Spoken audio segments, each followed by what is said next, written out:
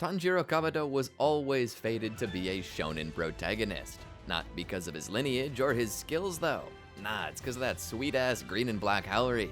That thing just screams main character. I mean, he still does have some crazy lineage and wicked skills, but that Howry though. Let's take a look at his life and times. Welcome to the Amagi. Before we begin, only 25% of our viewers are subscribed, so if you're a fan of the video, please like and double check if you are subscribed, and with that out of the way, let's get into the video. Background. Tanjiro was born on a mountain as the eldest son of Kie and Tanjiro Kamado, a family of charcoal sellers. After his 5 younger siblings were born, he adopted the idea that as the oldest child, he should be strong and endure any hardships for them. Although the family did not enjoy a lavish lifestyle, they lived happily and showed a great deal of love and care for one another. One time, when Takeo accidentally knocked over a hot kettle, Tanjiro jumped in to protect him, resulting in a burn scar on his forehead. Growing up, Tanjiro learned coal-burning techniques and was responsible for selling charcoal in the nearest town in order to earn money for his family. He appeared to frequent the town quite often, as the civilians there easily recognized him and regularly asked for his help. Tanjiro's father was a major influence on him and acted as his teacher for the foundations of the Hinokami Kagura, a ritual dance that was passed down across the family's generations alongside a pair of Hanafuda earrings, and Tanjiro would often watch him perform this dance. Upon asking Tanjiro about his stamina despite the cold weather, Tanjiro learned from his father that there were specific breathing techniques to continue dancing endlessly. When Tanjiro grew old enough to dance in place of his weakening father, he learned that the correct techniques would allow him to blank his mind, enter a plant-like state, and gain access to the see-through world. Before Tanjiro passed away, a night with the threat of a hungry bear prompted him to show Tanjiro the state in action. Tanjiro was frightened at the sight of the predator, but his father quickly killed it with his axe upon entering the state. Tanjiro's abilities shocked him, and Tanjiro made sure to remember the event. Soon after, Tanjiro passed away, and Tanjiro's younger siblings began treating him as their father figure. Final Selection Arc. During the Taisho period, Tanjiro lives a modest yet blissful life in the mountains with his family, consisting of his mother and 5 younger brothers and sisters. On a snowy morning, Tanjiro prepares to leave for the nearby town and sell charcoal in preparation for the new year. However, his younger sister Hanako and his brother Shigeru hold him back, begging for him to bring them along. Their mother intercepts and tells them how Tanjiro wouldn't be able to carry them if they were tired. Upon hearing his family's conversation, Takeo also expresses disappointment and states how he was initially hoping to cut wood with his elder brother that day. Tanjiro bids farewell and starts making for the town. He quickly encounters his sister Nezuko, who is carrying their youngest brother, Rokuta. Nezuko comments on their siblings' attachment to Tanjiro and sees him off. Upon arriving at the town, Tanjiro holds a friendly conversation with the townsfolk, and some ask for his help to perform errands. After spending the afternoon in town, Tanjiro begins to make his way back home and is suddenly stopped by a man named Saburo. Saburo requests that the boys stay at his house for the night and warns him of the dangers in the mountains. Although Tanjiro tries to deny the offer, Saburo continues pushing and emphasizes that demons are active during the night. Tanjiro finally relents and listens to Saburo talk about demons as he falls asleep.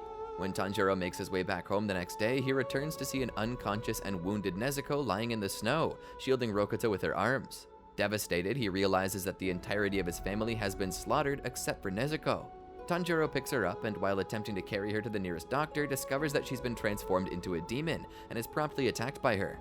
Tanjiro struggles to fend off his demon-turned sister and is overwhelmed by her strength, narrowly managing to block her attack with the handle of his hatchet. As Nezuko begins to grow in size and overpower him, Tanjiro internally apologizes to his family for the suffering they must have felt during their last moments, and begs his sister to retain her humanity. Upon hearing her brother's words, Nezuko begins to cry. The siblings are suddenly interrupted by the arrival of Giyu Tomioka, who attacks Nezuko from behind, only for his attempt to fail when Tanjiro moves her out of the way. Recovering quickly, the swordsman asks Tanjiro why he protected the demon, and he desperately replies that the creature is his sister. Looking at the maddened Nezuko, Giyu questions this statement before swiftly removing the girl from her brother's grip. As Tanjiro calls out to Nezuko in alarm, Giyu tells him not to move and states that it's his job to kill demons. He listens to Tanjiro's attempt to defend his sister and explain their current predicament. As Tanjiro expresses his confusion with Nezuko's transformation, Giyu comments that her change is simple to explain. Any open wound bathed in a demon's blood causes that person to become a demon themselves, thus increasing their overall numbers. Tanjiro exclaims that his sister hasn't eaten any people, but Giyu reminds him that she had just attacked previously and bluntly tells him that there's no way to cure a person once they're turned into a demon, despite Tanjiro's plea to the contrary.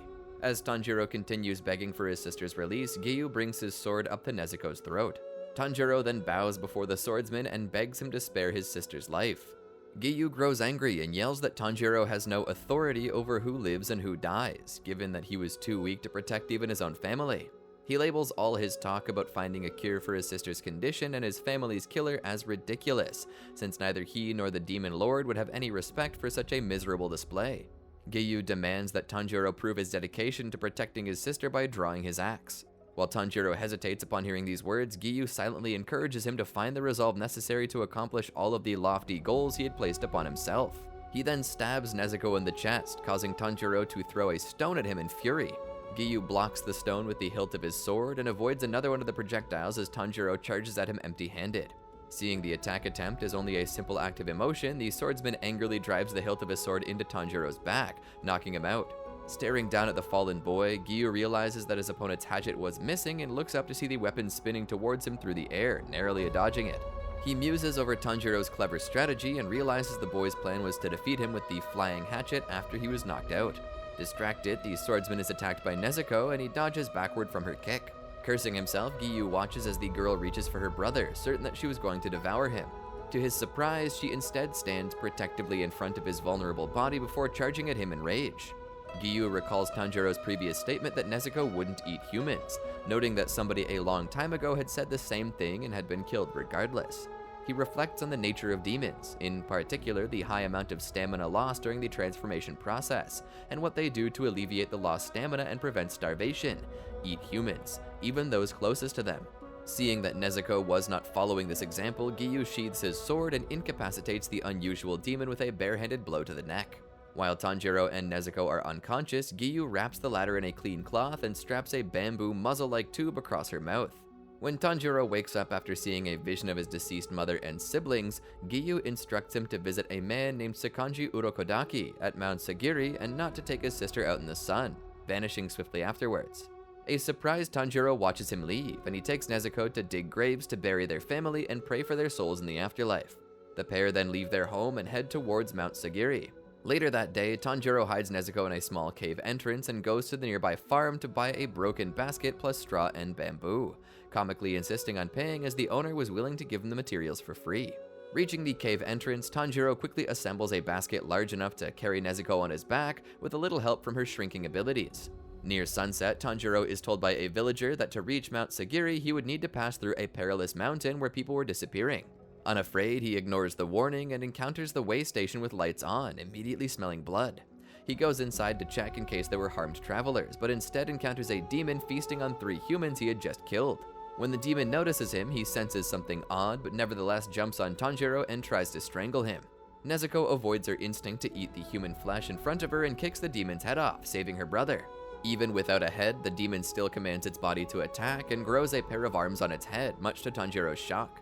As the body furiously attacks Nezuko, Tanjiro headbutts the head twice in order to get an opening and pins him to a tree nearby. With half of the demon restrained, Tanjiro goes to help Nezuko by tackling the body of the demon and throwing it off a cliff. Although Tanjiro nearly falls off as well, Nezuko is able to catch him in time. Despite the excruciating pain caused by the destruction of his body, the demon does not die. Tanjiro realizes the demon pinned in front of him smells different from the one he sensed in their house and concludes that his family's murder was someone different.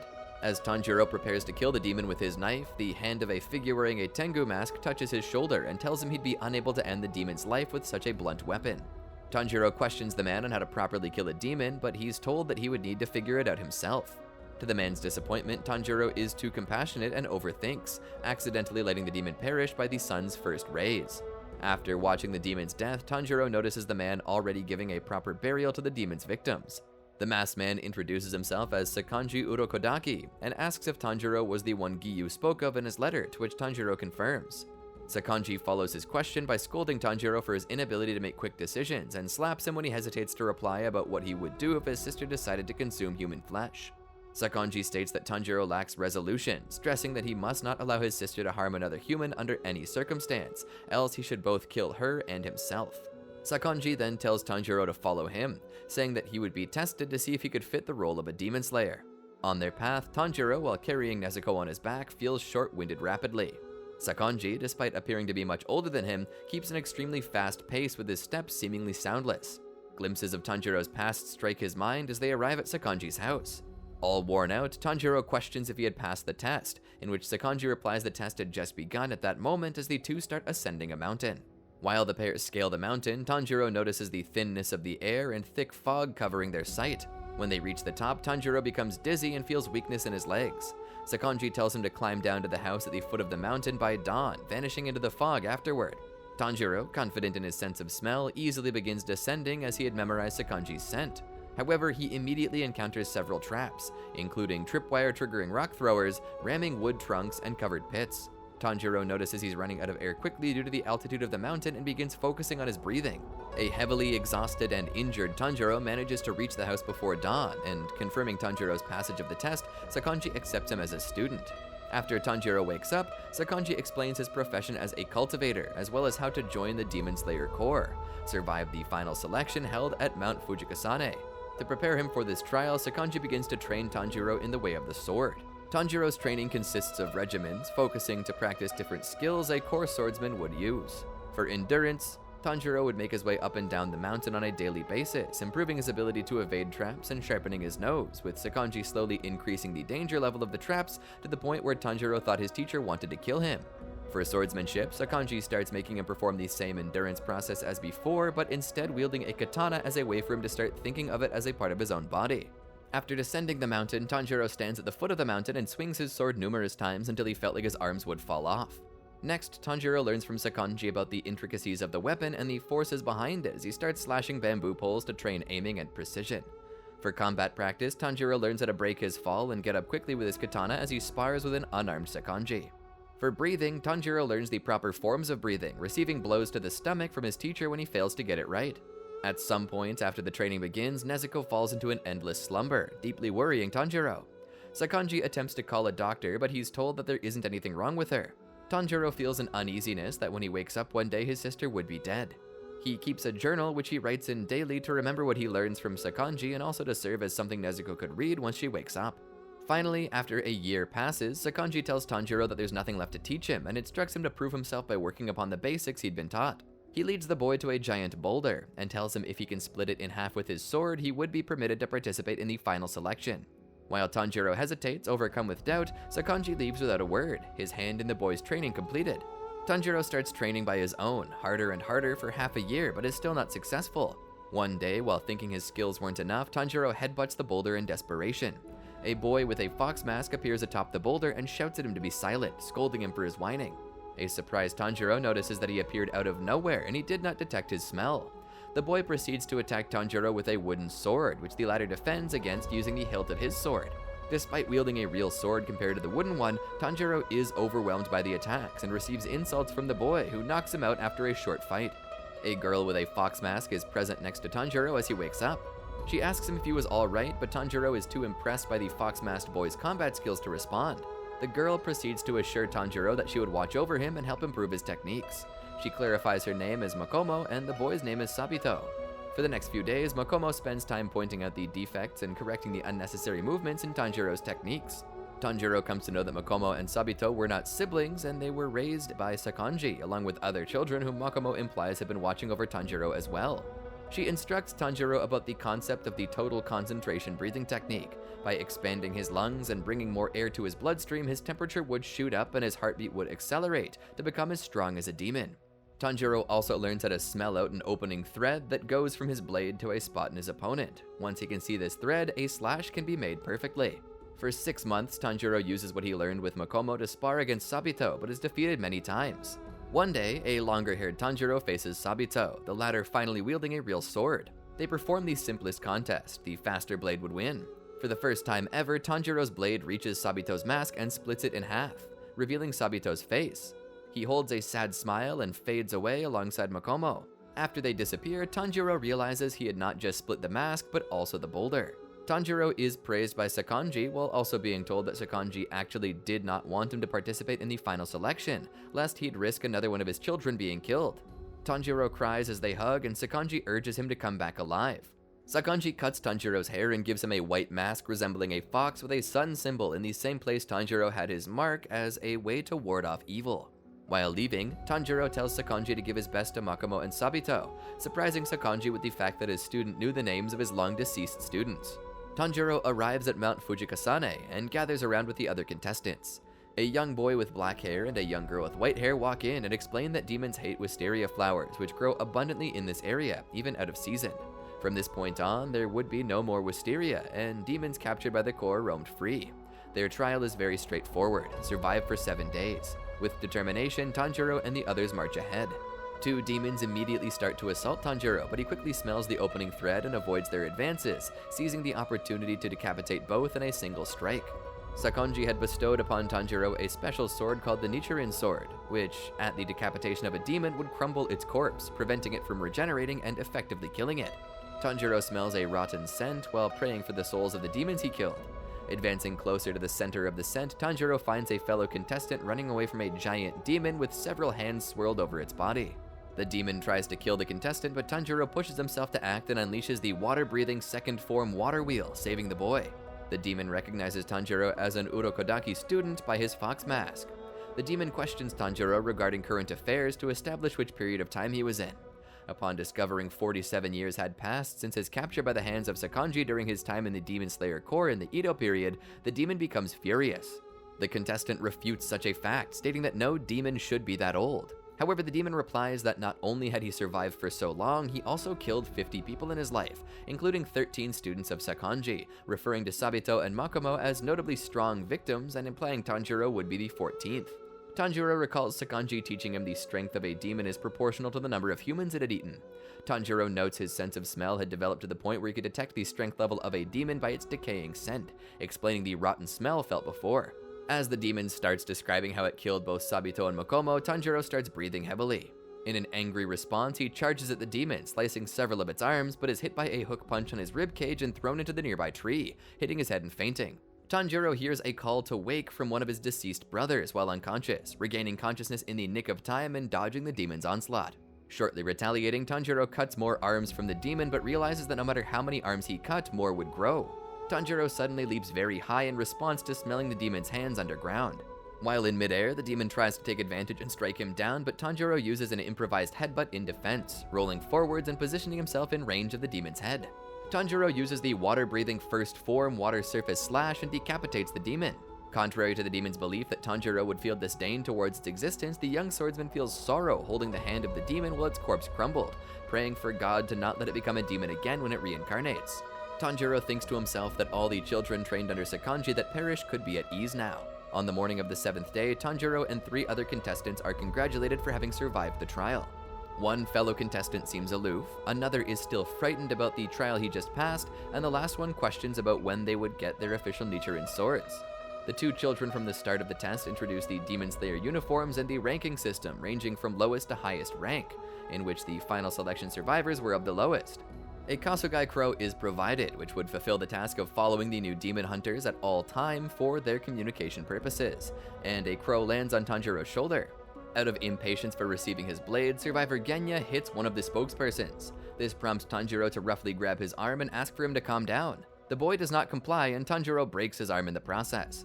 Afterwards, each survivor is asked to choose an alloy for their Nichiren sword to be forged from.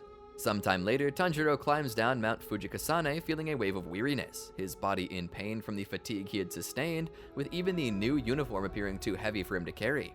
Tanjiro is troubled by his emotions for not being able to hold a conversation with any of the demons before killing them, and thus losing the chance to ask about a way to turn a demon back into a human. A weary, grimy, and bandage-covered Tanjiro, using a stick as a crutch, eventually arrives back at Sakonji's house. He makes his way towards the entrance and suddenly hears the front door being knocked down from inside. Nezuko walks out of the house, much to Tanjiro's surprise of the awakening from her slumber. Tanjiro tries to reach her but falls to the ground out of exhaustion. Nezuko immediately picks him up and embraces him as Tanjiro starts crying out of relief. In the tenderness of the moment, Sakonji appears and embraces them both, weeping out of happiness that Tanjiro came back alive. 15 days later, Tanjiro sees at the entrance of the house a man with a large woven hat with floral wind chimes hanging from it, covering his face. The man tells Tanjiro that he is called Haganazuka, and he has forged the blade which would be used by Tanjiro. The young boy also introduces himself, inviting Haganazuka to come into the house and have tea, but is ignored by the swordsmith as he sits on the ground, unwrapping the Nichiren sword.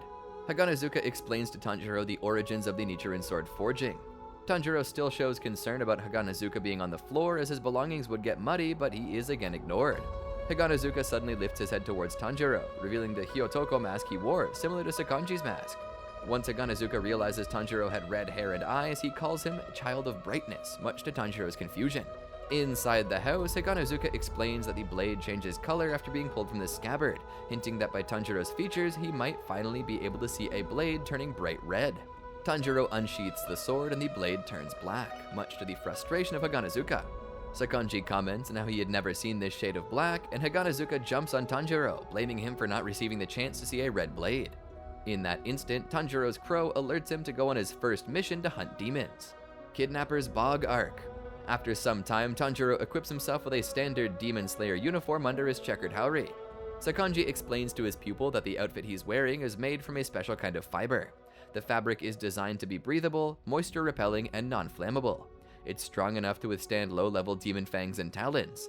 As for Tanjiro's Nichiren sword, it's stated that not much is known about its unique properties since not many people wield black swords.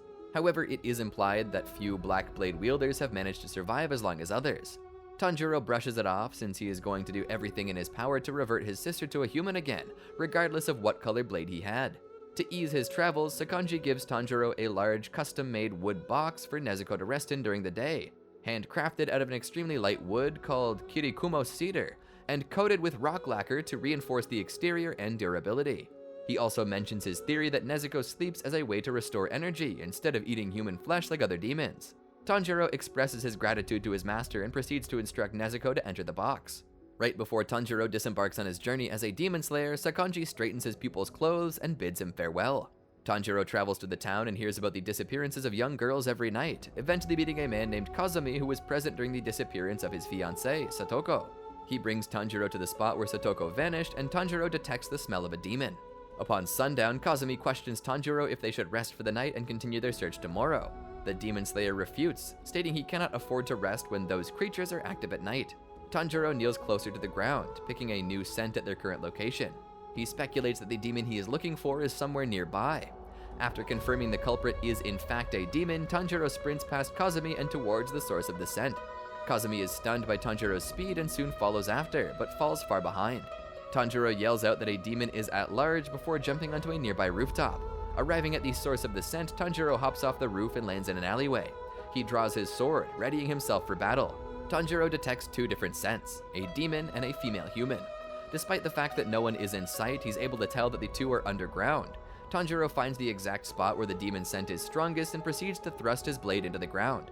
Wounding the demon, a pocket swamp dimension opens up, revealing the girl trapped inside. Tanjiro immediately grabs the girl and pulls her out.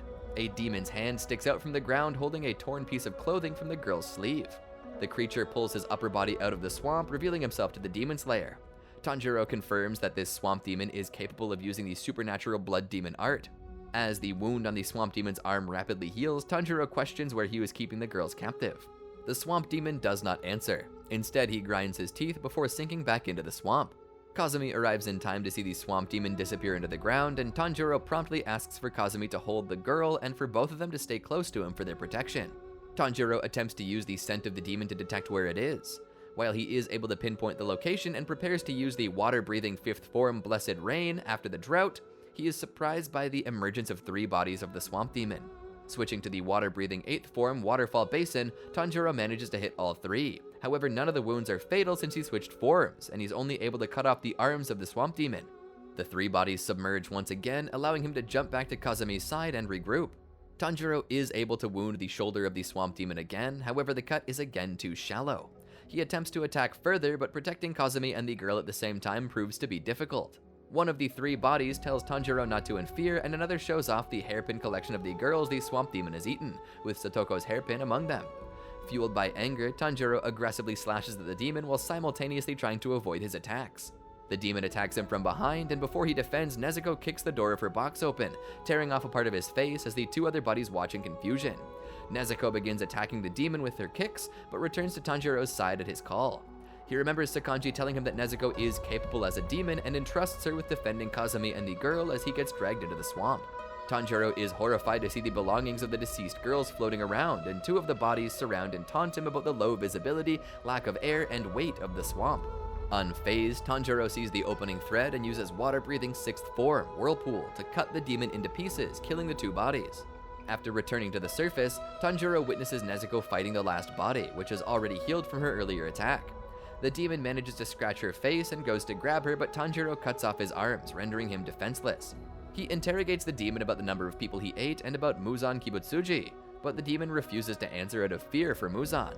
He then regenerates his arms and tries to grab Tanjiro, but the swordsman immediately beheads him, disappointed about the lack of information. Tanjiro returns to Nezuko, who is sleeping to recover, and internally apologizes to her for not finding a solution to turn her back fast enough. He checks up on Kazumi, who's traumatized over Satoko's death, and tells him to keep living on, no matter how hard it is for him. Kazumi angrily yells at him for not understanding the situation, but Tanjiro gives him a sad smile, and Kazumi realizes he must have gone through a similar experience. Tanjiro gifts him the cloth with Satoko's hairpin and leaves as Kazumi profusely apologizes for being insensitive. With his first mission completed, Tanjiro curses Muzan for the suffering he's caused. Asakusa Arc. Tanjiro's crow instructs him to head to Asakusa, Tokyo for his next mission. He's blinded by the city's bright lights and energetic atmosphere and rests at an udon stand with Nezuko. Suddenly, he recognizes the smell of the demon who murdered his family and follows its scent, ultimately identifying Muzan in the busy crowd, but is shocked at his disguise as a human with a human wife and a young daughter. Muzan causes a distraction by slashing a passerby's neck, turning him into a demon to Tanjiro's horror. The new demon attempts to attack his wife, but Tanjiro tackles and gags him. Muzan takes this opportunity to leave with his family and recognizes Tanjiro's Hanafuda earrings in the process. Tanjiro yells after him but is quickly swarmed by the police who try to get him off the man, unaware that he's a demon. Nearby, a lady and young man watch the scene, and the lady uses her scent of illusory blood visual dream to distract the police as she talks to Tanjiro. She introduces herself as a demon and a doctor who wishes to see the destruction of Muzan. After retrieving Nezuko from the noodle stand, Tanjiro meets up with a young man and is led to a house where the lady is treating the couple. The lady introduces herself as Tamayo and the young man as Yoshiro. He questions about how they're able to treat wounds when demons are attracted to the smell of human blood, and Tamayo reveals that she has altered her body to remove both Muzan's curse and her reliance on human flesh, so she and Yoshiro only need to drink human blood to survive. She also mentions that she is capable of transforming humans into demons, as she had done with Yoshiro, but only in cases where the humans do not have long to live, and give her full permission. Tanjiro realizes she's telling the truth and isn't attempting to deceive him. Upon hearing about Tamayo's abilities, Tanjiro asks if she knows of a way to turn a demon back into a human. She mentions that a treatment does exist, as does for any disease, but there is currently no known cure. However, she mentions her desire to conduct research and create this cure that requests Tanjiro for two things: permission to study Nezuko's blood, and demon blood that has a high concentration of Muzan's blood, coming from a demon that has strength levels similar to that of Muzan. Tanjiro accepts, grateful for the opportunity to help. Later, Tanjiro is admonished by the udon vendor for not eating the udon bowl he gave him. He immediately orders a new bowl and states that he will really eat it. The vendor asks Nezuko if she will eat too, but Tanjiro interjects by asking for two bowls instead. After gobbling down his udon, they leave the vendor and continue to the city. As they walk, Tanjiro apologizes to Nezuko for leaving her behind suddenly, but she stops walking and looks on ahead. He sees that she's staring at the boy who accompanied the demon he met earlier, who claims he only waited under her orders. When Tanjiro claims that he could have found her with his sense of smell, he responds by stating that she's hidden under a cloaking spell he can't see. The boy inquires about Nezuko really being a demon as well, calling her an eyesore while doing so. Upon hearing this, Tanjiro angrily retorts that Nezuko was considered the beauty in their town and refuses to let him get away with what he said. Traveling through the city, they end up at an alley's dead end. Tanjiro is still claiming that the boy is wrong about Nezuko's appearance, only for him to walk through the wall, instructing him to do so as well. Tanjiro and Nezuko walk through the wall and find a house seemingly where the dead end is. Before entering the house, the boy quickly threatens Tanjiro should he offend the person inside in any way, claiming that though he has no care what happens to him, he only brought him to the house because of the woman insisted. They enter, and Tanjiro finds the injured woman from Asakusa on a hospital bed, attended to by the demon from earlier. He apologizes to the demon for leaving her with the job, and learns that the transformed man is still restrained in the basement. Tanjiro wonders aloud if she struggles to treat injured people, only to be punched in the chest by the boy. He criticizes Tanjiro for believing that treating humans involves holding back their desire for blood, leading him to quietly apologize.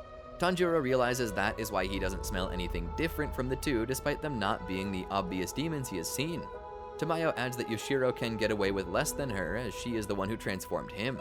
Seeing his surprised reaction, Tamayo tells Tanjiro that while it is usually Muzan who can transform people, she was able to turn Yoshiro into one, but only after 200 years. At this, Tanjiro incredulously asks how old she is, only to be jabbed repeatedly in the stomach by Yoshiro for asking about her age. Tamayo threatens Yoshiro if he hurts him again, and he quickly complies while admiring her beauty. Tamayo says that she doesn't intend to create more demons and only transforms people who are terminally ill or gravely injured, adding that she will still ask them if they wish to leave as demons. Tanjiro senses that she is pure and honest and someone he can fully trust. Finally, he asks if it's possible to transform a demon back into a human. Tanjiro tries to close in to receive the answer, but Yoshiro angrily flips him over for trying to get near Tamayo. Tamayo scolds him again for hurting Tanjiro, though he claims he merely threw him over his shoulder, not hit him. Tamayo tells Tanjiro that for any wound there is medicine or treatment, and that while she concurrently doesn't know how to, she and Yoshiro are dedicated to working on a method that may succeed. She gives him a task. To produce an elixir for treatment, she would need both blood samples from Nezuko and from demons as close to Muzan as possible. Due to Nezuko's condition of sleeping to heal, Tamayo sees her as an extremely rare and unique case, since most demons cannot handle not eating for 2 years. She also explains that by demons close to Muzan, she means demons whose powers are similar to him, making it more difficult. Tamayo asks if Tanjiro is willing to do her request, with the hopes that others too can be saved. Tanjiro complies. Tamayo smiles at his acknowledgement, causing Tanjiro to blush, though he immediately sees Yoshiro's anger at it. Suddenly, multiple Tamaris punch through the house, battering the interior and forcing everyone inside to duck for safety. They stop and fly back to their owner, the Tamari demon. As the Arrow demon wonders how they plan to kill them, she answers, vindictively of course. Their powerful presence startles both Tanjiro and Yoshiro. Tanjiro requests Tamayo leave as he is the one targeted, but she instead asks that he fights without them in his concern, as they don't need protection as demons. Susumaru hurls a Tamari at him with incredible speed. Tanjiro watches and determines a form to defeat it. The fastest form at his disposal, he uses water-breathing 7th form, drop ripple thrust, curve, and pierces the Tamari. Somewhat surprised, she still summons it back to her, and the Tamari slides off of his blade on its own. He notices that the Tamaris move unnaturally without spinning, such as when it struck Yoshiro. Tamayo watches as Yoshiro heals his mouth and jaws to speak, complaining that he was right not to let themselves get involved with Tanjiro since his blindfold technique isn't fully working. He can only mask objects and isn't able to completely hide their existence. Tanjiro realizes it was Yoshiro's blood demon art that inadvertently hid their attackers until they destroyed the house. Yoshiro declares he despises anyone who ruins the time with him and Tamayo and calls their act unforgivable. She discards her kimono to fight more freely and reveals they must be honored to be killed by her, a member of the 12 Kizuki. When Tanjiro hears this, Tamayo explains that they're demons that serve directly under Muzan. She grows 2 new pairs of arms and forms 4 more Tamaris to fight with, now enjoying the battle. She launches all 6 at the house, forcing Tanjiro to evade them as one ends up cutting Yoshiro's face. Tamayo tries to think if she can cast her spell now, but sees Tanjiro would be affected too, while Yoshiro needs more time to heal in order to attack again.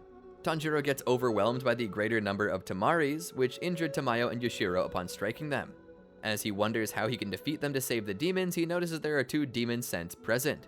Yoshiro tells him to follow the arrows to determine and dodge their path.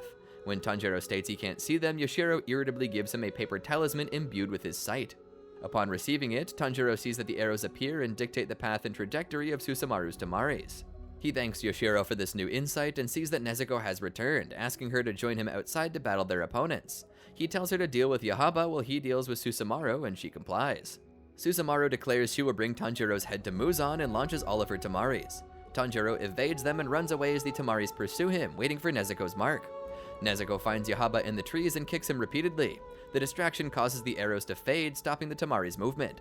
With this change in sight, Tanjiro uses water-breathing 3rd form flowing dance and cuts all the Tamaris in a fluid dance of movement and quickly slices off Susumaru's arms right afterwards.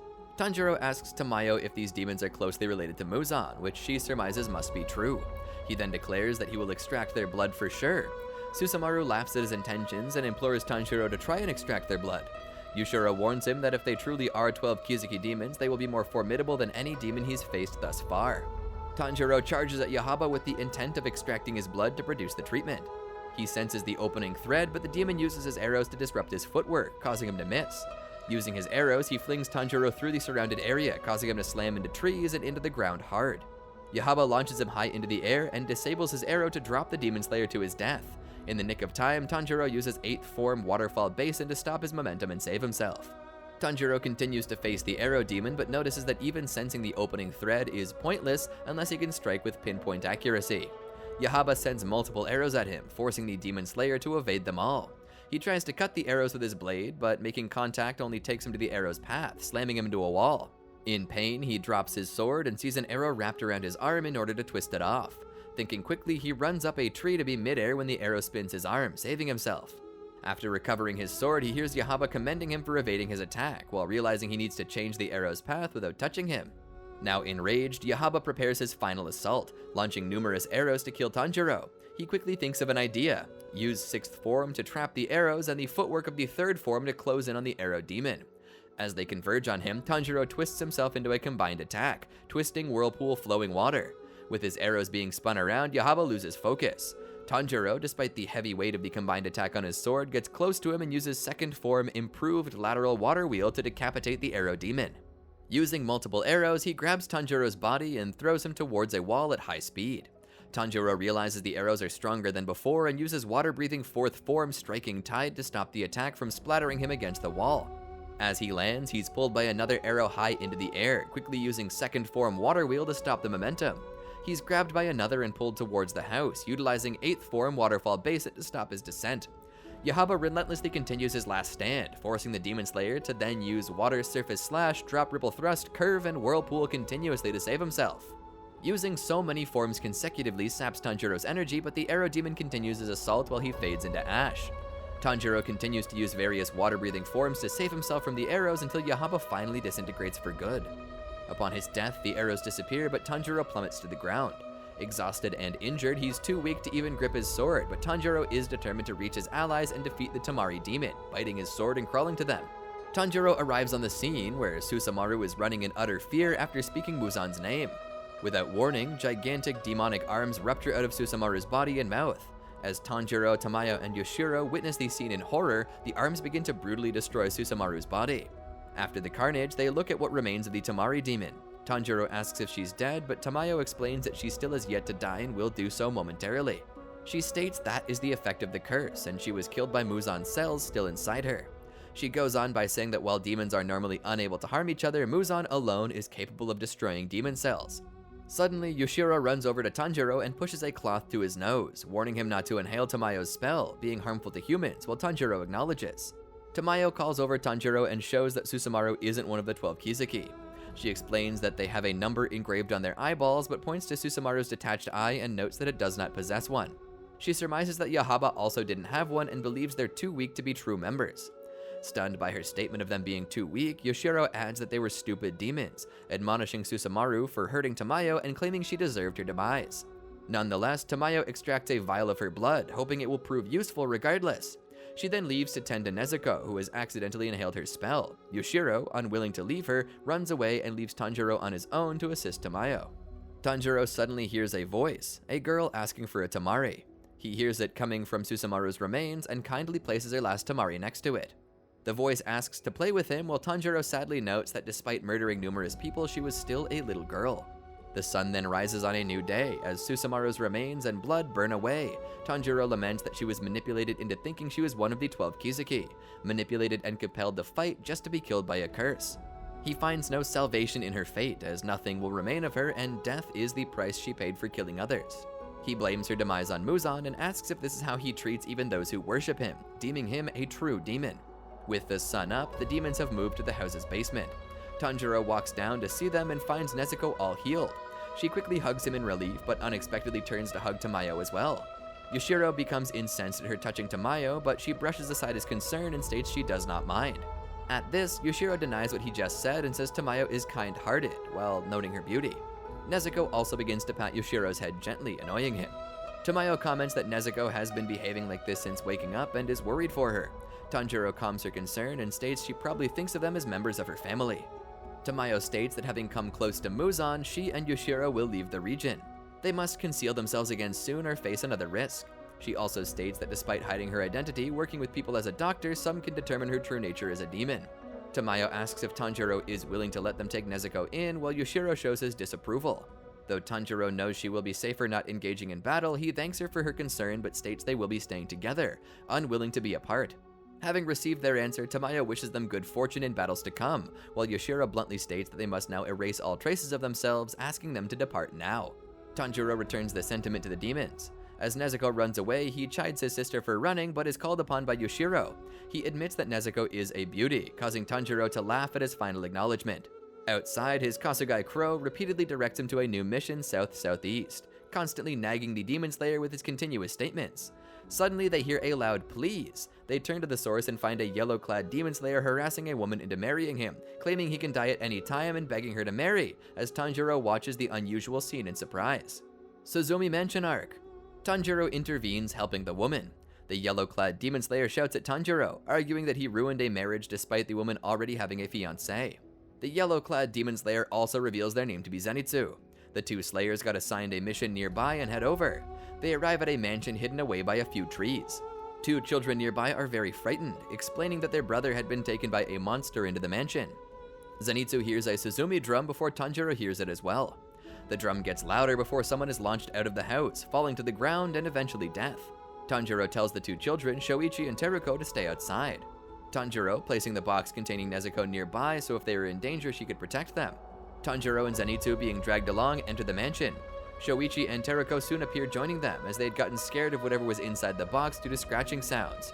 The four are soon divided by the shifting of the rooms and the house, Tanjiro left with only Teruko. Tanjiro and Teruko are then continuously transported through multiple rooms before the demon makes its appearance. Tanjiro, telling Teruko to stay back, dashes toward the demon attempting to engage it, but is however stopped by the room rotating as the demon strikes one of the many drums on its body. The demon continues to mumble and talk about Marechi. As Tanjiro grasps knowledge of the demon's blood demon art, he notices a scent approaching. Barging into a room, a dual Nichirin katana-wielding demon slayer bearing a boar's hide over their head appears. They proclaim that they'll kill the demon, and then use them to get even stronger and go on to greater heights before dashing toward the demon. The demon casually strikes a drum, rotating the room once again, causing everyone to stumble except for the demon. The boar-headed slayer uses Tanjiro as footing, however, to continue their dash toward the demon. Tanjiro warns them to stop charging recklessly, but they ignore this warning. The room is rotated once more, at which the boar-headed slayer uses Teruko as footing, stepping on the young child.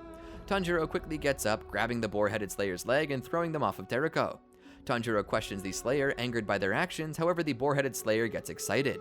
They mention that their blades aren't gentle like the ones other demon slayers use, as they are serrated, before going on to attack Tanjiro despite there being a demon in the area and the two being of the same affiliation. The attempt to attack Tanjiro is interrupted by the demon releasing a 3-claw-like strike across the room that the two slayers nearly avoid. The demon now continues to continuously strike the drums, rotating the room and releasing attacks. The two slayers dodge and maneuver to the best of their abilities, Tanjiro protecting Teruko. Tanjiro, watching the specific drums the demon strikes, starts to get a hang of the ability before suddenly being teleported to a different room. Tanjiro, perplexed by this sudden teleport as the demon hadn't struck a drum, uses his heightened sense and was able to tell that there were multiple demons in the house, coming to the conclusion that there might be another with a drum.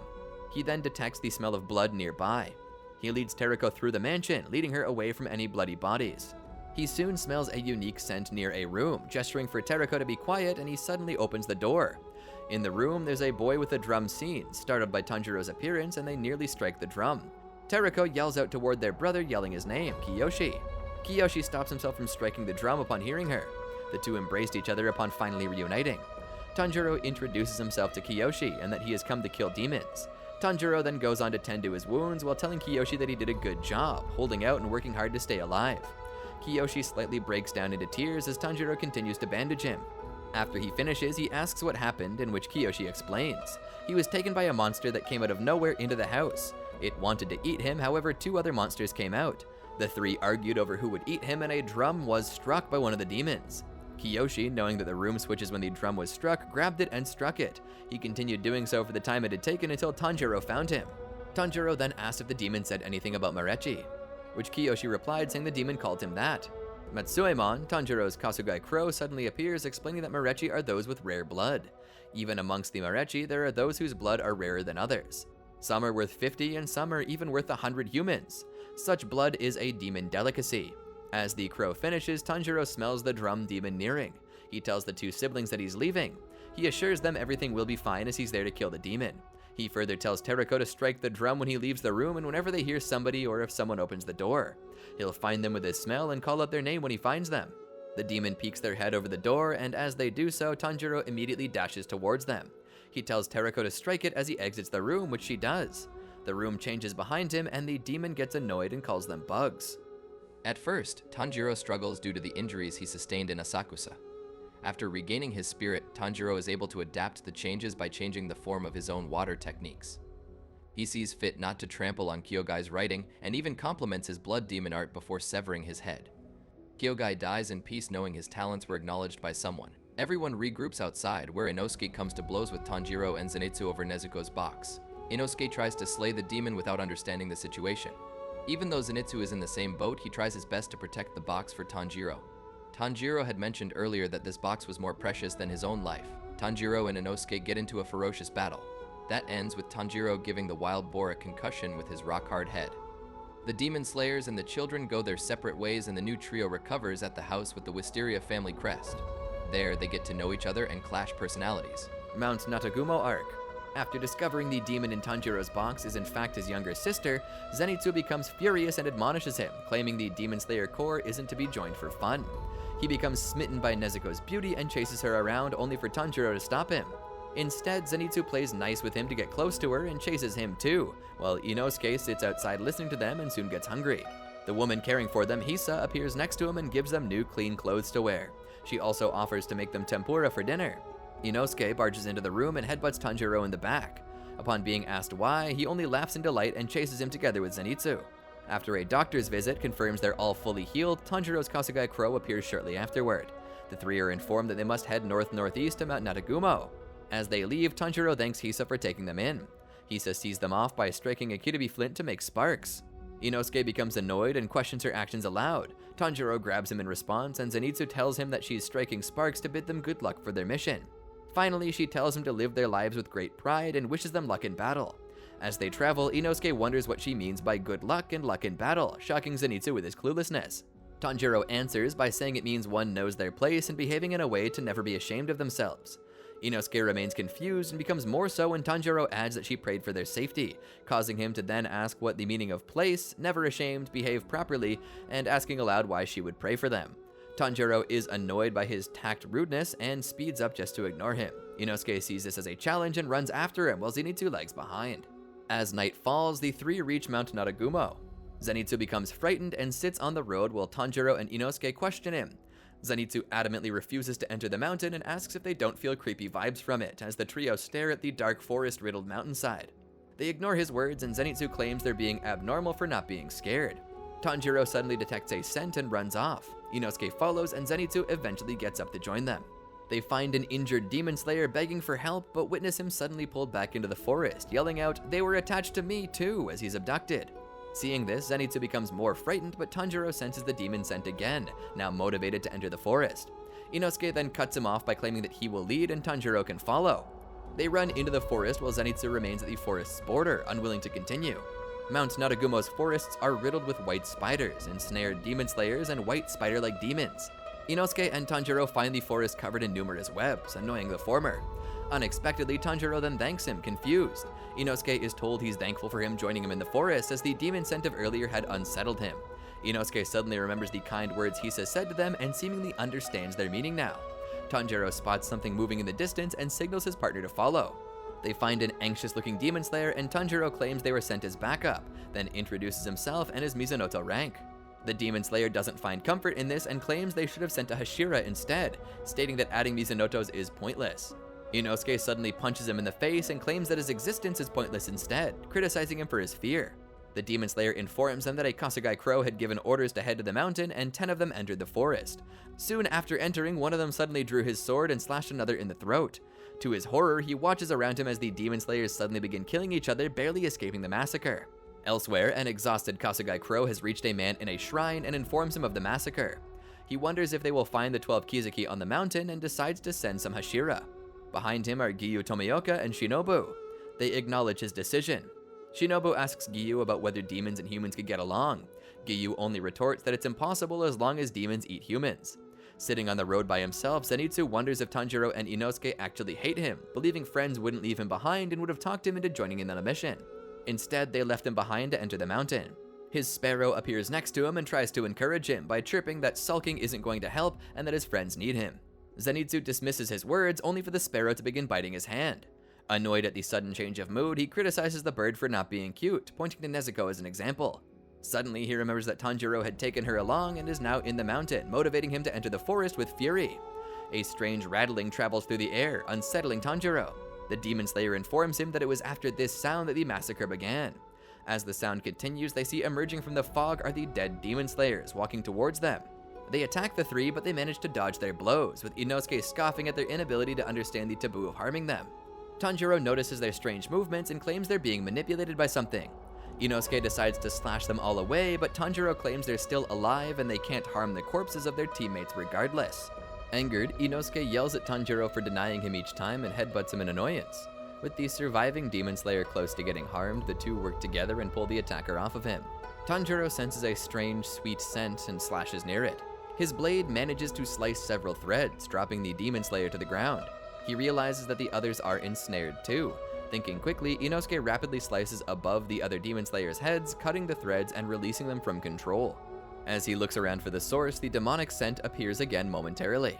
He then looks down his arms and sees two white spiders. Something from a distance manipulates the threads they form, pulling Tanjiro's arm, though he cuts them to free himself. He sees the spiders scurry away and realizes they're the ones attaching threads. As he looks up, he sees the freed Demon Slayers under control again. A white female demon is responsible, wishing to control them until their arms and legs fall off, calling them her dolls. Tanjiro declares that cutting the threads will be pointless as they'll be reattached anyway. As he thinks of a plan, the scent appears again, carried by the wind. He sees the spiders and leaps away from their range, while Inosuke begins stabbing them with his blade. Tanjiro doesn't see this being helpful since they're too small and far too numerous to kill at once, stating that they must instead kill the demon controlling them. He asks Inosuke if he can pinpoint the demon's location, but is stalled by the Demon Slayers continuing to attack him.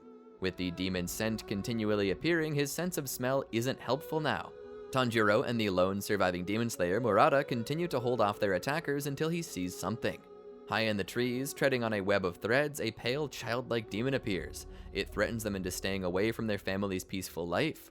As Tanjiro wonders what it means by family, the demon informs him that the mother will kill them quickly. Inosuke attempts to attack the demon, but it's too high and far from his range, causing him to miss his swing and fall. Helping him get up, Tanjiro believes the demon is perhaps not the one responsible. Inosuke, having heard his instructions to find the demon, stabs both of his blades into the ground, crouches down, and spreads his arms. Using beast-breathing 7th form spatial awareness, he scans the forest to search for the demon, detecting trees, vegetation, and the landscape far around him. After looking hard and long enough, he finds a demon sitting atop a boulder in the distance to his left. Atop his webs, the pale demon declares that he won't let anyone get in their way. "The 5 of us are going to live in bliss as a family," he says, as he draws a spiderweb in his hands. After scanning the landscape of the forest, Inosuke locates a demon in the distance. After informing Tanjiro, he's commended for his skills, but they continue to get attacked by the controlled Demon Slayers. Elsewhere, Zenitsu has entered the forest in search of Nezuko, exhausted from running hard into the woods. Inosuke prepares to kill them all, but Tanjiro denies his plan and tries to find another way to stop them. When one attempts to slash at him, Murata blocks the blow, instructing them to leave him and carry on. Despite his lesser skill and cowardice earlier, Murata decides he is still a Demon Slayer and will find a way to fend them off, now armed with the knowledge of the threads and avoiding the spiders. Appreciative, Tanjiro grabs Inosuke and they run off to leave Murata, though Inosuke is annoyed at not being able to punch Murata first for insulting him. As they travel further into Mount Natagumo, Tanjiro scolds Inosuke for his behavior. Inosuke justifies himself by claiming Murata insulted him first, calling him Monjiro to his chagrin. Tanjiro asks if they're heading in the right direction. As he claims his senses are never wrong, Inosuke runs into several spider webs to his annoyance. They then encounter more controlled Demon Slayers, including a girl who has killed her entire troop. She begs them not to get closer and to summon a higher-ranked member. As she continues controlling the Demon Slayers, the female demon finds joy in anyone getting closer to her, as her nearer threads and dolls are stronger.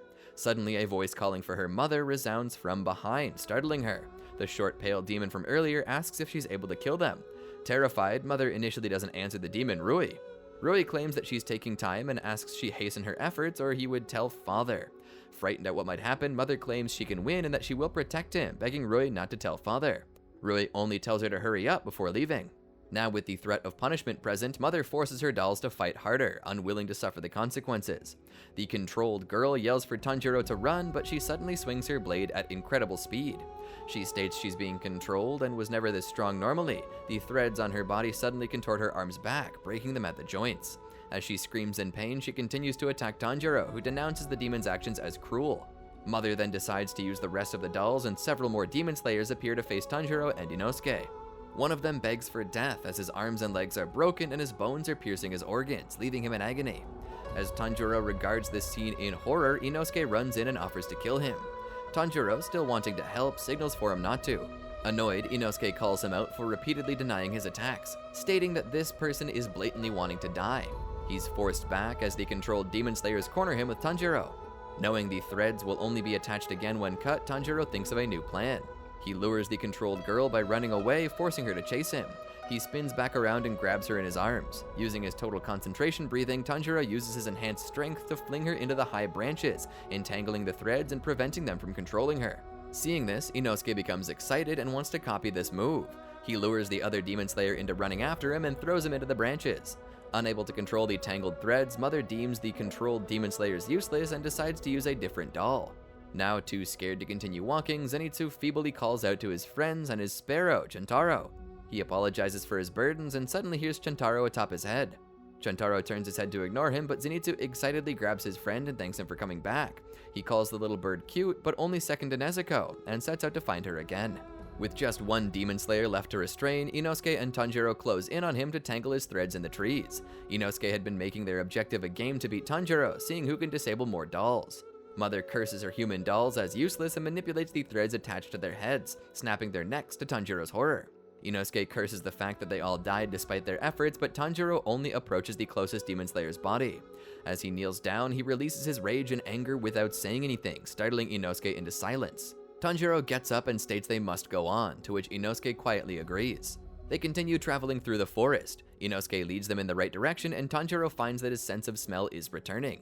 He detects two demon scents and senses something in the distance. Having detected it already, Inosuke charges forward to decapitate the threat. But as he leaps into the air and lands to attack, he finds it does not have a head and narrowly misses getting cut. They see it's a giant headless demon doll, controlled by the threads and weaponized with blades in its arms. Zenitsu makes his way slowly into the forest, calling out to Nezuko and Tanjiro. He becomes frightened, hearing something in the distance, but sees it's simply a flock of birds. Now becoming frustrated, he promises to find Nezuko and leave the forest. He continues calling her name aloud and doesn't notice he's being followed. Tanjiro and Inosuke dodge getting hit by the doll, while the latter notes it doesn't have the usual weak spot, a head.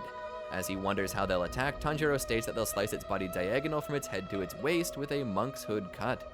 Inosuke impatiently attacks and lunges forward without waiting for Tanjiro. The doll hits him, cutting Inosuke with minor slashes to his body.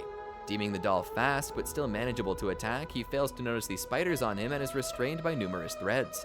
Inosuke is nearly cut in half but is saved when Tanjiro parries the blow to the side. Cut free from the threads, Inosuke becomes giddy at the sight of someone getting the better of him. Tanjiro tells him they must work and think together. As the doll prepares to attack them again, Tanjiro crouches down and signals for Inosuke to launch himself off of Nezuko's box. He climbs atop the box and slashes both of the doll's arms. Tanjiro then signals for him to get higher. Inosuke leaps upwards while Tanjiro uses water-breathing fourth form Striking Tide, slicing the doll's legs off. He gives the signal for the monk's hood cut, while Inosuke notes that the whole plan is flowing like water, as naturally as Tanjiro is intending. As he descends, he realizes Tanjiro doesn't look at the first attack, but the entire battle, commending him.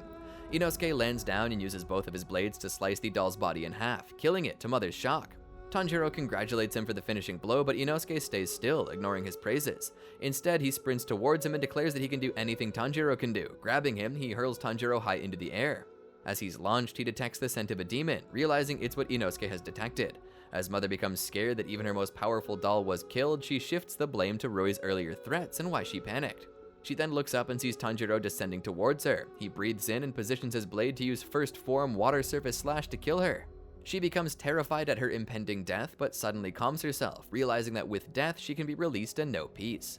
Seeing that she has fully surrendered, Tanjiro changes his form and uses fifth form Blessed Rain after the drought, bringing her a peaceful death.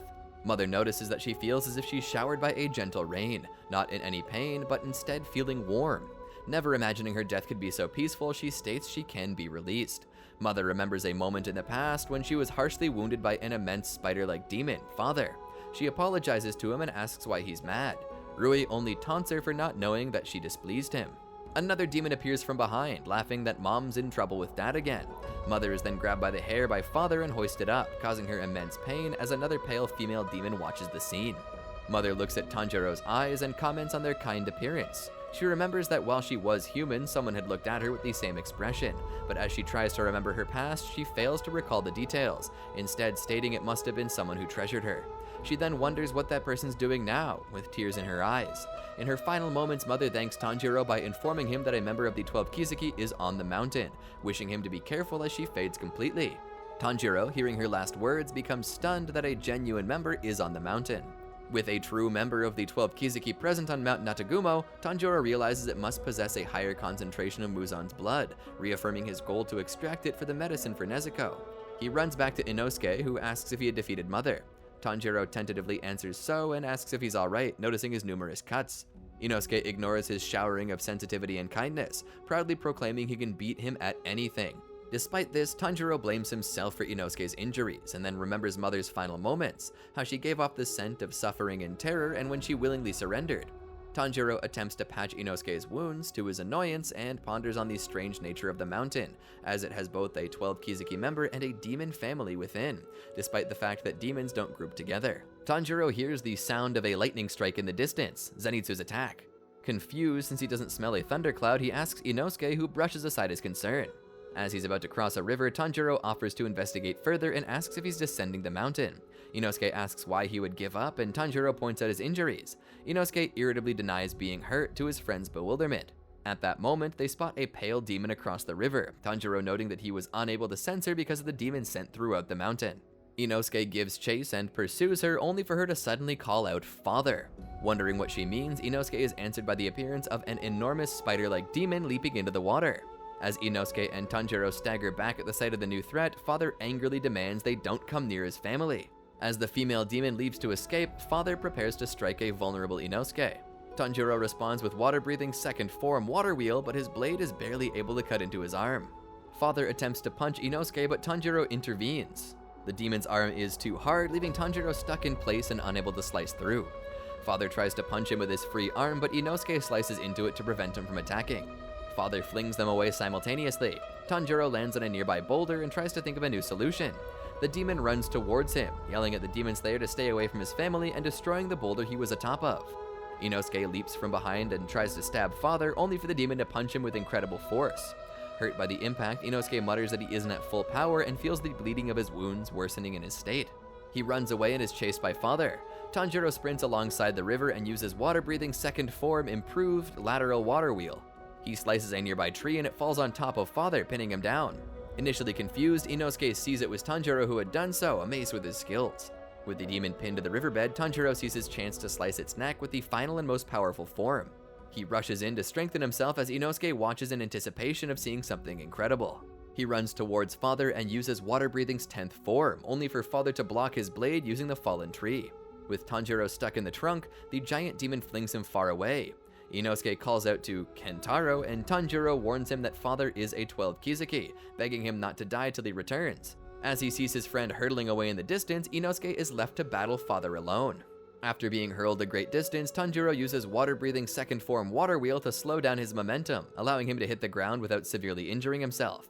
Nonetheless, he slams into a tree. As he collects himself, he hears a cry of pain and walks toward it, the voice begging someone to please stop. He crouches nearby and watches the situation. Daughter appears on the ground, bleeding heavily and crying, her face slashed by the web in Rui's hands. Rui looks to his side and asks why Tanjiro is watching, stating that their debacle isn't a show. Tanjiro asks if the two are allies. Rui claims their bond is closer than just allies, they're family. He states that he and daughter have a powerful bond and their situation is just between them. He tells Tanjiro not to interfere or I'll carve you up. Tanjiro claims the demon is wrong. Whether a bond is between allies or family, they are equally precious, retorting his statement that a bond between allies is flimsy. He claims that those with a strong bond have the scent of trust, yet all he can sense between him and his sister is terror, hatred, and repulsion. He flatly calls their bond forged, surprising daughter and enraging Rui. At that moment, another demon slayer appears. He sees Rui and determines the childlike demon to be an easy kill, seeing him as an easy way to climb the ranks and get better pay. He charges, but the demon flings a web at his attacker, eviscerating his body instantly. As Tanjiro tries to comprehend the sudden and gruesome death before him, Rui turns to Tanjiro and menacingly asks him what he had just said. Tanjiro feels the fearsome intimidation the demon is giving off and apologizes to Inosuke, begging him to stay alive and promising to assist him after his new battle. Rui demands that he repeat his statement, undaunted. Tanjiro tells him he will say it over and over again, calling their bond forged. Tanjiro attacks Rui but is forced back by the demon's numerous threads, several of which have managed to slice Tanjiro's face. Rui declares his intentions to torture him slowly, but offers an instant death if he takes back his words. Tanjiro refuses and bluntly states he is the only one not making sense to Rui's silent fury. Daughter watches in shock as the Demon Slayer challenges him. As Tanjiro dodges the threads coming towards him, he senses the odor of the forest is clearing, allowing him to sense the threads once again. Rui notices that his opponent is smarter than he thought and isn't afraid, but sees it as irrelevant. Tanjiro runs towards him and leaps into the air. Rui launches a thread at him and Tanjiro responds with water-breathing first form, Water Surface Slash. As his sword makes contact, the thread slices through the steel and continues its way toward Tanjiro. As Tanjiro attempts to slash the incoming thread with his sword, it slices cleanly through his steel and he's barely able to dodge it. He sustains a cut across his face. As he stares in shock, seeing his weapon destroyed, Rui looks at his downed opponent. As Tanjiro continues his battle with Rui, he notes that his threads are even stronger than Father's body, whom he was unable to cut through. Realizing his inexperience had led to his sword breaking, he apologizes to Sakanji and Haganazuka. Rui launches several threads at him, but Tanjiro is able to dodge them. He thinks of a plan, but the threads continue to prevent him from getting close. Rui asks if he still refuses to take back his words, and Tanjiro shows his defiance. With his answer, the demon goes for a kill and launches his threads in the form of webs, ready to slice Tanjiro to pieces. Before they hit him, something makes contact with the webs. Nezuko appears in front of him and takes the hit, sustaining deep cuts. Tanjiro is shocked and pulls her to safety to inspect her wounds. As Daughter notes that she has the aura of a demon, Rui begins to shudder at what he has witnessed. He asks if the girl is his sibling. Tanjiro answers that it doesn't matter to him as he sees Nezuko's sliced hand about to fall off. Rui realizes that Tanjiro's sister has transformed into a demon, yet protected him regardless, the younger sibling protecting the older sibling, the genuine bond he's longed for. Daughter sees his sudden change in personality and tells him that she is his elder sister, asking him not to desert her. Rui angrily dismisses her and launches several threads, slicing her body to pieces. Rui claims that none of you ever managed to fulfill the roles you were given, rejecting his family. She claims that she became the sister he had wanted, asking for a chance at redemption. Rui decides to relent, giving her the task of killing the demon slayers on the mountain and promising to forgive her when she does. Daughter acknowledges his wishes and leaves. He then calls out to Tanjiro and claims that he was moved seeing the bond between him and his sister. With nothing but death left for Tanjiro, Rui gives him an ultimatum. Hand over Nezuko and he will spare his life. When Tanjiro states he doesn't understand what he wants, Rui tells him that she will be his new sister, starting now. He refuses, stating that she isn't a thing and that she has her own feelings and will. The demon responds by claiming he can make a bond between them, one built on terror since he is much stronger than him. Tanjiro raises his blade in anger and states that using fear to hold someone isn't a familial bond. He retorts his lack of understanding will lead him to never getting what he wants. Rui becomes irritated by his loud rebuttal and claims they don't see at the same level. Putting aside Nezuko's box, Tanjiro walks out of the bushes and faces his opponent, flatly stating, "I'll never hand Nezuko over to you." When Rui claims he can just kill him and take her then, the Demon Slayer states he will cut off his head first. Rui becomes excited at his spirit and states he can try, then reveals the engraved number on his eye, the mark of lower rank 5. Rui thinks about his demon family and their roles. The parents protect the children and the elder siblings protect the youngest sibling, even at the cost of their lives. To him, not understanding that role gives you no reason to live. He states that Tanjiro's role is to give him Nezuko, and he cannot defy it because he cannot kill him. Tanjiro realizes his opponent is a true 12 Kizuki, thinking how could he defeat him with his broken blade if his neck is tougher than his threads. Rui sees the hopeful glimmer in his eyes, calling him foolish for believing he has a chance at killing him. He pulls on several threads behind Tanjiro and takes Nezuko before his eyes. He grabs her and asks if he now recognizes his own role. Tanjiro demands he let her go, with Rui reminding him that he offered to spare him if he didn't fight back. Nezuko angrily claws at his face in defiance. As the Demon Slayer gets closer, Lower 5 flings several threads on him, forcing him back. He sees that Nezuko has vanished when a splash of blood falls on his blade. He looks up and sees her strung up in the trees with horrific cuts throughout her body. Rui tells him not to be shocked as Nezuko is a demon and she can heal. He then decides to string her up to teach her a lesson and let her bleed. As Tanjiro seethes with rage, Rui taunts him by adding his idea to let her burn in the sunlight. Tanjiro attacks the demon but is stopped by several threads, slowing his approach. Rui kicks him in the face, launching him high into the air and causing him to vomit blood. Rui smacks him with his hand and Tanjiro staggers in pain, bleeding heavily. The lower rank taunts him for thinking he could kill him and openly accepts an attempt to decapitate him. In desperation, Tanjiro attempts to slice his neck but finds his blade unable to cut through Rui's skin. Rui reminds him again that he has no chance to win and violently kicks him across the forest floor, stating his body is more durable than his threads. Nezuko, watching the confrontation, struggles and squirms in her restraints to help him as Tanjiro realizes this is the true power of a 12 Kizuki. Annoyed by her screaming, Rui tightens the threads holding her and they cut deeper into her body, making her scream. Nezuko loses consciousness to Rui's confusion as he notes that something about her is different compared to other demons.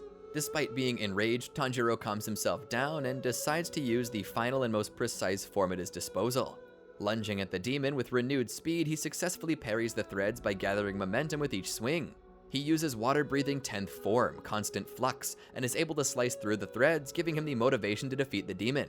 Undaunted, Rui reveals his threads aren't at maximum strength and infuses new ones with his blood. Using Blood Demon Art Cutting Thread Cage, he surrounds Tanjiro in a web of blood threads to shred him, bidding him goodbye as they close in. Surrounded and unable to cut through the new threads, Tanjiro realizes he will die and suddenly sees his life flash before him. In a web of pivotal memories, one moment stands out to him.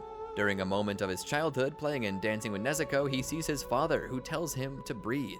Get your breathing under control and become Hinokami. He then remembers being with his mother outside on a cold wintry day, watching his father's ceremonial kagura. She explains that in a family that works with fire, he performs this ritual to Hinokami to ward off disasters. Tanjiro then asks how he can dance for so long in the snow despite being so frail.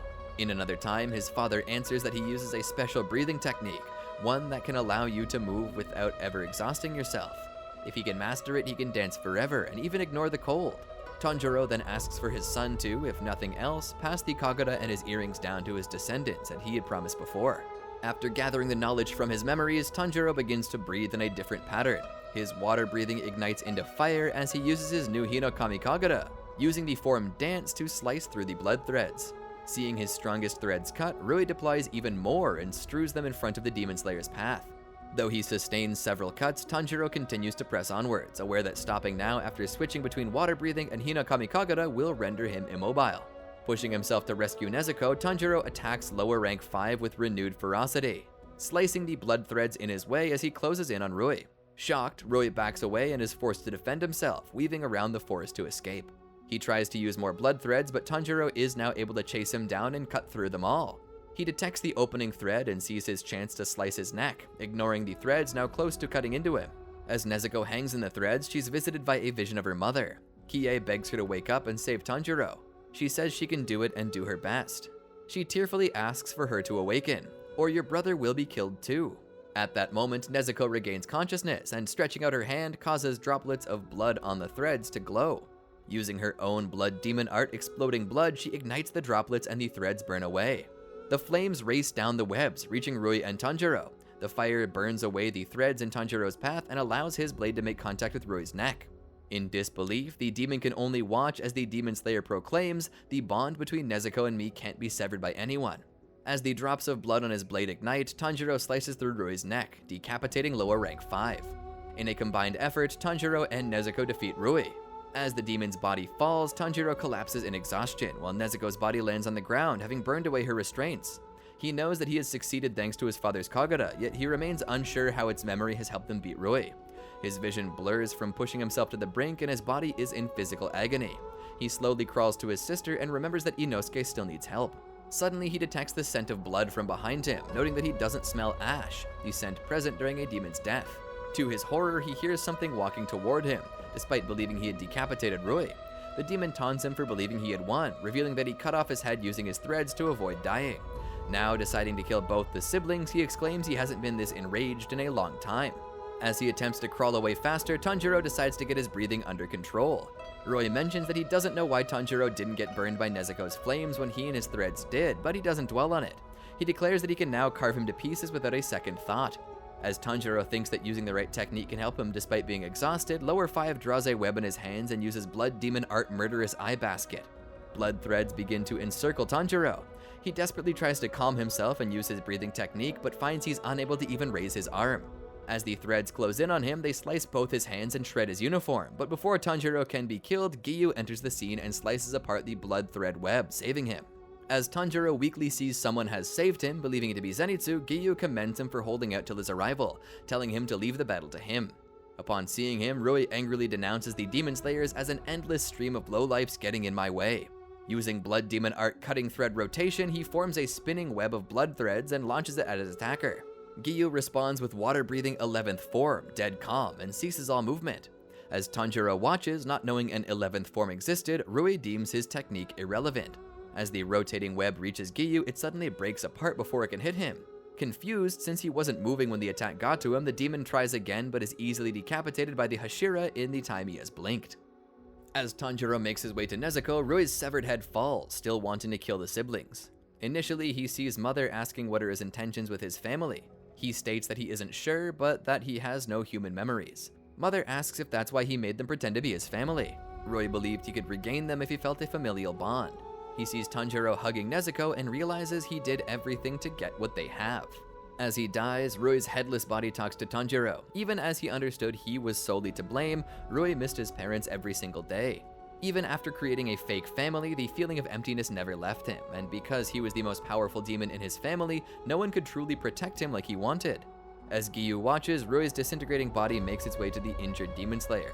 Rui states that as he got more powerful, he remembered even less about being a human, and as he did, he lost sight of what he wanted, to seek a bond he could never claim. Rui falls just short of Tanjiro as he continues to fade, and he tries in vain to reach out to him. Tanjiro looks at the body and detects the scent of unbearable grief. He gently touches the lower rank, causing the demon to experience the feeling of warm, gentle sunlight. Rui remembers that he wanted to apologize to his parents, hoping they could forgive him. Nonetheless, he knows that killing scores of people will bring him to hell anyway, denying him the chance at forgiveness from his parents. In the afterlife, a voice reassures him, "We'll be going together even if it's to hell." Shocked to see his father with him, his mother then appears. She comforts her son. "No matter where you go, we'll be with you." Rui's appearance changes back to when he was human as he hugs his parents. He tearfully apologizes for everything he had done as the fires of hell consume their souls, the last physical remnants of lower rank 5 now gone. As Tanjiro watches Rui's body fade away completely, he's shocked to see Giyu stepping on his clothes. The Hashira scolds him for showing sympathy to a demon, telling him it's irrelevant that he looked like a child as it was a hideous monster that had lived for decades.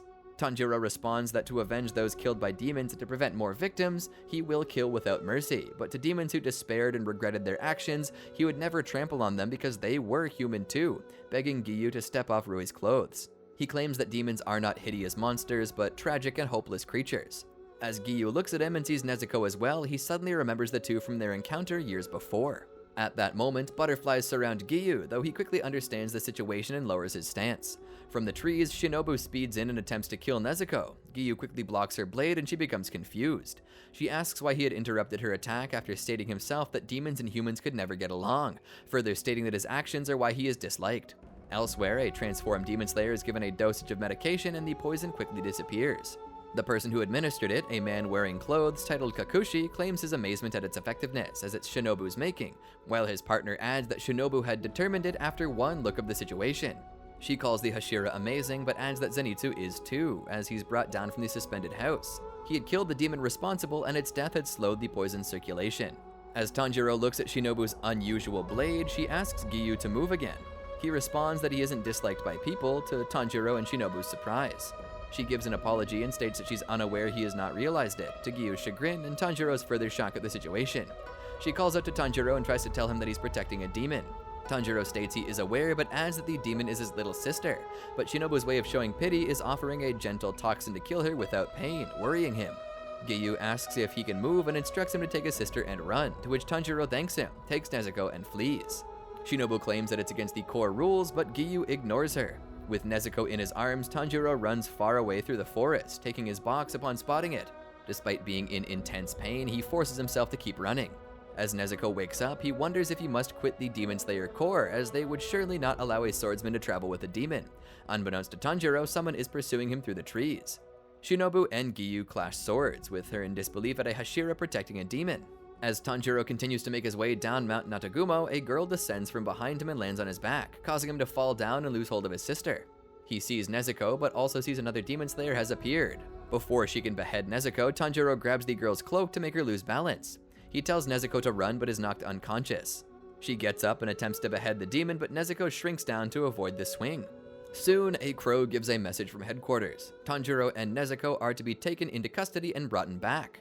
Another crow announces a description of the two, Tanjiro being clad in his checkered haori with a scar on his forehead, and Nezuko is a demon wearing a bamboo muzzle.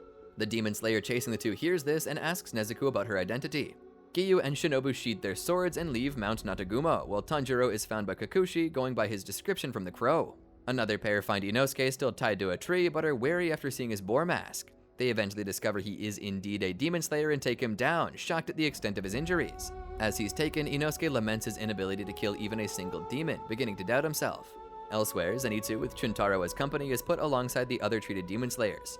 He wonders about the Kikuchi and notes their speed and efficiency. He sees the girl giving orders and recognizes her as a survivor in final selection. The girl tells the Kikuchi to bring the wounded to her place, the so-called Butterfly Mansion, while she hunts demons around the forest to protect them. Zenitsu then remembers who the Kikuchi are. They serve as cleanup crews after battles with demons and are composed of people without skills in swordsmanship. Dawn breaks over Mount Natagumo as everyone leaves the forest, Tanjiro now asleep on a Kikuchi's back. Sometime during the day, Tanjiro, still asleep, lies in a stone garden while the Kikuchi commands him to wake up. He jolts awake and finds himself before several swordsmen, the Kikuchi telling him he's in the presence of the Hashira. Rehabilitation Training Arc. In an unknown location, an unconscious and restrained Tanjiro lies in a stone garden. A Kikuchi commands him to wake up, and he jolts up to see the swordsmen before him. One of them speaks of his disappointment in seeing him, having heard a demon slayer was traveling with a demon and believing they would be someone flamboyant. Another decides they should all put him on trial. A girl among them is stunned to see him protecting his demon sibling, amazed by their sibling love. When Tanjiro tries to ask who they are, the Kikuchi pushes his head into the ground, telling him not to speak as he's in the presence of the Hashira. Confused at what a Hashira is, Shinobu, who is among them, tells him that he's in the Demon Slayer headquarters and will now be put on trial. Shinobu asks Tanjiro to explain his crime, but is interrupted by the loud and proud Flame Hashira, Kyojuro Rengoku. He states that it's a clear violation to protect a demon and that they are allowed to dispense justice. He is joined by the eccentric Sound Hashira, Tengen Uzui. He offers to decapitate Tanjiro flamboyantly and proclaims he will show the most flamboyant blood spray you'll ever see. Meanwhile, the Love Hashira, Mitsuri Kanroji, is hesitant to kill such an adorable child and is unwilling to act. Gyome Himejima, the hulking Stone Hashira, instead sees him as pitiful and pities that he was born.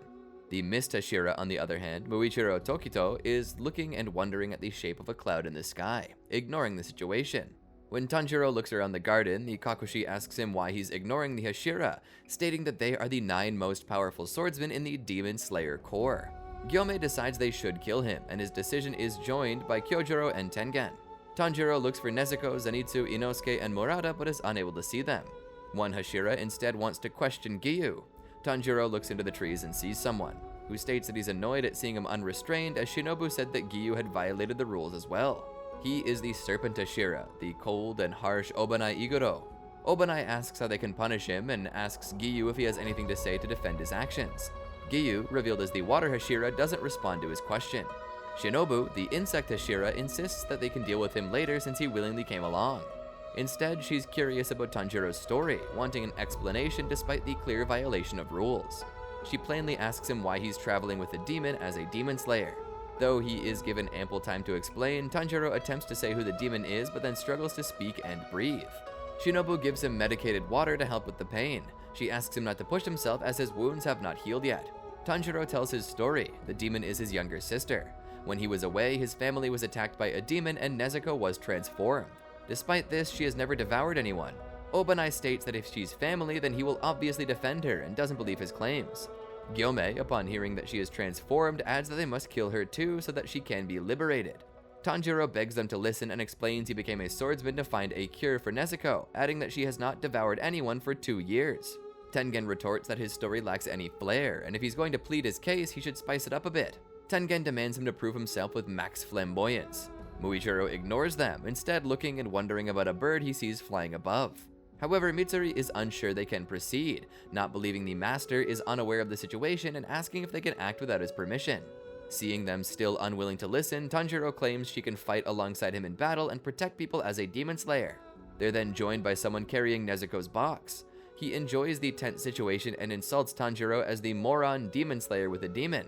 The Wind Hashira, the aggressive and brash Saname Shinazugawa, bluntly asks what he's trying to do. A Kakushi begs him to put down the box and Shinobu gets up, with Mitsuri seeing her unusually angry. Shinobu asks him not to step out of line. Instead, Sanami claims Tanjiro's statement about her fighting to protect humans is a total delusion, manically drawing his sword and stabbing into the box, wounding Nezuko on the shoulder.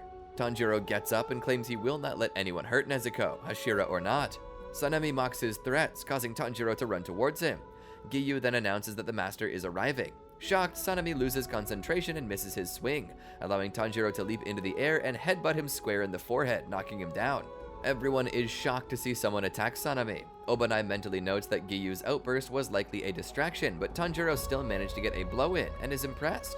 Tanjiro stands in front of the box and claims that he should quit being Hashira if he can't see the difference between good and bad demons. Sanami grabs his blade and threatens to kill him when they're interrupted by the master's arrival. A blind and sickly-looking man appears, guided by his two aides, and he makes his way before the Hashira. The master comments on the nice weather and states he is pleased that they've made it to their semi-annual meeting. Tanjiro wonders about the man's appearance and well-being, but is suddenly pushed to the ground by Sanami. He then sees the other Hashira bowing to the master. Sanami eloquently offers him greetings, pleased about seeing him in such good health and wishing good fortune through continual prayers, to which a dismayed Mitsuri mutters that she wanted to offer her own similar greetings to the master. Sanami asks him about Tanjiro, who is shocked to see him speak with formal vocabulary when he initially appeared brutish. The master apologizes to them for the situation, but unexpectedly reveals he has sanctioned Tanjiro and Nezuko's circumstances, adding that he would like them to accept it as well. Guillaume states he cannot agree, despite knowing that it's the master's intention. Tengen concurs, but Mitsuri quickly accepts his wishes. Muichiro states that he's likely to forget either way, so he'll be fine either way. Shinobu and Giyu remain silent. Obanai remains distrustful of the siblings, and Kyojuro exuberantly opposes the master's decision. Sanami requests for both Tanjiro and Giyu to be punished. With his answers, the master asks for one of his aides to read a letter. She explains this letter was given by a former Hashira, Sakonji Urokodaki. Reading an abridged version, the letter explains his wish for permission to be granted that would allow Tanjiro to be with Nezuko. Due to her resilient mental strength, she hasn't lost her human emotions. Nezuko has not devoured anyone for 2 years, even while injured. Sakonji explains that in the aftermath of when she does attack someone, Tanjiro himself and Giyu will atone by committing seppuku. Tanjiro tears up seeing Giyu after learning of his willingness and devotion to protecting Nezuko. Sanami rejects their promise and states that they can die regardless, adding that it guarantees nothing. Kyojuro agrees and comments that her killing a human is irreversible. The master agrees that it isn't sure that she won't attack, but adds that it is also unsure that she will, citing the fact that Nezuko has refrained for 2 years. With 3 people risking their lives for the cause, the master implores the Hashira to try a more convincing argument. At this, Sanami and Kyojuro grow hesitant. The master then adds one important fact. Tanjiro has met Muzan Kibutsuji.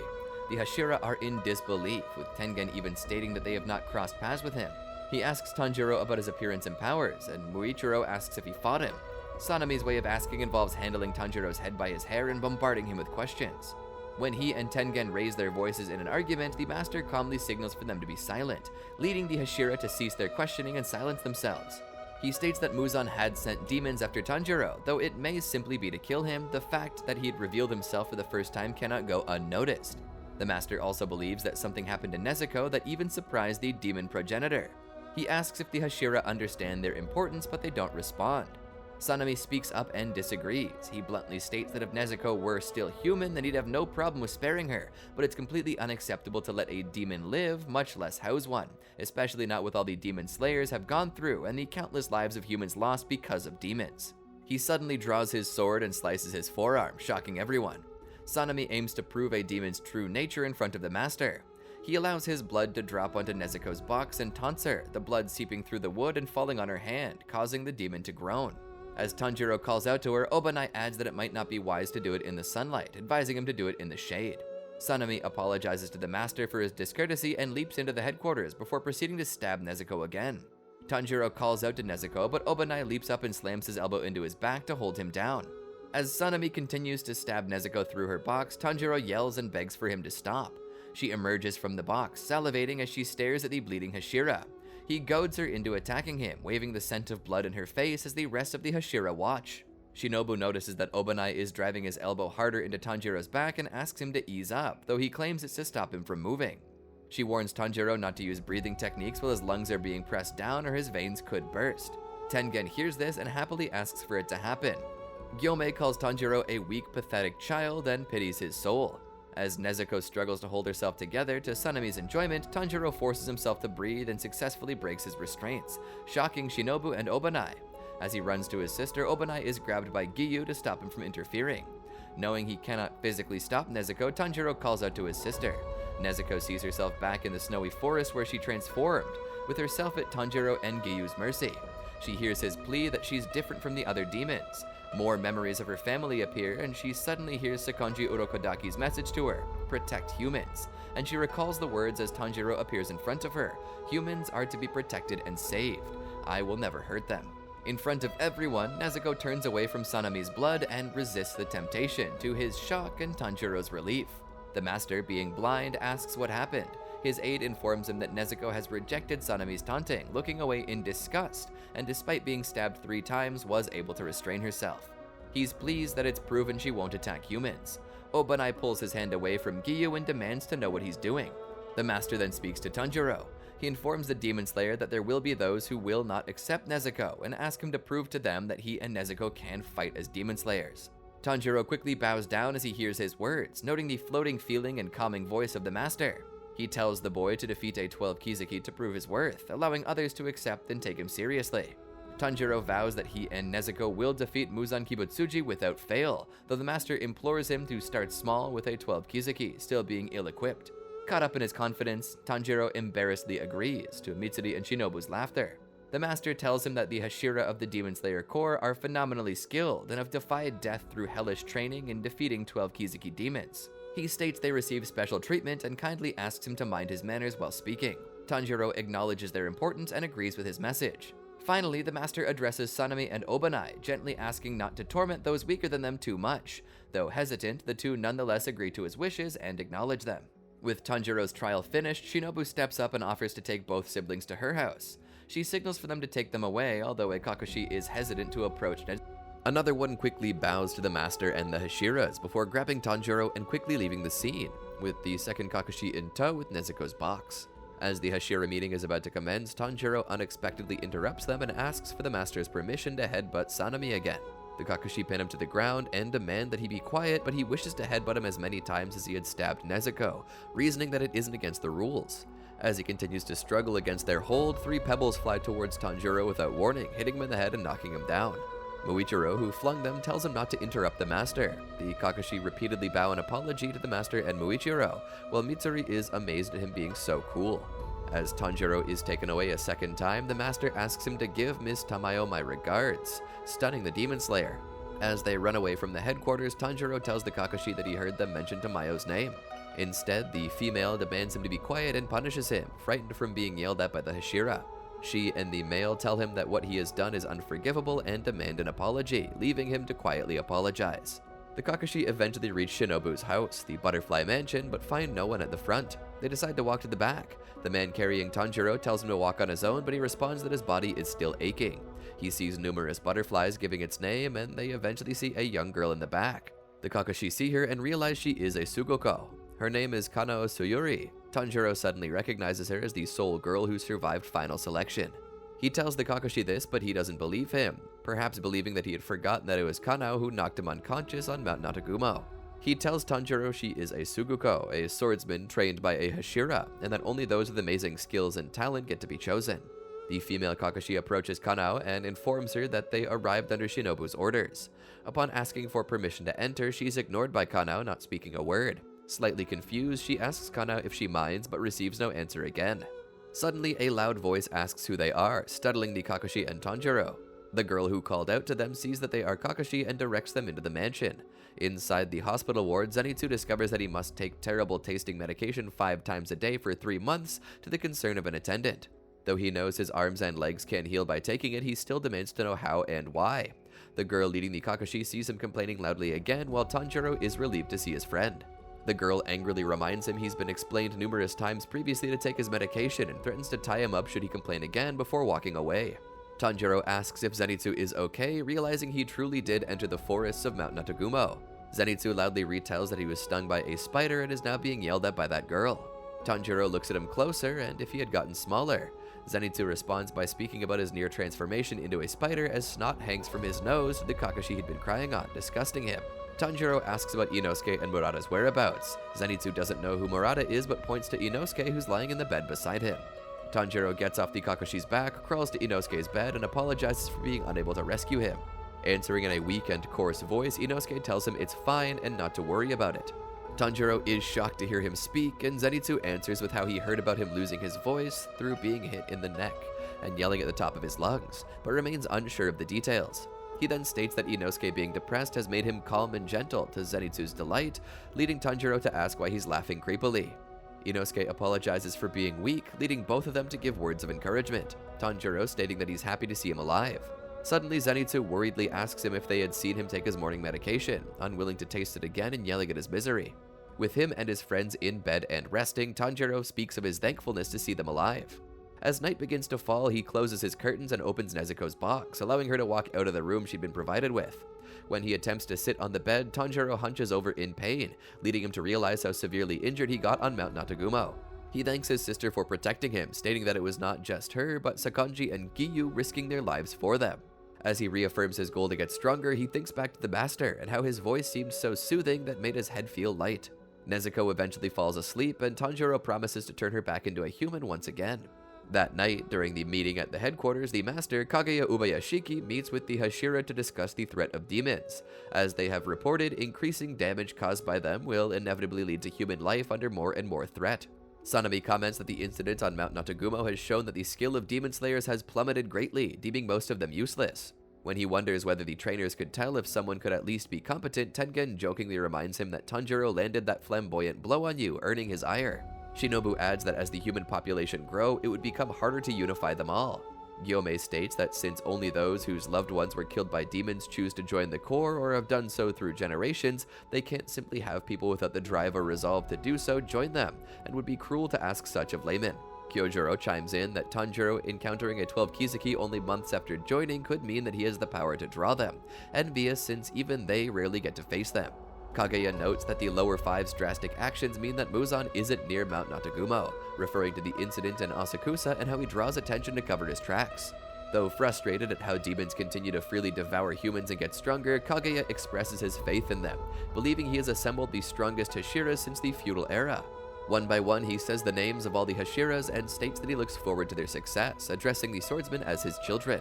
After the meeting, left alone to himself, Kaguya swears that he will defeat Muzan Kibutsuji, even if it's the last thing he'll do, and that they will bring him down without fail. As Kyojuro Rengoku prepares for a mission, he's met by Shinobu. He tells her information about a demon with several demon slayers sent to kill it if defeated. With the Corps losing personnel, they cannot stand by and do nothing. Shinobu wonders if it could be a 12 Kiseki, and Kyojuro says it is likely, adding that it could possibly even be an upper rank. She comments on the mission possibly being difficult but brushes aside her concern, confident in Kyojuro's abilities. He then asks her what she will do about Tanjiro, menting if she had wanted more Sugokos. Shinobu jokingly tells him not to worry, as it's not as if I'll gobble him up. Kyojuro agrees and laughs heartily as he departs the headquarters. As she watches him leave, she bids him to be careful. In the Butterfly Mansion, Zenitsu complains again about his medication. The head caretaker, Aoi Kanzaki, reminds him again that he is the most injured and demands that he take it now. Finding his antics unbelievable, Aoi turns to Tanjiro and provides him with his medication, handed to him by a helper. Tanjiro thanks her and drinks it, surprised by the pleasant taste. Zenitsu hears this and accuses Aoi of favoritism by giving him medicine that's easy to take. Tanjiro asks him to be quiet, being in a hospital ward, but hears a voice commenting that he looks well.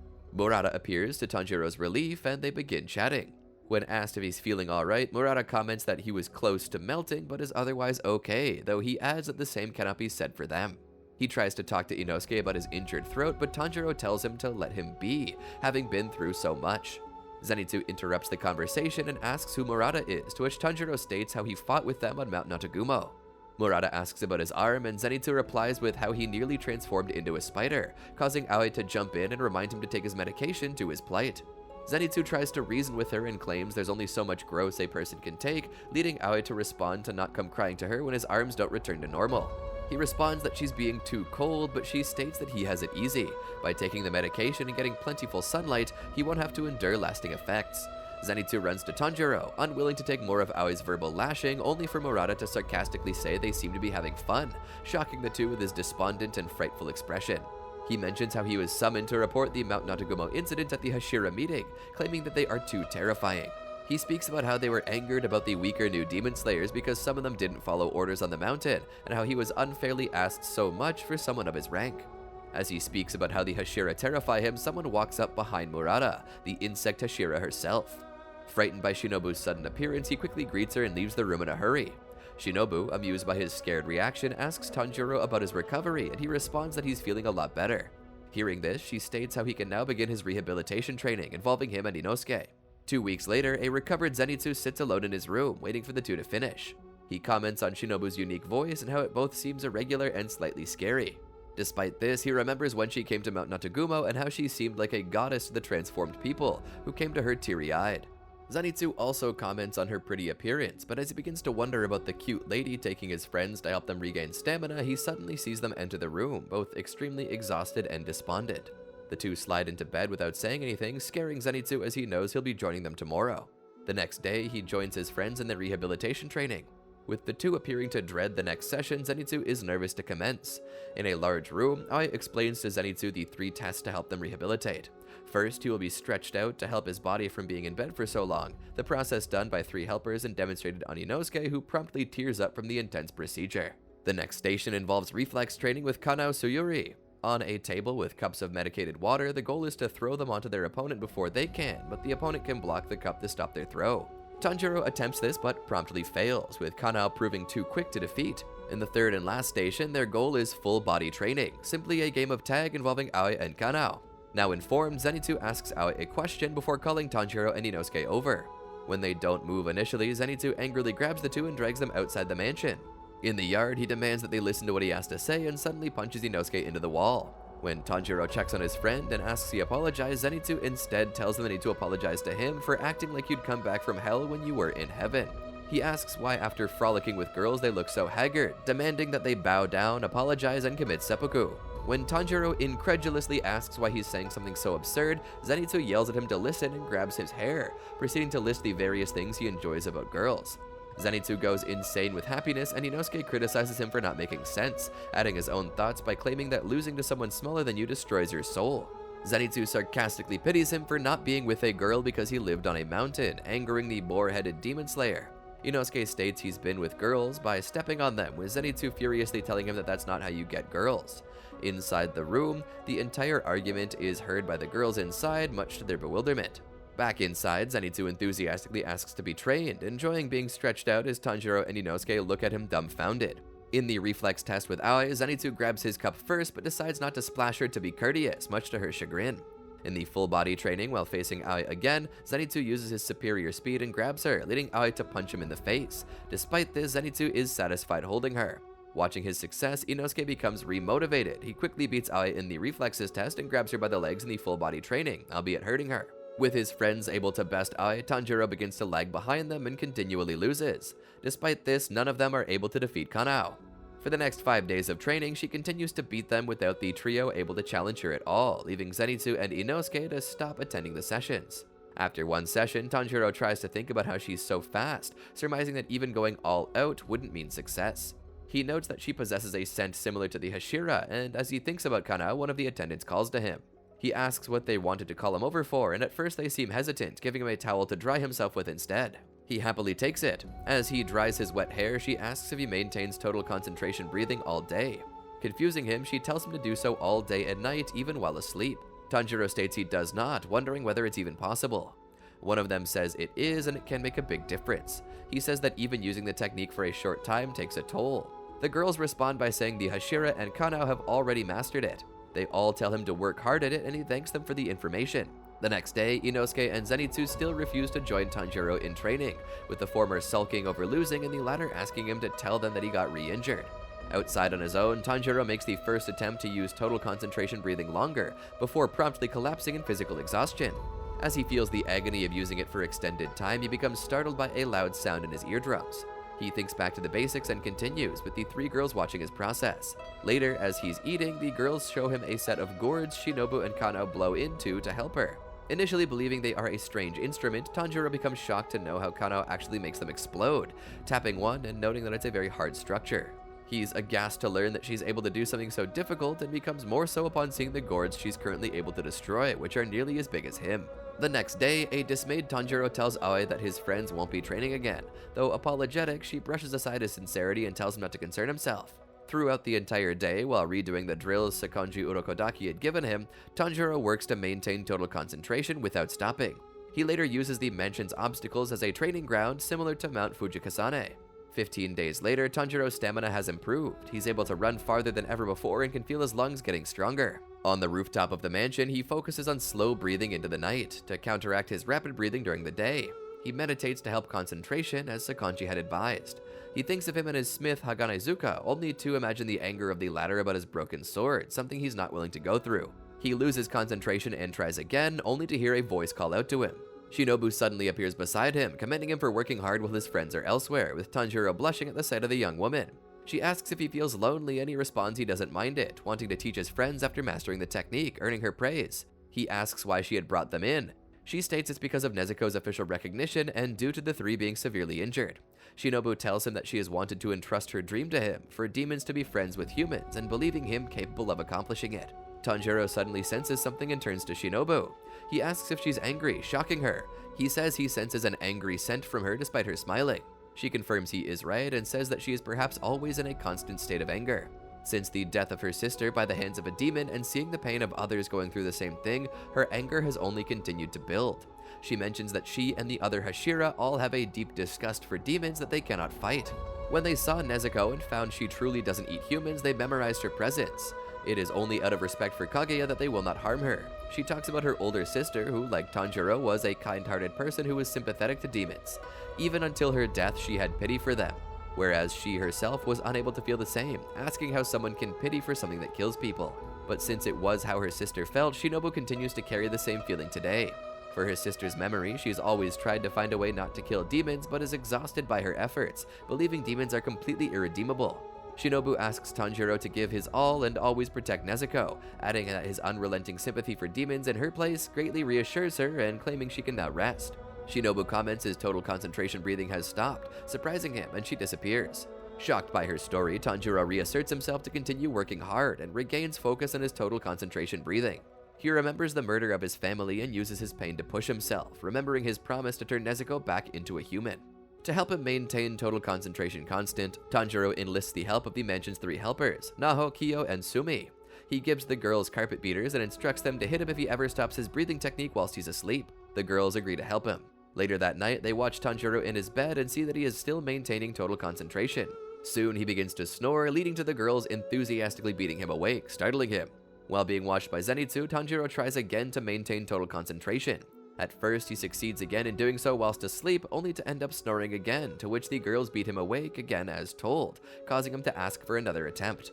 In the morning, Aoi is dismayed to see Tanjiro as the only one training. He apologizes, claiming he asked his friends to come, but his concern is brushed aside by her. He continues to train and feels himself getting used to doing it while maintaining total concentration. Even though he cannot sustain it unless he pushes himself, Tanjiro is nonetheless able to do it longer due to his boost in stamina. The next day, in a full-body training exercise and facing Kanao, he's able to keep up with her, much to the Suguko's surprise. Despite this, his attempt to grab her hand fails when she dodges in the nick of time, though she's stunned to see him able to contend. At the end of the day, Tanjiro thanks Aoi, but he suddenly glances away in discontent. Zenitsu and Inosuke peer from behind the doorway at them, but walk away to refuse training again when he calls out to them, with Aoi speaking of her refusal to get involved. Training with the small gourd and cheered on by Naho, Sumi, and Kyo, Tanjiro successfully breaks it open with his breath to their amazement. With only the large gourd left, he celebrates with the girls and thanks them for helping. Zenitsu and Inosuke watch him unseen, with Zenitsu shocked to see his friend's increased strength. The next morning, Zenitsu sees Tanjiro already has left his bed to train and Inosuke is still asleep. He mutters to himself about persevering isn't who he is and how it's draining to do it daily. Chuntaro appears next to him. Zenitsu speaks to him about how despite the feeling of being left behind panics him, he's unable to learn what Tanjiro is doing despite being shown. He claims he and Inosuke are a lost cause. Chuntaro chirps in agreement, annoying Zenitsu. He asks the sparrow if it would kill him to be nice, and Chuntaro tells him to work harder. Realizing there is no way around it, Zenitsu takes the first step to improve and takes his medication, albeit still being grossed out. Inosuke suddenly awakens beside him and only mutters, "Come on, Monitsu." The two consult Shinobu, and she says what Tanjiro is training to do is a skill called Total Concentration Constant, and that by maintaining it through the whole day, their stamina can skyrocket. She asks them to give it an initial try, only for the two to suddenly collapse in physical exhaustion, with Zenitsu yelling at its seeming impossibility.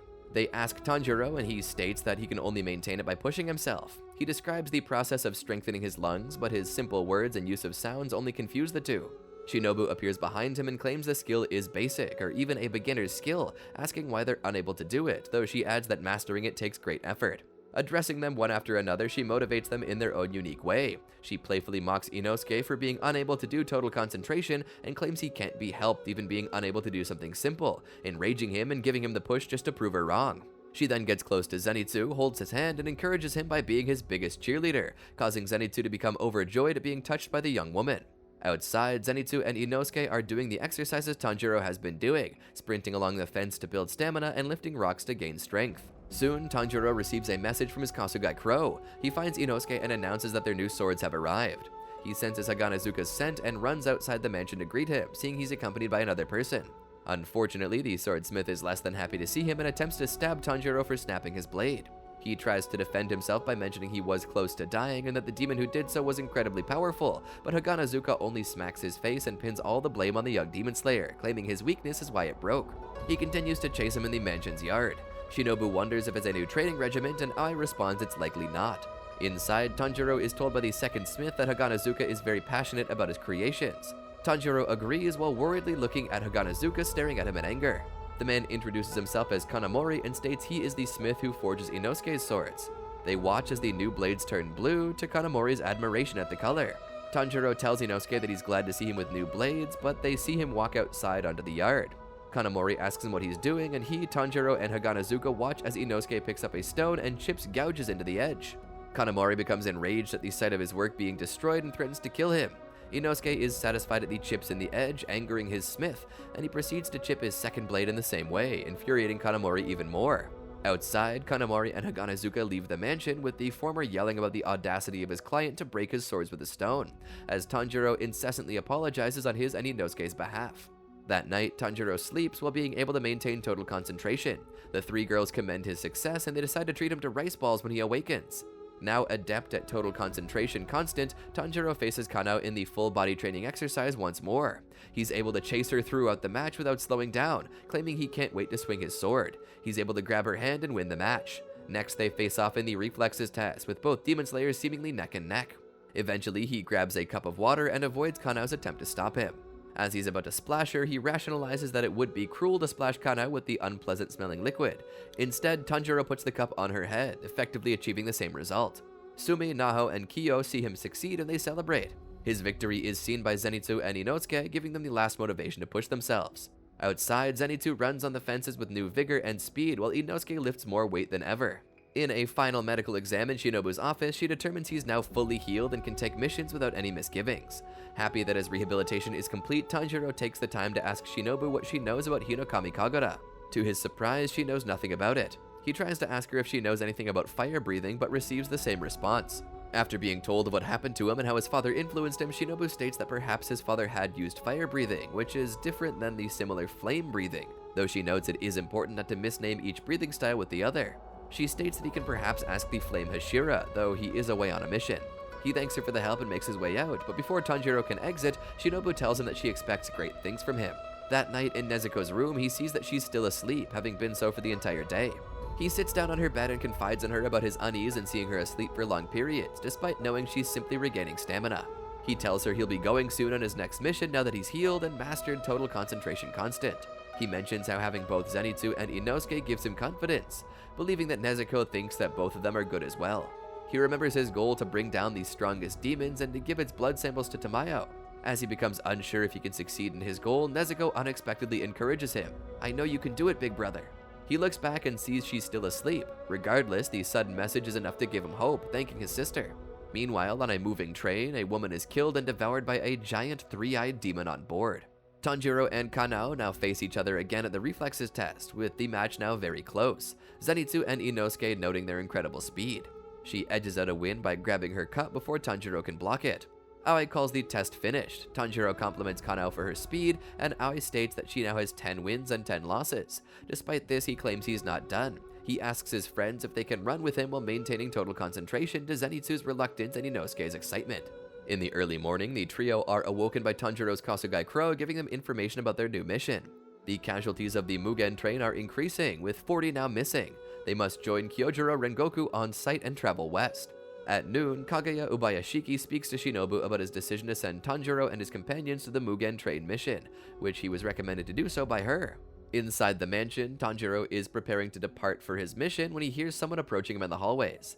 A tall young man walks his way, and Tanjiro moves to the side to avoid bumping him. Nevertheless, the stranger goes out of his way to shove into Tanjiro's shoulder. Initially dismayed the young man purposely hurt him, he suddenly recognizes him as the quarrelsome survivor of Final Selection, though he's shocked to see him so muscular in such a short period. Tanjiro calls out to him, but the young man ignores him and walks away. Outside, Aoi is told by Tanjiro about his upcoming mission. She states that while it wasn't for long that they were together, she is glad to have spent that time with him and bids him good luck.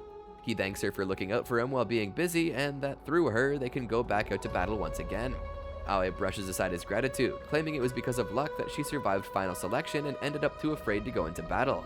As she laments her inability to fight, Tanjiro tells Aoi it doesn't matter since she helped him, she is now part of him and he can take her emotions to the battlefield.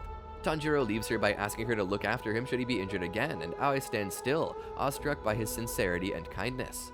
Tanjiro finds Kanao sitting by herself and thanks her for helping in his rehabilitation. She initially doesn't say anything, confusing him. She then takes her coin, flips it, sees its side, and says all I did was follow the master's orders. She claims he has no need to thank her and bids him farewell. Tanjiro is surprised to see Kanao speaking to him. He asks about the object she just flipped and why, as Kanao continues to say farewell. She states that the coin is to help her make decisions she can't make on her own, pointing out that she didn't want to talk to him, but the coin's result made her. Tanjiro asks her why she didn't decide on her own accord, and she states it doesn't matter. Nothing matters to her, so she can't decide. He responds that there can't be a thing that doesn't matter. He concludes that the voice in her heart is really small. He suddenly has an idea and asks Kanao for her coin. Though reluctant, she hands it over to him. Out in the yard, he tells Kanao of his intentions. He will flip it to decide if she should listen to the voice in her heart from now on. He flicks it, but the coin goes too high, making him lose sight. He decides that landing heads will make her listen. Kanao appears somewhat concerned throughout the entire situation. Eventually, the coin lands and Tanjiro catches it, bringing it over so they can both see the result. Kanao is anxious and she couldn't see the moment the coin landed. Upon revealing the result and seeing it has landed heads, Tanjiro is overjoyed while she is surprised. He gives the coin back, and when she stretches her hand to take it, he suddenly puts it in her palm while holding her hand, shocking her. Tanjiro bids her good luck and says that it's the heart that drives people, and now made to listen, hers can grow as strong as you want it to. He bids her goodbye and walks away, only for Kanao to ask how he made it land on heads. She's unsure about how to feel about the result, but she knows she saw his hand and that he didn't cheat. He tells her that it was by chance, and that had it landed tails, he would have continued to flip it to get the right result. Tanjiro smiles brightly at Kanao and leaves. Visibly struck by his bright personality, she holds the coin close to her. In front of Kyo, Sumi, and Naho, the trio attempt to break the largest gourd in a final test. Cheered on by the girls, they all successfully break them, signifying their master of total concentration constant. As the girls see them off, Tanjiro suddenly sees Giyu Tomioka in the distance, calling out to him. Giyu sees they're about to embark on a mission, and he commends them for mastering total concentration constant. Tanjiro thanks him for his dedication to helping Nezuko, unaware that he was putting his life on the line for her. Unsure of how to thank him, Giyu tells him he can do so by killing demons. Tanjiro suddenly hears the girls crying as they're about to leave, telling them to take care. Zenitsu tears up while Inosuke is giddy over holding the food. Kyo tells Zenitsu to learn to respect and be considerate to girls, shocking him with her blunt request. He asks whether they feel sad that he's leaving, to which the girls say they don't, disappointing him. With this, Tanjiro takes the lead and the trio leaves for their mission. At the train station, they see the location of their mission, the Mugen Train. Inosuke is in awe at the sight of the creature, believing that it's the master of this land. Zenitsu corrects him and states that it's simply a train. Inosuke decides to lead the charge and prepares to draw his blades, but Tanjiro stops him, only to erroneously think that the train is in fact the guardian spirit of the land and that he should attack it. An annoyed Zenitsu tells him that it's a train to transport people, calling him a country bumpkin.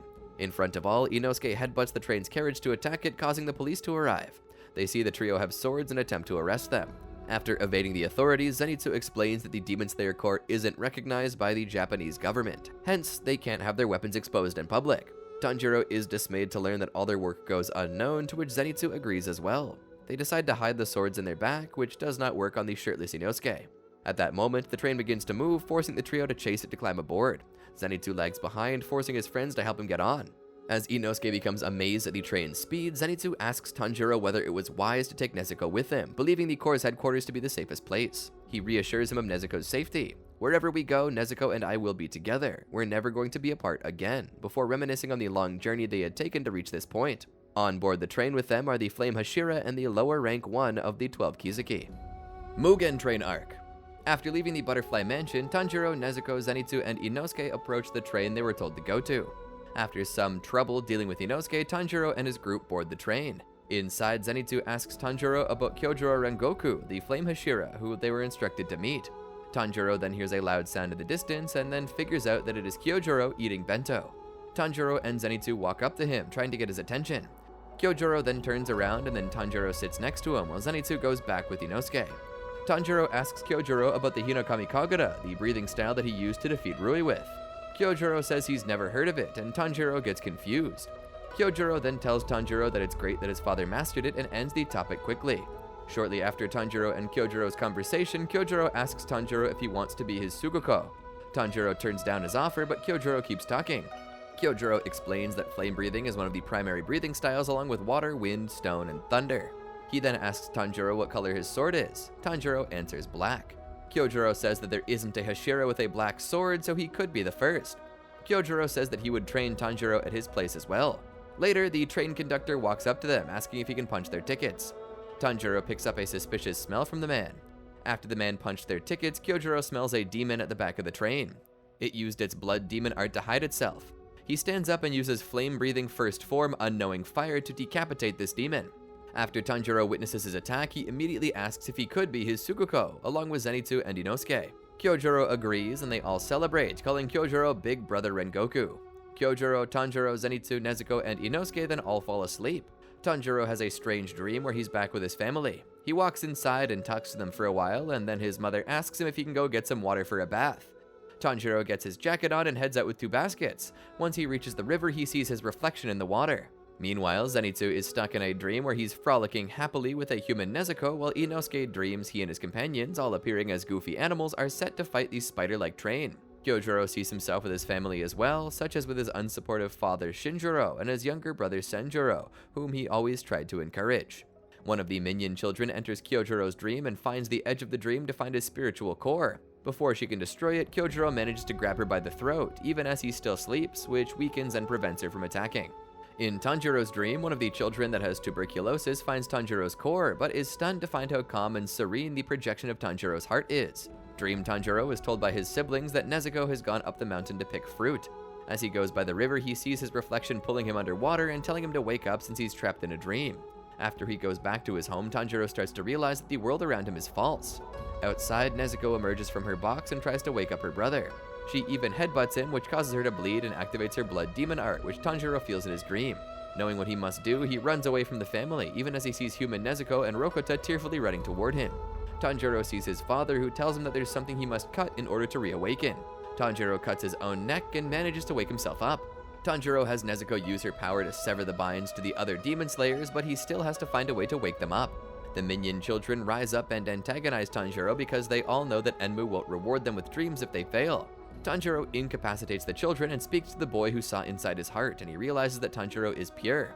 Tanjiro lets him go. Tanjiro goes to the roof of the train while Nezuko tries to wake up the others. Tanjiro fights Enmu, who keeps trying to put him back to sleep, but Tanjiro keeps waking himself up by killing himself in his dreams. Enmu recognizes Tanjiro as the boy Muzan ordered him to kill so that Enmu may gain greater power from Muzan's blood. He attempts to manipulate Tanjiro by projecting a dream of his family, asking why he couldn't save them, but it only enrages the boy. Tanjiro decapitates Enmu, only for the demon to reveal that he has fused himself with the entire train, making the train a demon and keeping all 200 passengers hostage. Inosuke and Kyojuro wake up while Nezuko fights off Enmu's tentacles in the train. When they appear to overpower her, a still sleeping Zenitsu uses his lightning technique to instinctively protect her. Inosuke joins Tanjiro as they try to look for the train car that connects to Enmu's head. Tanjiro is attacked by the conductor briefly, but Inosuke incapacitates the man. Enmu has multiple eyes that cause Tanjiro to keep falling asleep, nearly tricking him into killing himself for real until Inosuke steps in and stops him. Tanjiro uses his sword to slice through Enmu's attacks until they can finally see the neck bone in the train, using a powerful water technique to slice through and finally behead Enmu, which also causes the train to derail, but the Demon Slayers do what they can to protect the passengers. As Enmu dies, he laments his failure to the whole Demon Slayer team as he slowly disintegrates. However, in Upper 312 Kizuki, Akaza emerges to battle the Demon Slayers. He acknowledges Kyojiro's power and wants to turn him into a demon, but he refuses and battles Akaza. The fight rages on until the demon punches through Kyojiro's chest, with the only option for survival being for him to turn into a demon. Kyojiro remains defiant and starts to slice his sword through Akaza's neck as the sun comes up. Kyojiro sees a flashback of his mother Ruka reminding him to fulfill his duties. Akaza manages to escape Kyojiro's grasp as the sun comes up, and Tanjiro attempts to send an attack his way, but Akaza has escaped. Tanjiro goes to Kyojiro's side as he's dying. He tells Tanjiro that he has faith in him and that he and Nezuko are more than capable of working together against more evil demons. In his final moments, Kyojiro sees his mother again, who tells him that she's proud of him. Tanjiro weeps for Kyojiro, but Inosuke tells him they need to go to train since Kyojiro expressed his encouragement to the boys. However, the two of them plus Zenitsu take a moment to mourn their fallen friend. The messenger crow reports the news of Kyojiro's death to the other Hashira. They lament the loss but are thankful to the Demon Slayers for protecting the passengers. He then tells Amane that he may soon join Kyojiro in death. Entertainment District Arc. Remembering Kyojiro's final battle and words, Tanjiro begins to cry for his esteemed friend. Zenitsu and Inosuke too burst into tears, Inosuke himself fighting hard and yelling that they would continue to train, while Kakushi arrived to assist them. Elsewhere, a family talks about their adopted son, Toshikuni, praising him for his intelligence and kind nature. The boy, having borrowed a botany book from the library, begins to read it for a certain plant. Suddenly, the room's curtains shake open and Akaza appears, reporting to Toshikuni, who is in actuality a disguised Muzan Kibutsuji. As his blue eyes turn back into their demonic plum red, Muzan hears Akaza's report of his inability to find the blue spider lily. Akaza also adds that he had killed a Hashira. Infuriated, Muzan takes hold of Akaza's cells and causes him to decay and bleed heavily. As Akaza fights the pain, Muzan angrily accosts him for boasting that he had killed a Hashira, telling him that he seems to have the wrong idea if he was expecting praise for it. Since to him it is logical for demons to kill humans, he asks why he feels so proud when 3 other demon slayers were also present and could have been killed as well, and telling him he was sent there since he happened to be nearby. Angered and disappointed, he dismisses Akaza for his failure, reminding him of taking a blow from a non-Hashira swordsman. Alone in a forest, Akaza hurls Tanjiro's Nichirin sword into a nearby tree. Remembering that Tanjiro had called him a coward, he furiously punches the sword into pieces before declaring that he would spill his brains the next time they meet, now able to recognize his face. In the Butterfly Mansion, Zenitsu ponders on their situation. He's stunned to think Kyojiro's death brought even the optimistic Tanjiro to despair and hopelessness, and had caused the hardened and brash Inosuke to bawl his eyes out. Having stolen some bean buns from Aoi, he tries to give one to Tanjiro, only to bump into a shaken and hysterical Kyo. She fearfully worries for Tanjiro, who had continued to train despite not recovering fully and is now nowhere to be found. Tanjiro, who had been following Kyojiro's Kasugai Crow, arrives at the Rengoku residence. He then sees Senjuro with a saddened expression from hearing of his brother's passing. Tanjiro arrives to relay to him Kyojiro's message, only to hear a drunken Shinjiro Rengoku accuse the message to be worthless. He rants that Kyojiro's worthlessness and lack of talent had gotten him killed, denouncing him as a fool of a son. He angrily tells his remaining son to stop grieving his brother's death as Senjuro fights hard to stop crying. Unable to believe what he's hearing, Tanjiro steps in and demands he stop insulting his late son. Shinjiro suddenly sees his earrings and angrily tells him he's a user of sun breathing. Not knowing what that is, Tanjiro is suddenly tackled to the floor by the former Flame Hashira, who hits away Senjuro for trying to stop the fight. Tanjiro breaks free of his hold only for Shinjiro to angrily claim that he arrived to mock them as a sun-breathing user. He explains sun breathing is the original and most powerful breathing technique of all, and the other styles had been mimics of it. When Shinjiro tells him not to get cocky for being a sun-breathing user, Tanjiro breaks down and asks if Shinjiro is unable to see his own weakness has caused him to despair for being unable to save Kyojiro. As he sprints towards Shinjiro and readies a punch, the former Hashira grabs him and violently punches his face repeatedly until Tanjiro headbutts him to stop. Later, Tanjiro apologizes to Senjuro for headbutting his father, but he's informed Shinjiro has already left to buy more sake. Senjuro thanks him for defending his late brother and believes himself unable to stand up for him. He presents Tanjiro with the records created by the past Flame Hashira, only for both to be shocked to see the pages ripped when they opened it. Senjuro apologizes, believing his father had torn the pages, though Tanjiro dismisses the apology, instead stating he would train harder to master his Hinokami Kagura. Tanjiro declares to Senjuro that he will one day become a Hashira like Kyojiro, no matter what it takes. This causes Senjuro to cry as his brother didn't have a Tsukugo and he himself is not a powerful swordsman. His Nichiren sword was unable to change color. As he sadly states that he would cause the long line of generational flame Hashira to break, he believes Kyojuro wouldn't have been upset. Before Tanjiro departs, Senjuro tries to give him Kyojuro's Tsuba. Tanjiro refuses, not wanting to be given such a valuable item, though Senjuro insists. Later that evening, Senjuro attempts to talk to his father about Kyojuro's final message. Shinjiro angrily dismisses him, calling it worthless and believing the message is something bad about him. Senjuro relays Kyojuro's message, please take care of yourself, before quietly leaving. Now by himself, Shinjiro sets his drink down and begins to mourn his son's death alone. As he walks home, Tanjiro suddenly sees his sword's maker, Haganazuka, armed with 2 knives. Angered at him for losing another one of his blades, he chases Tanjiro for an entire day until Aoi rescues him and calms Haganazuka down. In the 4 months after Kyojuro's death, Tanjiro, Inosuke, and Zenitsu continue to train together in order to be able to fight and slay demons once again. Later on, Tanjiro battles a spider-like demon with Nezuko supporting him since she is now recognized by the Demon Slayer Corps. They chase the demon out of a mountain temple and corner it in a shed before Tanjiro defeats it using water-breathing 4th form Striking Tide. Returning from his mission tired, Tanjiro hears a cry for help from Aoi. The sound Hashira, Tengen Uzui, had arrived at the Butterfly Mansion and proceeded to forcefully kidnap both Ai and Naho. As Kyo and Sumi cry for their release, Kanao panics. Without Shinobu and seeing her superior abducting her friends, she tries to rationalize the situation with a coin toss to decide. Suddenly remembering Tanjiro's words to follow her heart, she unexpectedly stops Tengen in his tracks, attempting to pull Aoi and Naho free. Kyo and Sumi assist her, though they do little more than inconvenience the far more powerful Demon Slayer. Tanjiro arrives and accosts Tengen for his actions, trying to headbutt him. Without warning, Tengen disappears and lands on a nearby gate arch, while Tanjiro and Kanao help Kyo and Sumi up. Tengen tried to announce his title as former shinobi and that he's able to take them for his mission without Shinobu's permission. Upon learning Naho isn't a demon slayer, he promptly drops her, forcing Tanjiro to run in and catch her from falling. Angered at his actions, Tanjiro refuses to acknowledge him as a Hashira, infuriating Tengen, who believes their unflashiness is why the Demon Slayer Corps is getting weaker. Tanjiro, still attempting to free Aoi, declares that We would accompany Tengen for his mission. Not knowing who We is, he's answered by the sudden appearance of both Zenitsu and Inosuke. Together, they announce they will join him. Satisfied he has the 3 to accompany him, Tengen warns them not to defy him again before slapping Aoi from behind. As they leave the Butterfly Mansion, the 3 stand behind Tengen, waiting for orders. As Zenitsu marvels at his immense stature, Inosuke impatiently asks where they'll be going. Tengen answers the #1 spot in Japan that's dripping with lust and desire, a super flashy place, the entertainment district where demons reside. Tanjiro and Inosuke are not aware of what a red light district is, causing Zenitsu to be flustered at their naivete. Tengen quickly announces himself as a god and addresses the trio as trash, telling them to pound it into their heads as the first thing. Though Zenitsu is unable to believe what Tengen is saying, Tanjiro asks what he's the specific god of, to his friend's bewilderment. Tengen answers he is the god of flashiness and the god of festivals. Inosuke joins and calls himself the king of the mountain, only to confuse Tengen and infuriate Zenitsu even more at their brash confidence. Tengen decides to lead the mission and runs on ahead, his speed amazing the 3 demon slayers. The party arrive at their destination.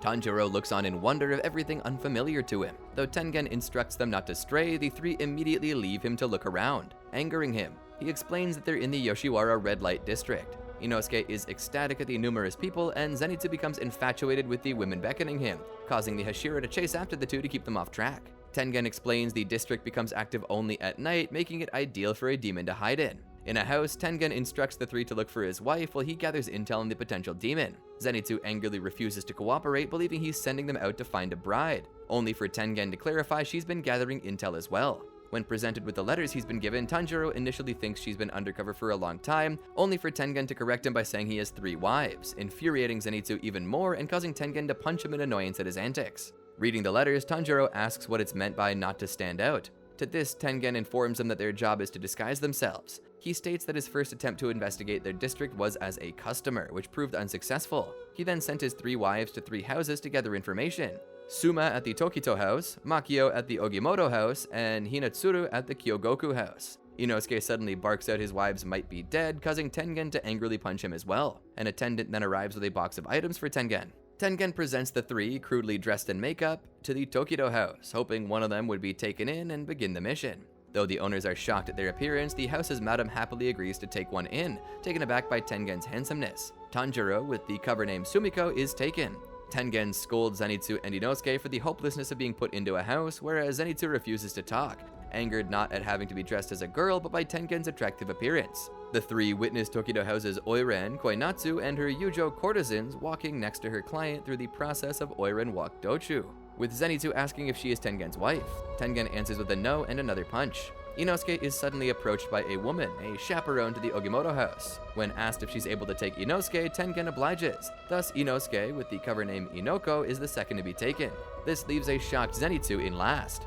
At the Ogimoto house, Inosuke's makeup is removed and the attendants are shocked at his pretty face hidden under the ugly makeup. The house is glad that they had taken her at a low price, though they're additionally shocked by his muscular frame. At the Kyogoku house, where Zenitsu is, the Demon Slayer puts on a stellar shamisen performance, aided by his total concentration constant and enhanced sense of hearing. The house's girls talk about the newcomer's instrumental tablet, but comment on her ugly appearance, instead being smitten by Tengen, who had brought Zenitsu to the house and given him the cover name Zenko. Despite this, the house's madam believes Zenko would rise quickly, noting her performance is driven by anger to get back at the men who abandoned her. Zenitsu, furious at Tengen's humiliating treatment, swears he will become the top Oiren of Yoshiwara. At the Tokito house, Tanjiro is hard at work doing various chores. As he lifts a set of gifts to another story, he overhears some girls talking about the recent death of the Kyogoku house's madam. They also talk to him about Ashinuke, the act of a prostitute leaving her home without paying her debts over love. Mentioning a recent Oiren named Suma had done so. Tanjiro suddenly remembers Suma is the name of one of Tengen's wives. Koinatsu interrupts their chat, telling them to stop spreading rumors and adding that it's uncertain what became of Suma. She thanks Tanjiro for bringing her gifts up to her room with a bag of orange Ame Hanpo candies. She tries to ask if Suma had really committed Ashinuke, causing Koinatsu to be alarmed at such a sensitive question. Realizing this, Tanjiro attempts to lie and claim that Suma is his older sister, but his honest nature clashes with his lie and causes his face to contort. With great difficulty, he spits out he had entered the district looking for her. Tanjiro assures them that Suma wouldn't have left suddenly, and Koinatsu confirms this, commenting that she was seemingly a grounded girl without any hint of being in love with a man. Tengen, rearmed and on the roof, scans the district for any trace. Though the area is quiet, he cannot shake the feeling of uncertainty, believing the demon they're hunting is an upper rank. Elsewhere, Inosuke becomes annoyed at the kimono he's forced to wear, hampering his senses. While wandering the halls, he overhears some attendants talking about Makio and remembers she's another of Tengen's wives. They worry about Makio not wanting to leave her room and claiming she's unwell. Inosuke decides to head the opposite direction of where they came, when one girl calls out to Inoko and he doesn't respond, instructed by Tengen not to speak due to his husky voice. Behind the door Inosuke had walked past, a woman is revealed to be tortured and bound by several long sashes. The demon asks her about the letter she's writing and who she's writing to, addressing her by her name, Makio. Above the district rooftops, Tanjiro and Inosuke discuss their situation. Inosuke informs him that there is a demon in his house, but his unusual way of describing it only confuses Tanjiro. They're then joined by Tengen, who states that Zenitsu will not be arriving. When Tanjiro asks him what he meant by that statement, Tengen only tells him of his regret in making them join in his mission. His urge to rescue his wives has led to Zenitsu going missing. The sound Hashira dismisses the younger demon slayers as he believes them incapable of handling an upper-ranked demon should they face it. When Tanjiro tries to voice his support, Tengen only tells him there is no shame in leaving the mission before vanishing from the two. Tanjiro believes he thinks so as they are the lowest rank, only for Inosuke to inform him that they have in fact gone up. They're now up from Mizunoto to Kanoe. Inosuke then displays his rank by flexing his arm and saying his rank, the mark appearing on his forearm. Told he has one too, and it's a sign they're now demon slayers, a remotivated Tanjiro tells Inosuke he must wait for him so they can start investigating the Ogimoto house together. Inosuke disagrees, leading the two to quarrel until Tanjiro clears up his statement by saying the demon in his house is still nowhere to be found and Zenitsu is still missing, believing that there's a passageway between the three houses allowing the demon to travel between them. Tanjiro adds that he thinks the demon has disguised itself as a human and it would be careful about killing people to prevent blowing cover. Inosuke concurs, as a murder and bloodshed would be difficult to clean. Due to the district's activity being convenient for demons, he believes Zenitsu and Tengen's wives are all still alive. With the plan set, Tanjiro tells Inosuke to look for them and stay alive. Inosuke agreed to these terms. In the Tokito house, the girls give Koinatsu her tea and she dismisses them for dinner. Left alone, Koinatsu is suddenly joined by Tanjiro, re-equipped with his uniform and Nichiren sword. He gives her his payment for the master during his time spent in the house. Seeing her surprised by his uniform, Tanjiro informs him that he had to be disguised, only for Koinatsu to tell him that she knew all along he wasn't a girl, to his shock. Tanjiro tells her he'll be rescuing all who have gone missing. The Oiran visibly relaxes at his words, as she will be leaving the district to be married, to Tanjiro's joy. She mentions she had worried for the missing as she is about to leave, telling Tanjiro to stay safe and not disappear too. Tanjiro bids her farewell and wishes her happiness. She thanks Sumi and returns the sentiment. As she continues preparing, she hears something and asks if he had left something. Instead, Daki appears before the young woman, telling her she won't forget to devour her before she leaves the district. As Tanjiro runs to the Agimoto house, he pauses and detects the scent of a demon nearby. In the Agimoto house, Inosuke becomes angered at Tanjiro for not joining him, deciding to take action instead. He jumps up and slams his head into the ceiling and commands, "Hey mice, my swords!" In the shadows, two ninja appear holding Inosuke's blades and walking towards him. Inosuke compliments Tengen for training the mice as his personal servants to call upon. Rearmed, he bursts out of his room to battle, to the surprise of a nearby chaperone. Returning to the now dark Tokito house, Tanjiro opens the windows to warn Koinatsu. Instead, he meets Daki. She asks if he's a demon slayer, and then asks how many of them are, knowing Zenitsu is one. Unanswered, she asks if there's a Hashira with them, believing Tanjiro isn't at a Hashira's level. As she stares at Koinatsu, absorbed into her obi. She turns to him and says she never eats dirty, old, or ugly people. Tanjiro sees the kanji in her eyes and recognizes she is upper 6 rank. He draws his blade and demands that she let Koinatsu go, angering Daki. She swats him away with her obi, sending him into a nearby house. Stunned by the impact, Tanjiro takes a moment to will himself to fight and gets up, stealing his resolve to face her. He realizes her main weapon is her obi, with the ability to absorb people. He realizes it's the reason he was unable to find a secret path big enough for a human, since it only needs a thin crack to pass through and absorb someone. Daki sees he survived the impact before complimenting his eyes, saying she would gouge and devour them later.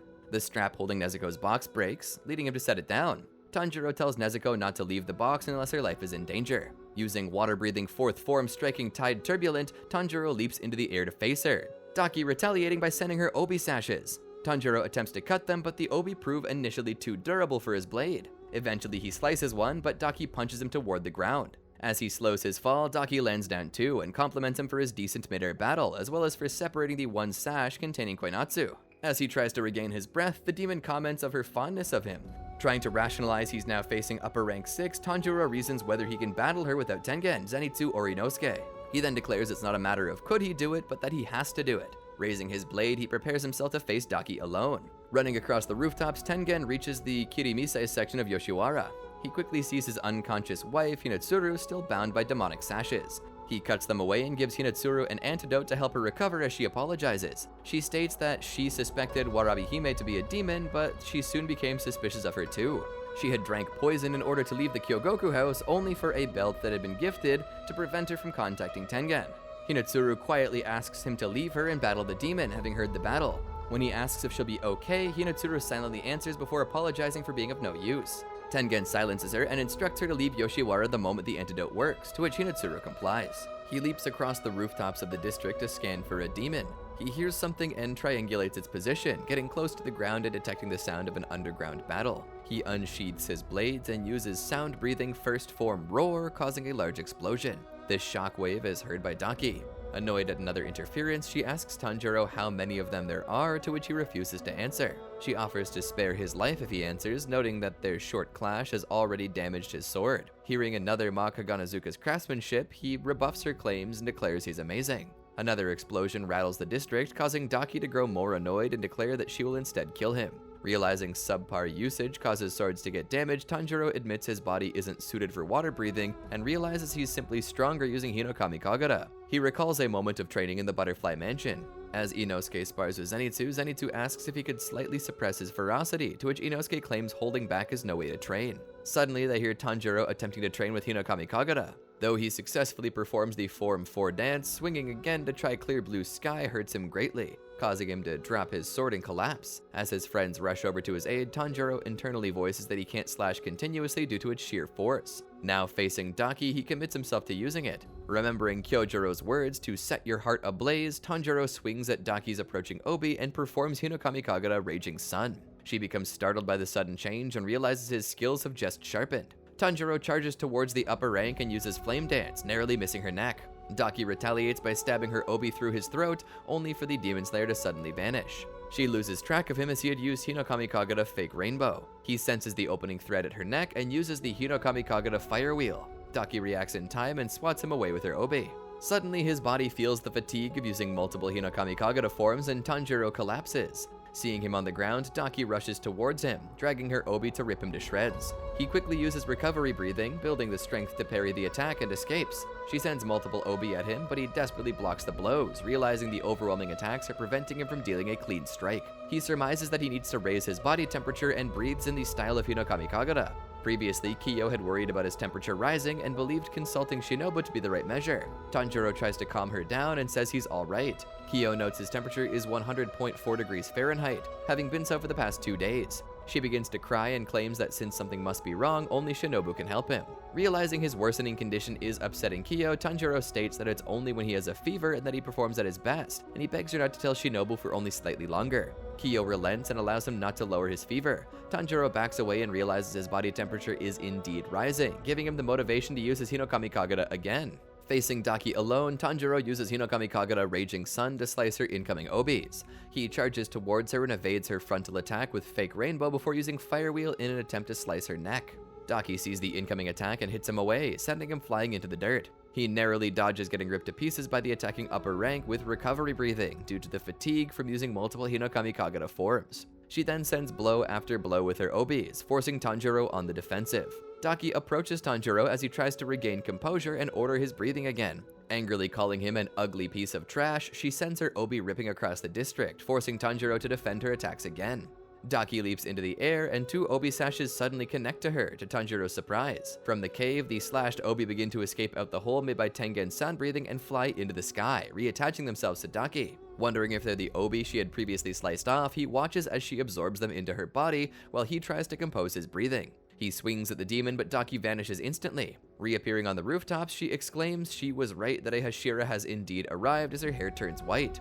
She proclaims Muzan will now be proud of her. Tanjiro is shocked at her transformation, noting that she's grown even more powerful, as well as wondering about Tengen and company's whereabouts. A man then confronts Tanjiro for creating a disturbance in front of his house. Tanjiro becomes nervous as civilians begin to notice the battle between him and Daki. He demands they leave their geisha district as they all follow the rules, telling them a brawl isn't allowed and yelling that they leave at once. Daki becomes annoyed at the man's commands and prepares to retaliate. Tanjiro sees this and forces the man back to prevent him from entering the attack's path, yelling for everyone to return to their homes. Without warning, Daki's obi slices deep into the district, destroying buildings, slashing the ground, and cutting down civilians. Tanjiro is too slow to react and is slashed deep in the shoulder, while the man himself loses his hand to an obi slicing it off. Injured, Tanjiro can only watch in horror as the whole street crumbles to rubble and bystanders become horrified seeing the mangled bodies of innocent lives. Satisfied, Daki begins to walk away, but Tanjiro calls out to her to come back and face him. Annoyed, she asks why he wants to continue confronting her, saying that the ugly don't deserve to live, and telling him to die and rot together with them.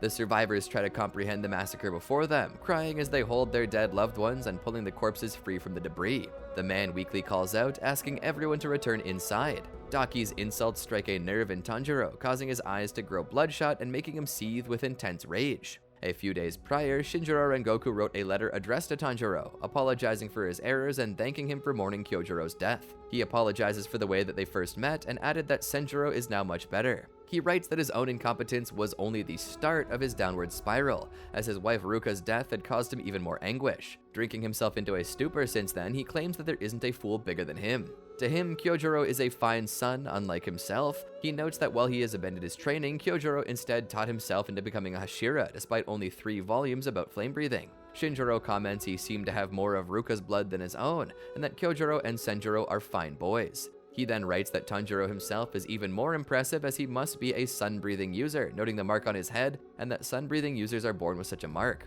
Tanjiro denies Shinjiro's words about his mark, as his scar came from protecting his brother from being burnt in an accident and an injury during final selection. His scar ended up looking the way that it is now. He realizes his father was indeed born with a mark on his head, but he himself isn't one of those few. Seeing the pain and devastation around him, Tanjiro mutters that despite the odds, there are moments when he cannot back down, as the world has those who lack human hearts and who kill without remorse. Tanjiro refuses to allow such tyranny to exist and prepares to attack. As Daki begins to escape, Tanjiro leaps into the air and grabs her leg, preventing her from leaving. He tries to cut her head off, but Daki dodges the swing, though he manages to rip off her foot. He furiously confronts her about the lost lives, saying that they'll never come back. As she heals her foot, Tanjiro demands she answer why they, the demons, kill the far weaker humans. Daki remembers hearing these exact words and she sees a vision. Instead of Tanjiro, someone else appears, angrily asking what they found entertaining and amusing about taking lives. She angrily proclaims that demons can do whatever they want. Tanjiro quietly accepts her words and accelerates towards her. She quickly uses her blood demon art 8-layered obi slash ready to cut Tanjiro into pieces. Daki happily states that Tanjiro will die as her obi is weaved and layered without escape, and with her being whole again with all her obi, she is far faster than before. Tanjiro suddenly used Hinokami Kagura Burning Bones Summer Sun, slicing a fiery spiral into the incoming wave. She squeals in pain as she feels as if she's burning from the slash, and then realizes that she cannot regenerate as quickly, though she notes that with deep wounds, Tanjiro's violent movements would normally rupture his body. Daki wonders how he was able to slash her in the beginning. Suddenly she begins to tremble in fear, but realizes it's not her, but Muzan who's terrified. Daki tries to overwhelm him again, but Tanjiro is now able to rapidly slice and burn her obis. She leaps into the air and onto another house, but Tanjiro chases her down and intercepts her incoming obi. He lands and rushes towards upper 6 before slicing her neck. As her head seemingly falls, she mocks him for believing he had decapitated her, her head revealed to be still attached by a sash onto her body. Tanjiro notes that with the sash being soft, it had blunted his slash. Daki resolves to prevent him from escaping, growing more obi. He believes that dodging them would create more havoc, but becomes shocked at how slow they seem to be. He parries the obi successfully and manages to stab them all at once as they group up in one direction. Pinning them down, he pulls them taut as Daki mocks him for believing that he can slice them before she takes control. Without warning, Tanjiro leaps into the air and frees them before eviscerating the sashes before she can manipulate them in time, and makes his way to Daki, who's now too slow to react to his immense speed. As his sword nearly cuts into her neck, a vision of Hanako appears and desperately begs him to breathe. Before his blade can make contact, Tanjiro collapses before Daki in agony and struggles to breathe. Daki takes time to mock him for being human, saying they always struggle doing their best and feeling sorry for him. His vision begins to cloud, unable to see anything barely in front of him. As Daki prepares to decapitate the helpless Tanjiro, someone viciously kicks her head off, sending her body hurtling through the district. Nezuko appears, enraged at the attempt on her brother's life. Tanjiro coughs blood, and his deep shoulder wound begins to bleed again. Memories of her family's death cloud Nezuko's mind, infuriating her even more. Daki becomes enraged at Nezuko for destroying her head, realizing she is the one Muzan told her about. She recalls when Muzan had visited her in Yoshiwara. As she lies on his lap calmly, he mentions a demon had escaped him, like Tamayo. Muzan instructs her to find and kill the demon, describing her as a girl clad in a kimono patterned with leaves and wearing a checkered belt. Tanjiro eventually collapses from exhaustion. Nezuko prepares to battle her opponent as Daki answers Muzan's wishes to torture her to death. Nezuko charges ahead and tries to kick her again. Daki anticipates this, using her obi to slice off her right foot and left arm before cutting deep into her torso and sending her flying into a house. Landing in front of the debris, she mocks Nezuko's weak regeneration, correctly believing she hasn't killed any humans. She declares she will stop bullying her, for as they are both demons, she plans to absorb her into her obi and leave her in the sun to die. Nezuko emerges from the rebel with a new leg, stunning Daki as she notices her torso is also completely healed. As she watches her arm grow back instantly, she realizes Nezuko's regeneration has reached that of an upper rank. Nezuko bites through her bamboo muzzle and enlarges herself for battle. Vine-like patterns emerge throughout her body and a horn grows on her head. Nezuko turns to face upper 6, now fully emerging as a demon. Daki feels intimidated at her new appearance, with the aura of the battle suddenly changing. As an unconscious Tanjiro lies on the roof, he hears Takeyo's voice. Takeo recalls that he and Nezuko are similar as they're both gentle but can get scary when angered. He recalls when Nezuko had confronted a rough-looking man for bumping a child, asking in his face to apologize and how scary it felt. He asks that people who get angry for the sake of others tend to overlook their own safety, and that they may lose something precious as a result.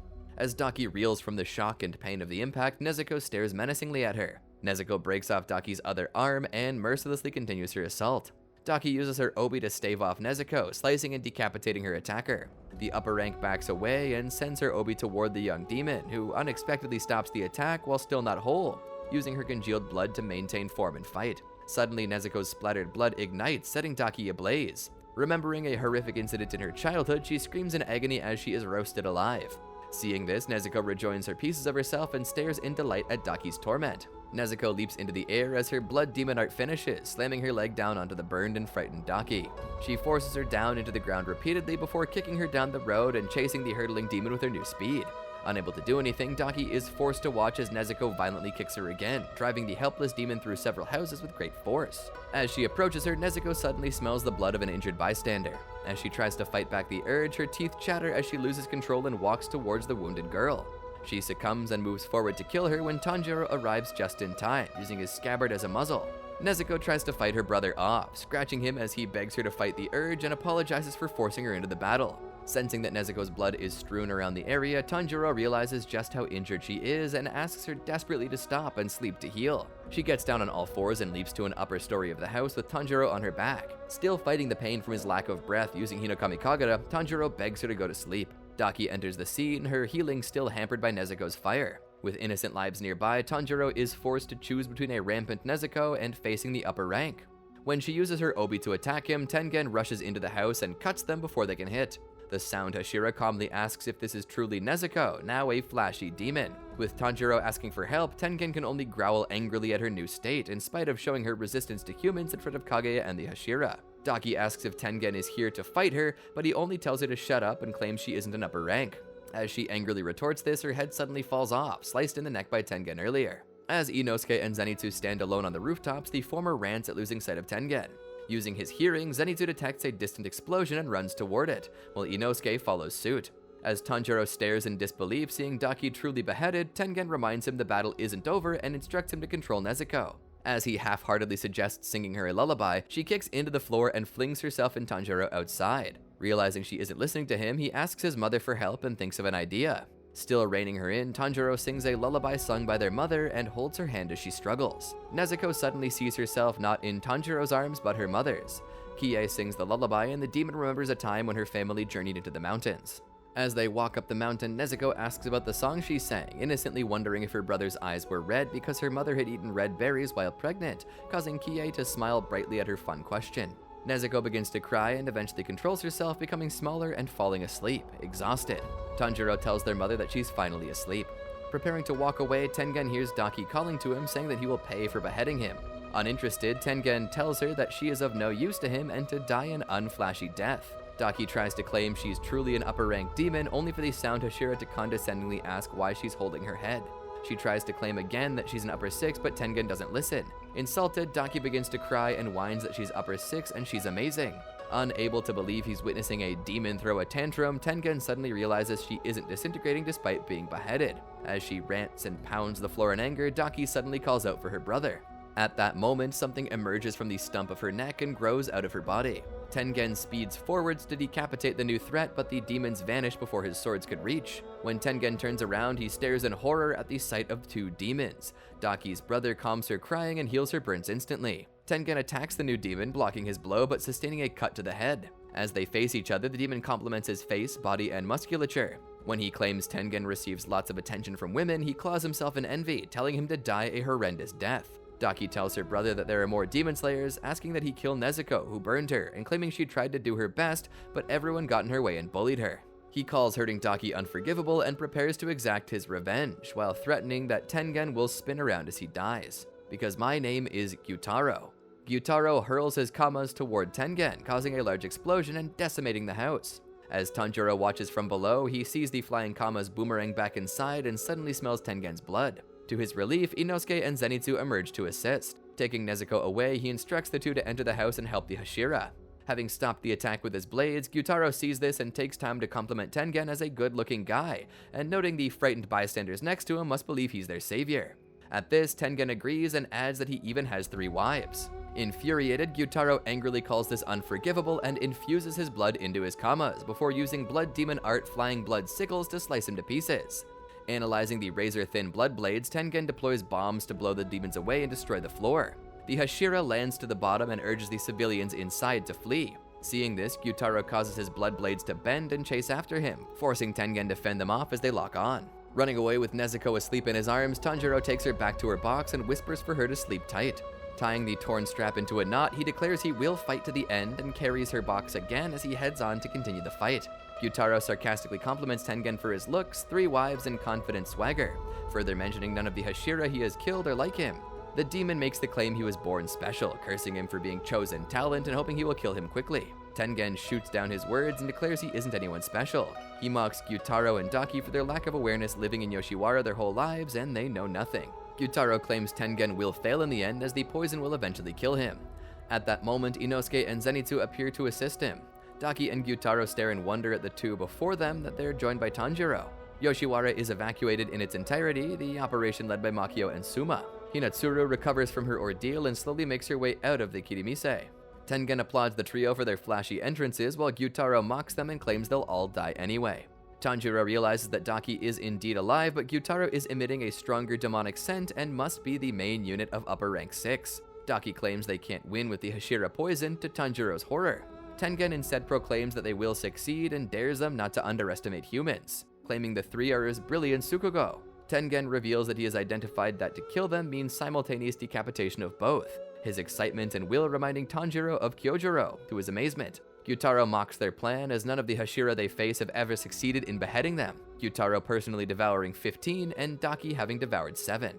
Daki attacks Tengen without warning, but Zenitsu intercepts her obi and uses the energy of his attack to launch both of them out of the house and into the sky. As Tanjiro calls out to him, Inosuke instructs him to ignore Zenitsu, as he and himself will take on Daki, leaving Tengen and Tanjiro with Gyutaro. Landing on the rooftops, Daki realizes he is the one she had struck before. Zenitsu menacingly demands that she apologize to the young girl she hurt, claiming that the girls who helped her aren't her belongings. Daki refuses to hear his lecture and claims that in this city women are merchandise, they are only here to be sold, bought, and destroyed. Zenitsu tells her not to push her pain onto others. Hearing this, Daki claims he's wrong and begins to speak with her and Gyutaro's voices together. As one, they state they hurt others and benefit from their debts because they cannot make up for their own misfortune unless they collect it from the blessed. They claim it's their way of life as Daki reveals Gyutaro's eye on her forehead. They've killed everyone who accused them, and soon they will slash the throats of the demon slayers just like the others. Unable to believe the power of Gyutaro's bloodlust, Tanjiro tries to focus now that he's facing the true upper rank 6. He plans to protect Tengen by reacting as soon as the demon moves, only for the upper rank to suddenly rush forward. He tries to stab Tanjiro in the jaw, forcing Tengen to fling Tanjiro back and engage him, while the latter berates himself for being too slow and hindering the battle. As Tengen and Gyutaro trade blows, they're intercepted by Daki's obi punching into the house. With his eye in her, Daki and Gyutaro begin to work as one and sync their attacks to fend off all 4 demon slayers. The obi are blocked by Tanjiro, but he struggles with the sheer number of them. Having joined Zenitsu, Inosuke hears Daki claim she's now at her true power, to which he tells her to shut up for her shrill voice. Gyutaro watches Tengen and Tanjiro struggle with the obi, while Daki uses more to attack her assailant. Inosuke and Zenitsu parry them away, to which Inosuke claims if she wanted to prove her strength, she can try to kill them. Daki happily obliges and attacks with even more ferocity. With the sheer number of attacks overwhelming the demon slayers, these separate confrontations become one giant battle. Tengen is forced to dodge both the obi and Gyutaro's kamas, using his bombs to free himself from the onslaught. Gyutaro engages him again and quickly overwhelms him with his praying mantis-like fighting style, causing Tengen to sustain several cuts. Using Blood Demon Art flying blood sickles, Gyutaro launches blood blades and they fly backwards to slice Tengen, but Tanjiro blocks them from hitting him. As he struggles with the weight of the blades, he remembers that Water Breathing's flexibility is better defensively and parries the blades away from him, freeing Tengen to attack. The Sound Hashira then retaliates with Sound Breathing 5th Form String Performance, destroying the blades and sending Gyutaro into the streets away from the house. Gyutaro mocks his efforts and decides to assist Daki with more blood blades. With Zenitsu and Inosuke now forced to avoid the blades and obi, the two struggle to get close to Daki. Inosuke adds that he can sense the blood blades are extremely deadly. Tanjiro joins Tengen in Gyutaro's clash by stabbing the obi into the ground. Tengen watches as Tanjiro continues to fight despite his deep shoulder wound, realizing he may not continue for much longer. Tanjiro realizes he's losing breath again and switches to recovery breathing. Watching Tengen and Gyutaro battle from above, Hinatsuru arrives with a kunai volley crossbow. She fires the hail of knives at Gyutaro, but he blocks them with Blood Demon Art Rampant Arc Rampage. Amused that some had even stuck into Tengen, he's shocked to see him continue to charge forward and slice both of his legs. Gyutaro is then hit by another kunai in the neck and soon realizes they're laced with something wisteria-based since his legs aren't regenerating. Using Tengen's attack, Tanjiro sees his chance and rushes in, swinging his sword into Gyutaro's neck as the upper rank commends him for regaining focus in a short time. Deflecting the wave of kunai, Gyutaro watches as Tengen ducks down below his swing and slices off both of his legs. Struck by a stray knife laced with wisteria poison, he's left unable to heal. Tanjiro and Tengen seize their moment and swing their blades at his neck as Hinatsuru watches from above.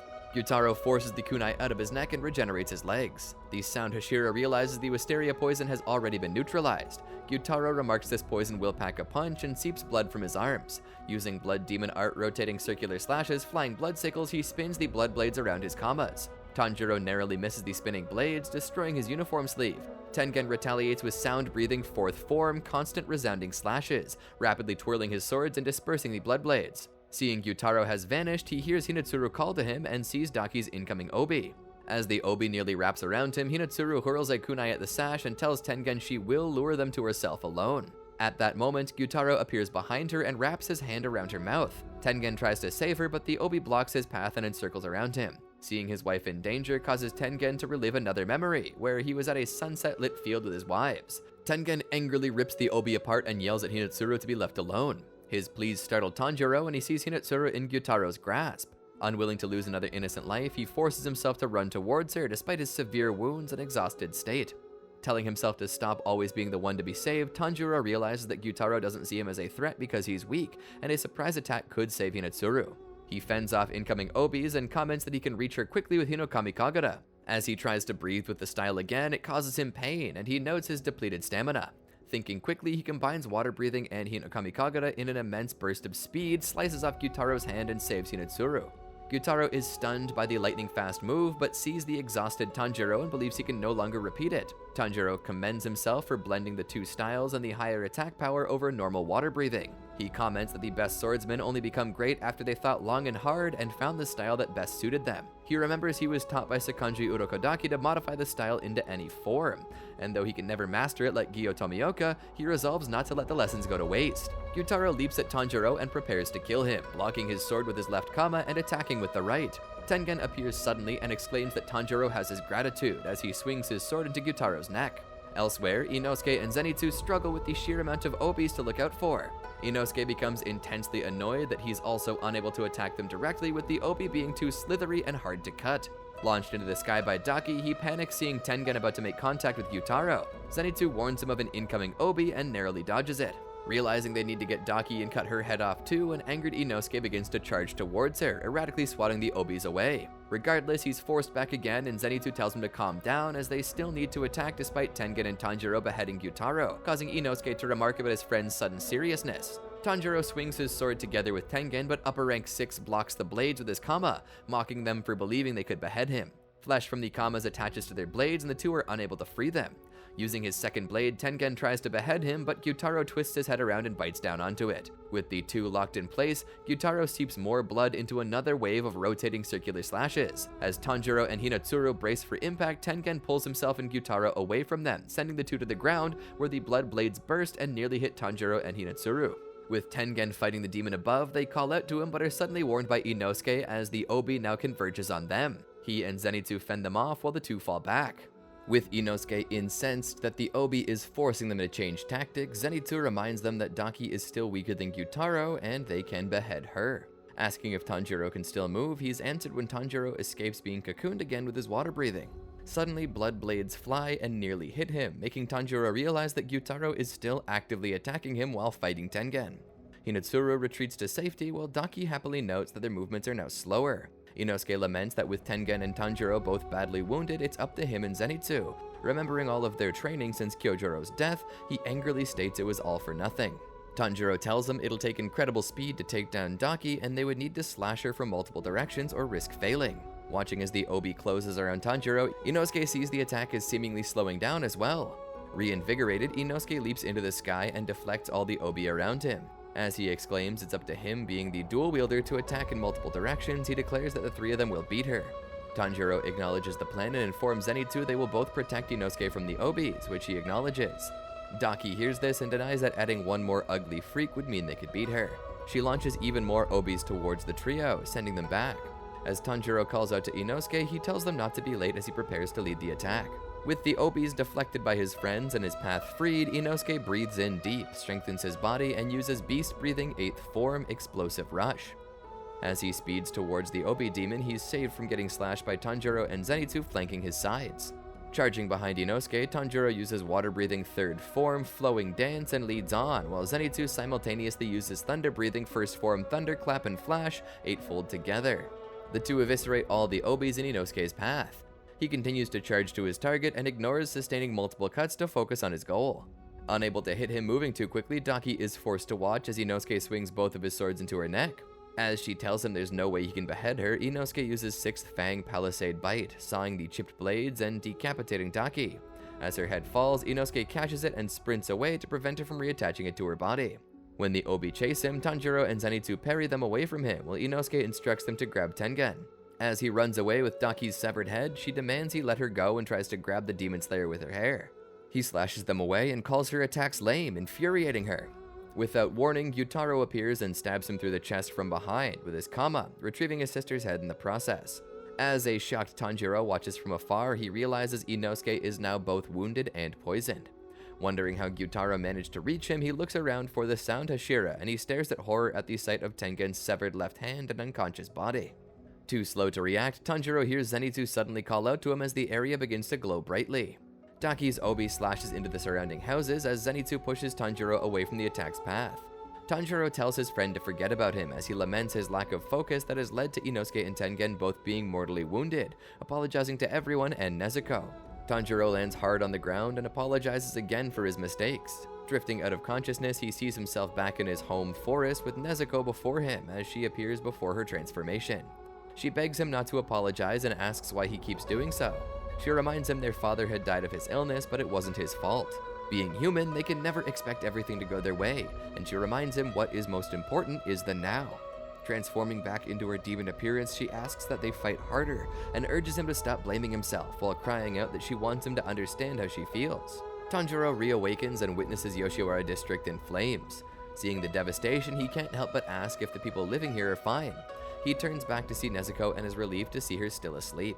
As he reaffirms he must do what he can, Gyutaro appears before him, wondering how he's still alive.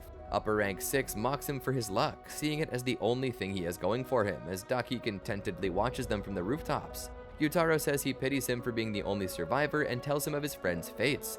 Inosuke lies motionless in a pool of his blood, Zenitsu is trapped underneath rubble and struggling to escape, and he mocks Tengen for being weak and dying to his poison while acting proud. Gyutaro calls the 4 of them disgraceful, making special emphasis on him for carrying around a demon on his back and asking who she is. Terrified, Tanjiro can only wonder why Gyutaro isn't killing him yet, while realizing he still doesn't have the strength to attack. He gives in to his question and tells the demon that Nezuko is his younger sister. At this, Gyutaro laughs and says he's disgraceful again for not protecting her. Sticking his kamas into the ground, he kneels down to his level and says that it's because she is a demon and he is a human. He scornfully pats Tanjiro's head and says it's his job to protect her, not to be protected. He grabs Tanjiro's hand and sadistically breaks 2 fingers. As he reels in pain, Gyutaro laughs at his suffering and demands he listen. He viciously grabs Tanjiro's head and insults him repeatedly for being the disgraceful sole survivor and his weakness. And whilst unarmed, he goads Tanjiro into killing him. Released from his hold, Tanjiro takes Nezuko's box and runs away, while Gyutaro and Daki watch dumbfounded. The demon laughs at his crushed spirit and chases him down, violently kicking him into a burning house. He escapes before the burning rubble can crush him and feebly tries to flee. Gyutaro walks towards him and insults him again for being disgraceful. Tanjiro desperately throws sachets and rubble at him, only for the demon to kick him in the stomach, causing him to vomit blood. Gyutaro states how despite his weakness, he doesn't dislike him, as he likes anything disgraceful, filthy, and pathetic. He touches Tanjiro's scar and admires its weird appearance. Gyutaro suddenly has an idea and believes he should be a demon too, saying he will spare Tanjiro if he transforms and threatens to kill Nezuko if he refuses. Daki overhears him and rejects this idea. Tanjiro looks into the sky and claims he's been waiting for this moment. He headbutts Upper 6 in the face. Gyutaro mocks him for his weak attempt to attack, but is unexpectedly unable to stand up. He sees to his horror that Tanjiro had simultaneously stabbed him with a wisteria-laced kunai, realizing that Tanjiro had been leading him all along, running away to find the kunai and scattering courtesan sachets to mask the wisteria's scent. Gyutaro witnesses Tanjiro about to strike and curses him for not giving up despite being so injured and weak compared to him. As he uses Hinokami Kagura once more, Tanjiro's blade ignites in fire and he brings the sword down onto Gyutaro's neck. Tanjiro then hears what he initially believes to be Nezuko calling out to him, only to realize it's actually Daki calling out for Gyutaro. He envisions himself in Gyutaro's place and wonders what he could have been if he hadn't remained a human with Nezuko. Imagining himself as a demon, Tanjiro believes that someone in the Demon Slayers would have the mercy to kill him. Fighting the pain, the upper rank attempts to grab his kama and pull the kunai out, while the Demon Slayer's blade begins to cut into his neck. Daki sees her brother in danger and sends her obi to kill Tanjiro. At that moment, Zenitsu pulls himself out of the rubble and destroys the obi. Seeing him again, she angrily sends the obi his way to instead kill him. Zenitsu dodges and prepares to attack, while Daki mentions how she knows how fast he can attack, having seen it so many times. Instead, he uses thunder-breathing first form thunderclap and flash Godspeed. He instantly reaches Daki and catches her neck in his blade. Too stunned to react to his new speed, Daki hears the obi in her neck getting ripped by the blade. Gyutaro pulls out the kunai and recovers instantly, seeping blood out of his neck to remove the sword. Tanjiro fends them off but is viciously attacked by Gyutaro, the two racing across the district with the former force on the defensive. As they clash, Gyutaro quickly breaks down the poison and fully recovers. Tanjiro realizes his attacks are speeding up and he forces himself not to give up as the demon prepares to stab him in the eye. Before it can touch him, Tengen appears and stops the kama from reaching him, before knocking him away with an explosive swing of his blades. Shocked to see the Hashira still alive, he realizes that Tengen had forced his heart to stop, temporarily stopping the poison's circulation. Tengen, still able to fight with one hand, declares to a stunned Tanjiro that he can now use his musical score technique, and that they will win. Gyutaro sends a giant wave of blood blades to kill Tengen, but the sound Hashira uses his enhanced hearing to see the attack as a song he can read, skillfully destroying the flying blades with his sound breathing. Tengen reaches the upper rank and slams down his swords into the ground, narrowly missing him. Gyutaro realizes that he turned his rotating circular slashes into a song he can deflect, becoming increasingly angry that he did so with one arm. The two clash head-on in a giant explosion and continue to attack each other, hurling themselves across the burning city doing so. Eventually they hit a standstill and trade incessant violent blows to hit the other one, speeding up while doing so and attacking so viciously the city is engulfed in explosions and blood blades. With his Hinokami Kagura, Tanjiro catches up to the two but realizes that Tengen will reach his limit first, steeling himself to be ready and decapitate Gyutaro. The upper rank breaks the chain of the sound Hashira's weapon, stabs him in the stomach and slashes upwards, cutting his left eye in half. Tengen ignores the pain and stabs Gyutaro in the stomach, holding him in place as the two hurtle across the city. Tanjiro leaps up from behind and lunges towards them.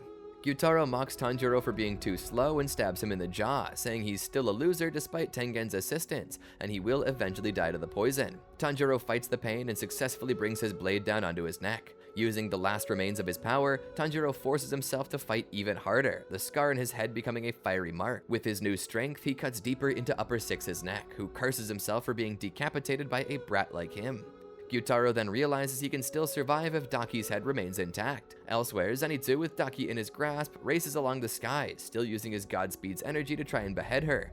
He realizes that he no longer has any strength left, and Daki attempts to kill him from behind using her Obi. Attacking Zenitsu behind his back, the Obi is suddenly destroyed by Inosuke. Surprised to see him alive, despite Gyutaro stabbing him in the chest, Inosuke responds by saying that shifting his organs is easy for him, and that growing up in the mountainside means he cannot be poisoned. Inosuke brings his blades down onto her neck as Daki desperately begs for her brother to do something. Realizing he needs to fend them off, Gyutaro tries to summon another wave of rotating circular slashes. With the last of their power left in their swords, Tanjiro, Zenitsu, and Inosuke successfully decapitate Gyutaro and Daki simultaneously. The two demons' heads bounce on the ground and unexpectedly stop in front of each other. Suma, Makio, and Hinatsuru watch from the rooftops, Suma in disbelief at how they managed to defeat them both. Despite this, Hinatsuru is racked with uncertainty at the situation. With the poison affecting him, Tanjiro's vision blurs and his hearing weakens, and he fails to hear Tengen warning him that the battle isn't over. The Hashira desperately urges him to run, but Gyutaro's body suddenly erupts into a giant explosion of blood blades, catching the Demon Slayers in the epicenter and devastating Yoshiwara. In a combined monumental effort, Tanjiro, Zenitsu, and Inosuke successfully decapitate Daki and Gyutaro, the dual holders of Upper Rank 6. In the aftermath, Tengen struggles to breathe and compose himself as the poison begins to take its toll. He sees that Gyutaro's body is preparing to spawn blood blades and warns Tanjiro, but the Demon Slayer is unable to respond due to the poison affecting him too. He yells for him to run, but the body erupts with enormous waves of blood, tearing apart the district. With her box thrown in the air, Nezuko emerges and uses her blood demon art to burn the blades away, saving everyone. Tanjiro regains consciousness to see Nezuko beside him and turns around to see the remains of Yoshiwara district around them, now a pile of burnt rubble and debris. She pushes her head to his side as he realizes that she had saved him from the poison. He quickly wonders of the whereabouts of the others, but when he tries to stand, his legs immediately give out. He suddenly hears Zenitsu call out to him. Nezuko carries Tanjiro on her back to take him to help. Zenitsu, now awake and panicking over the state of his injured body, sees his friend and worriedly asks if his legs are broken. When Tanjiro assures him he is more or less fine, Zenitsu informs him that Inosuke's heartbeat is getting fainter. Seeing his unconscious body, Tanjiro quickly assesses that the poison needs to be neutralized. He tries to think that sunlight could work to save him, but the moon's shine quickly shuts down his idea. He thinks about sending a Kasugai crow to inform Shinobu, but believes it would be too late. He begins to tear up at the idea of his friend's death, lamenting that he was spared. Suddenly, Nezuko touches Inosuke's chest and engulfs her body in her fire. To his amazement, Tanjiro sees the poison begin to burn away. Inosuke awakens and asks for something to eat, causing Tanjiro to cry and hug him in relief, much to his friend's bewilderment. Elsewhere, Suma cries out over Tengen's waning life, unable to stop the poison affecting him with their antidote.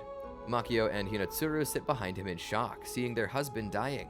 Tengen tries to give his last words, but is drowned out by Suma's loud wailing, causing Makio to angrily scold her and for Hinatsuru to yell at the two to be quiet.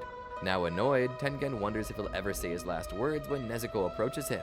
She touches Tengen's arm and surrounds her body in her blood demon art's fire, causing his wives to be intensely startled at the sight. Suma grabs Nezuko and furiously reprimands her for cremating him too early. But now healed, the Hashira arises and is relieved to feel the poison no longer inside of him, causing the three girls to throw themselves on him in utter relief. As they cry, he apologizes for worrying them. Tanjiro answers that Nezuko's blood demon art has burned the poison away, though he urges Tengen to stay still. Tengen notes that Tanjiro himself needs to be still with his wounds, but he instead informs him that he'll look for the demons' heads. Carried by Nezuko around the burnt remains of the district, Tanjiro detects a pool of Gyutaro's blood and cautiously approaches it. Throwing a pebble into it to make a splash, he surmises that the blood is now inactive and takes a vial. Tamayo's cat emerges from the rubble, takes the sample, and disappears to return to her. Tanjiro detects the scent of blood getting stronger and soon hears the upper-rank siblings arguing with each other. Gyutaro berates her for dying to the two bottom feeders, while Daki insults him for his failure to kill the Hashira. He retorts that he was aiming to kill the kid with the earrings first and tells her she could have been the one to kill Tengen. Daki retaliates by saying that he should have controlled her to do so but let his guard down and did nothing. Gyutaro insults his sister for claiming to be an upper rank and for not killing Zenitsu and Inosuke, calling her an idiot for her failure, as Tanjiro sees the two about to disintegrate while still fighting each other.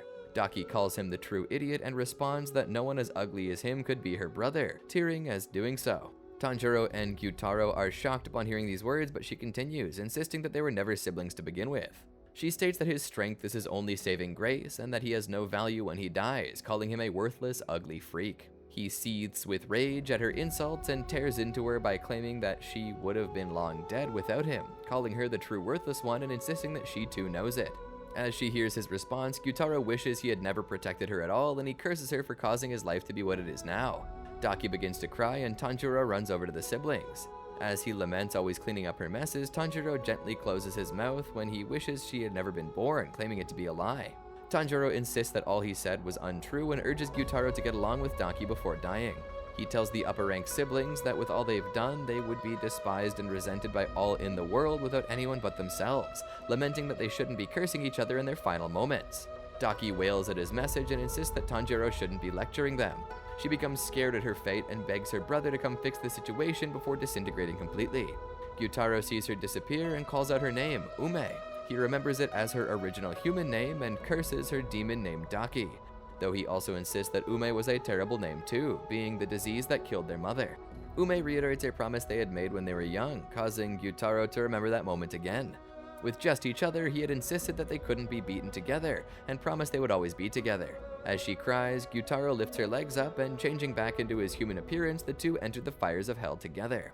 Tanjiro and Nezuko watch as the last remnants of Gyutaro's head fade to ash. He wonders whether the siblings had made up. Arriving in Yoshiwara, Obanai Iguro commends Tengen for defeating upper 6, though he makes emphasis that he has only killed the weakest upper rank. Tengen denies his praise, but Suma angrily confronts him for being late, causing Obanai's snake to hiss at her. The serpent Hashira asks what he will do now that he's lost his left eye and hand, wondering how he can recover and return to his duty. To this, Tengen announces that he will retire from being a Hashira, believing that Kaguya will accept his choice. Obanai angrily refuses to listen to his wish, retorting that too many demon slayers are dying without reaching their potential, and claiming that having someone as uninspiring as you is still better than nothing. Unsatisfied with his decision, he urges the Sound Hashira to battle till he dies. Tengen ignores him and retorts his earlier statement, stating that the young guy you hate is reaching his potential. Hearing this, Obanai becomes stunned, unable to believe that Tanjiro has survived the immense battle. When a Kasugai Crow announces that Tengen, Tanjiro, Nezuko, Zenitsu, and Inosuke have defeated an upper rank, Kaguya Ubayashiki becomes ecstatic. With his condition worsening, however, he begins to cough up blood, causing his wife Amane to worry about his state. Instead, he tells her that an upper rank had not been defeated for 100 years. Kaguya sees this as an omen that fate is taking a dramatic turn, and it will affect everyone greatly. He states eventually they will reach that man. He reaffirms his promise that they will kill Muzan Kibutsuji without fail during this generation, cursing him as the sole blemish in his family. His coughing begins to worsen, causing his children to rush to his side. Amane urges them to help their father as they wordly call out to him. Elsewhere, Akaza sees himself inside the Infinity Castle and quickly realizes that he has been summoned here because an upper-ranked demon was killed. Tengen is supported by his wives on their way out of Yoshiwara. While he comments on the smarting pain he's feeling, Suma expresses thankfulness that he survived the battle. Makio and Hinatsuru are relieved that the four of them will be returning together. Tengen hopes that they would return like heroes and be flashy about it. Hugging Zenitsu, Inosuke, and Nezuko, Tanjiro cries tears of relief that they all survived. Zenitsu exclaims his feeling of relief that the battle is done, and Tanjiro tearfully states he's glad that his friends made it out alive in the end. Swordsmith Village Arc. In a dream, Tanjiro sees his ancestor, Sumiyoshi Kamado, bringing tea to a mysterious long-haired man who is sitting near Sumiyoshi's sleeping wife, holding their child and looking out into their garden. The man thanks him for the tea, and Sumiyoshi apologizes to him for making him take care of his family when he's their guest. He tells him not to worry about it, also adding that he'll be leaving soon and that he can't keep eating meals for free like that. Sumiyoshi says that it's totally fine since he owes him his life, and when the man doesn't reply, he adds that he can at least tell his story since he has no successor at hand. The man tells him that there's no need, as masters of their craft will always find their way to the same place. He also says that Sumiyoshi shouldn't see him as some special kind of man, because that is what he is not. He says that he could not protect a single thing that was of worth to him, and that he's a man of no worth, to which Sumiyoshi thinks in his head that the man shouldn't think of himself like that. Tanjiro finally awakens from the coma he was in due to his injuries at Gyutaro and Daki's hands, and is met by a shocked Kanao, who drops the vase she was holding and rushes to his side, asking him if he's okay. Kanao explains to him that he was unconscious for a whole 2 months, and smiles as she says that she's so glad he's finally awake. Goto enters the room with the castella he brought over, and Tanjiro thanks him, which greatly shocks the Kakashi, who then yells to Kanao that she should have told someone Tanjiro was awake, before also yelling the news to Kyo, Naho, and Sumi. The three come rushing over, cheering and crying, glad that Tanjiro is finally awake, and Aoi joins them shortly after, expressing her guilt and gratitude to Tanjiro for going to the entertainment district in her place. Tanjiro asks them how everyone else is doing, to which Sumi and Goto replied that Zenitsu had awoken the day after the incident and had gone back on the job 2 days ago, and Tengen had made it back without any help from the Kakushi, just the support of his wives. Tanjiro expresses his gladness that they're okay and asks how Inosuke is doing. Sumi and Aoi explain that Inosuke was very close to death at one point due to his bleeding and the poison circulating through his body, and Tanjiro says he must be hallucinating the boar-headed demon slayer on the ceiling of the roof then. Everyone looks up, realizing that Inosuke is indeed there as he jumps down and lands on the end of Tanjiro's bed, saying he's impressed Tanjiro noticed him and boasting that he woke up a whole 7 days before he did. As Inosuke continues ranting, Kyo shows Tanjiro a picture of a honey badger and says that Shinobu says Inosuke was just like it, since he's nearly impossible to kill. Inosuke exclaims that he's immortal, but Goto says he's just a moron, which stirs up commotion. As they continue to argue, Kanao tries to tell them to be quiet, but they ignore her until she raises her voice and shouts that Tanjiro has fallen back asleep, so they should let him rest peacefully. A week passes and Tanjiro makes a full recovery. He asks Naho if he got a new sword as he chipped his old one, and Kyo shows him a number of letters Hotaru sent him to tell Tanjiro to die and that he hates him, saying he has no sword for him. Tanjiro expresses his guilt at having Hotaru make so many swords for him since he keeps breaking them, but Sumi says that demon slayers break their swords all the time, so it's probably Hotaru's fault for taking offense to that. Kyo suggests that he go to the Swordsmith Village and talk things out with Hotaru in person. Tanjiro, along with Nezuko, make the journey to the Swordsmith Village. There they meet the village chief, a man named Techin. He tells Tanjiro that he will go get Hotaru to make another sword. While they wait, Tanjiro finds the hot springs in the village and runs into Mitsuri, the love Hashira, Moichiro, the mist Hashira, and Genya, the younger brother of the wind Hashira. Tanjiro watches Moichiro argue with a young villager and ends up getting knocked out by the Hashira. He recalls a figure from his dreams, which Kotetsu tells him is an automated training doll crafted ages ago. This doll was made by Kotetsu's ancestors and modeled after a legendary swordsman. Tanjiro says he'll protect it, but Moichiro beats it up plenty after a training session. Kotetsu tells Tanjiro to train with the doll in order to get strong enough to surpass Moichiro. Training begins, and when Tanjiro can't hit the doll, Kotetsu doesn't let him eat or drink. He succumbs to exhaustion and finds himself in a strange dream. He views the afterlife and finds a stone that enables him to notice scents even more quickly than he can find opening threads. Using this new ability, he finally hits the training doll in the head. This breaks the doll, revealing a hidden sword. However, the sword is in ill repair after all these years. Hotaru shows up, suddenly super jacked, and says he'll craft a sword for Tanjiro. He also takes the training dummy sword and says he'll hone it. While all of this is happening, 2 demon moons sneak into the village, Gyoko and Hontengu. Hontengu finds Tanjiro and Nezuko and Moichiro slices his head off. However, 2 new demons pop out of the beheaded body, Karaku and Sekido. Karaku uses wind powers to blow Moichiro away, and Sekido tries to electrify Tanjiro. Genya takes out these new demons, but they divide again, making 4 demons. The 2 new ones are known as Urogi and Aizetsu. Tanjiro learns that each of these new demons embodies one of Hontengu's emotions. They represent joy, anger, pleasure, and sorrow. Genya shows off that he can absorb demons and use their powers, and Nezuko jumps in to help Tanjiro. As this fight intensifies, a swarm of fish demons appear in the village and start to wreak havoc. Mitsuri steps up to help. Tanjiro beheads 3 of the sub-demons with help from Nezuko, but they all refuse to die. Seeing this, Tanjiro and Genya go into the woods to search for Hantengu's real body in the hopes they can take him out. Tanjiro tries and fails to decapitate the demon, and Sekido absorbs all the other emotions, becoming Zohakuten. In this new empowered form, he protects the tiny Hantengu using a wooden ball. Zohakuten summons wood dragons to attack and seriously wounds Tanjiro. Tanjiro has his eardrums broken and his foot badly damaged. Before Zohakuten can finish him off, however, Mitsuri arrives and takes on the demon. As she fights the empowered demon, Tanjiro, Nezuko, and Genya go after the real Hantengu. By using thunder breathing in conjunction with Hinokami Kagura, Tanjiro decapitates Hantengu. This isn't the end though, as once his neck is cut, Hantengu transforms into a bigger, more powerful version of himself, Urami. Genya and Nezuko knock Urami off a cliff, but he runs off to find humans to eat. Tanjiro, with a sword given to him by Muichiro, manages to finish off Urami, but Nezuko is left out in the sun as dawn breaks. Tanjiro tries to help her, but she tosses him off in the direction of Hantengu. She insists that he stop the demon and save the villagers rather than her. Tanjiro does just that, but is deeply saddened by Nezuko's sacrifice. The saved villagers insist that Tanjiro stop mourning and look behind him. He turns to find out that Nezuko didn't burn in the sun, and now she can speak. With this, Tanjiro and Nezuko leave the village as heroes. Hashira Training Arc. Following the Swordsmith Village attack, rebuilding has begun due to the lingering threat of demons. Damage was kept to a minimum, but for the villagers there was no time to mourn the dead. In the Butterfly Mansion, Tanjiro speaks with Goto and is told that the village will be relocated. Goto remarks on his hasty eating, since he's been unconscious for a week, but Tanjiro is unconcerned, mentioning both the love and missed Hashira have nearly recovered completely in 3 days. The Kakashi asks about Nezuko, having heard that something remarkable had happened to her, to which Tanjiro answers that she was able to withstand sunlight. He mentions she's being examined on whether she's returning to a human or evolving as a demon. Goto asks if Shinobu is leading the examination, and Tanjiro corrects him by saying that it is Tamayo, but begins coughing while eating, annoying the Kakashi with his correct assumption. He then asks about the whereabouts of Sumi, Kiyo, Naho, and Aoi, to which Tanjiro explains that with no one to help recover, they've spent plenty of time playing with Nezuko. Goto comments that it all is at peace until the return of Zenitsu, who eventually arrives back at the mansion after his mission. His screaming immediately annoys Sumi and Aoi. Ecstatic to see Nezuko speaking, Zenitsu begins complimenting her excessively and asking that she marry him, much to Aoi's chagrin. When Nezuko suddenly calls him Inosuke, his happy mood shatters and he threatens to kill Inosuke, who was revealed to have been repeatedly attempting to make Nezuko say his name. At an emergency Hashira meeting, as Sanemi speaks of his jealousy of not being able to face the upper ranks, Obanai asks Mitsuri and Muichiro on their condition.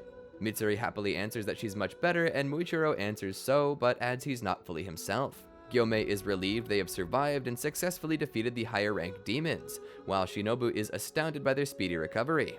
At the Butterfly Mansion, Hotaru arrives to deliver Tanjiro his sword. The swordsmith is breathing heavily behind his mask with visible sweat coming off of it. Hotaru gives Tanjiro his sword and sits down at Goto's request. Tanjiro is amazed to see Kyojiro's Suba on it. The swordsmith urges Tanjiro to unsheath the blade, and Tanjiro is in awe. Hotaru says that it's because it's made from high-quality steel, it must have been used previously by a strong swordsman. He notes that the blade has the single kanji for slay carved on it, and explains that the blade was forged before the Demon Slayer rankings were established, and it's why only the Hashira have the phrase Destroyer of Demons. When Tanjiro asks why he couldn't see the kanji when he used it, Hotaru angrily answers it was because it had only been polished to its first stage when he used it. Even now, the pain of polishing it has not subsided, hence his exhaustive efforts to stand here now, and adds that he was further interrupted numerous times while pulling Tanjiro's cheek. Goto explains that Tanjiro's own wounds are as bad as his to make him stop, and Hotaru turns to face him, threatening the Kakashi. He then demands that Tanjiro give him a lifetime supply of Mitarashi Dango, to which Tanjiro agrees before bidding the swordsmith goodbye.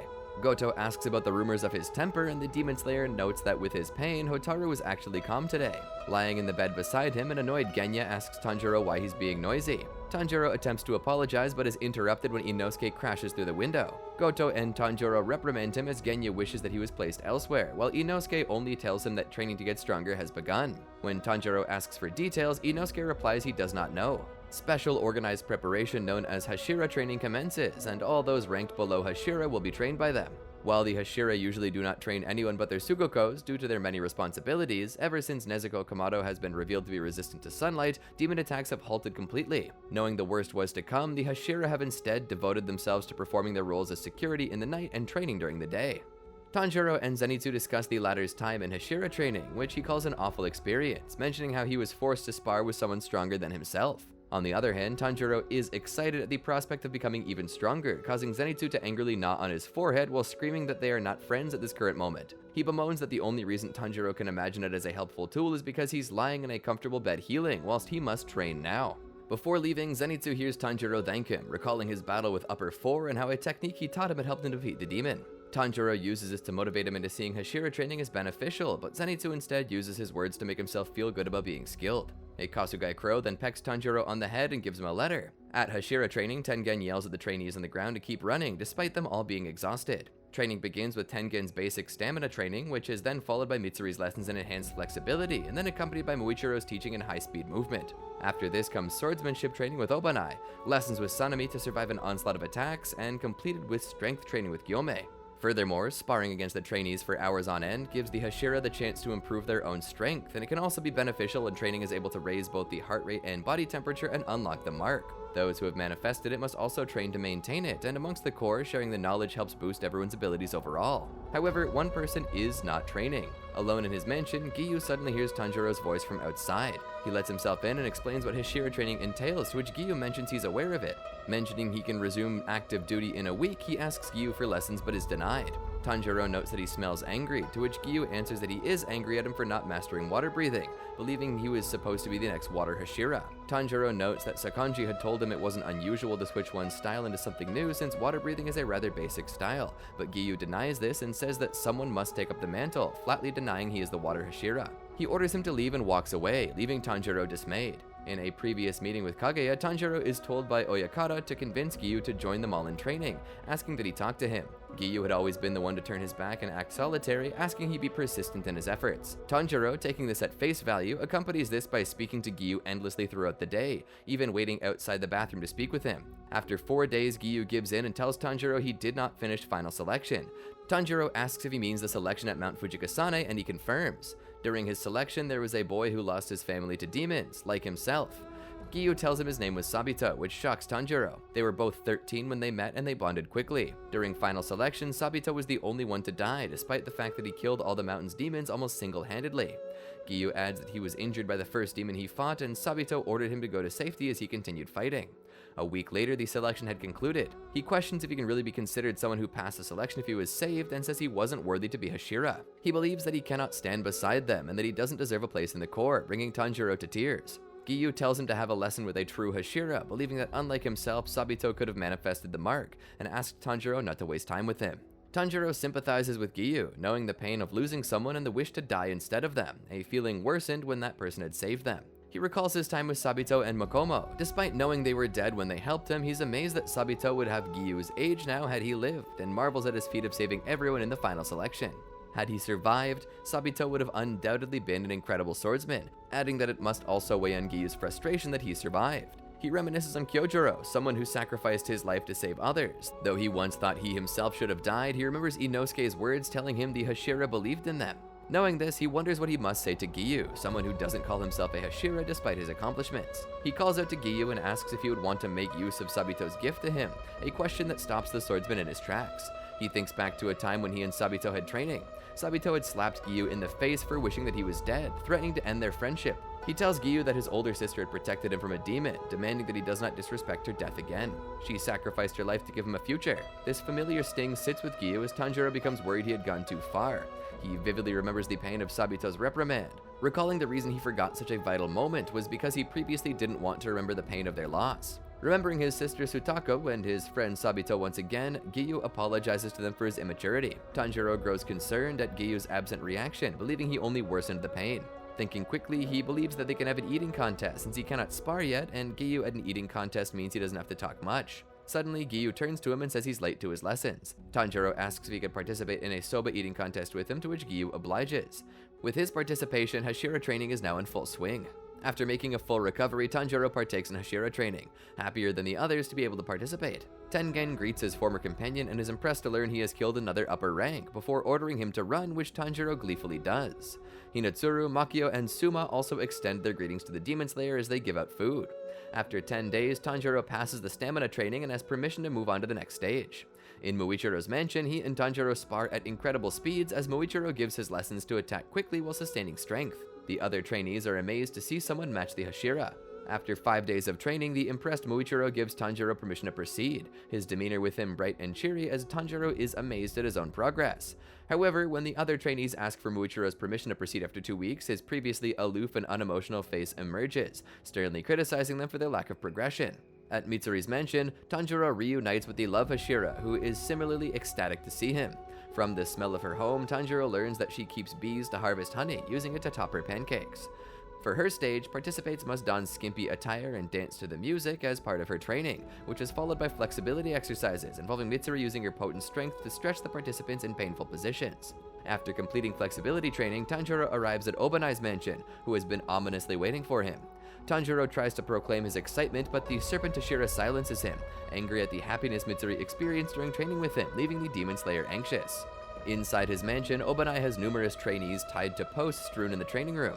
When asked if they were guilty of something to be treated so harshly, Obanai claims they're guilty of being weak, not learning, being a pain in the butt, and irritating me. Tanjiro spars with Obanai, using a wooden sword that would nonetheless hurt to be struck with. The Hashira uses his unusual fighting style to weave attacks between the tied victims and hit his opponent, all while Tanjiro must attack back without hitting anyone. Worsening his task is that he's able to hear the inner thoughts of the tied trainees, praying not to be hit. Despite the difficult task, Tanjiro progresses and is able to attack more accurately than ever, even fending off Obanai. After 4 days upon landing a strike on Obanai's clothing, the serpent Hashira orders him to leave.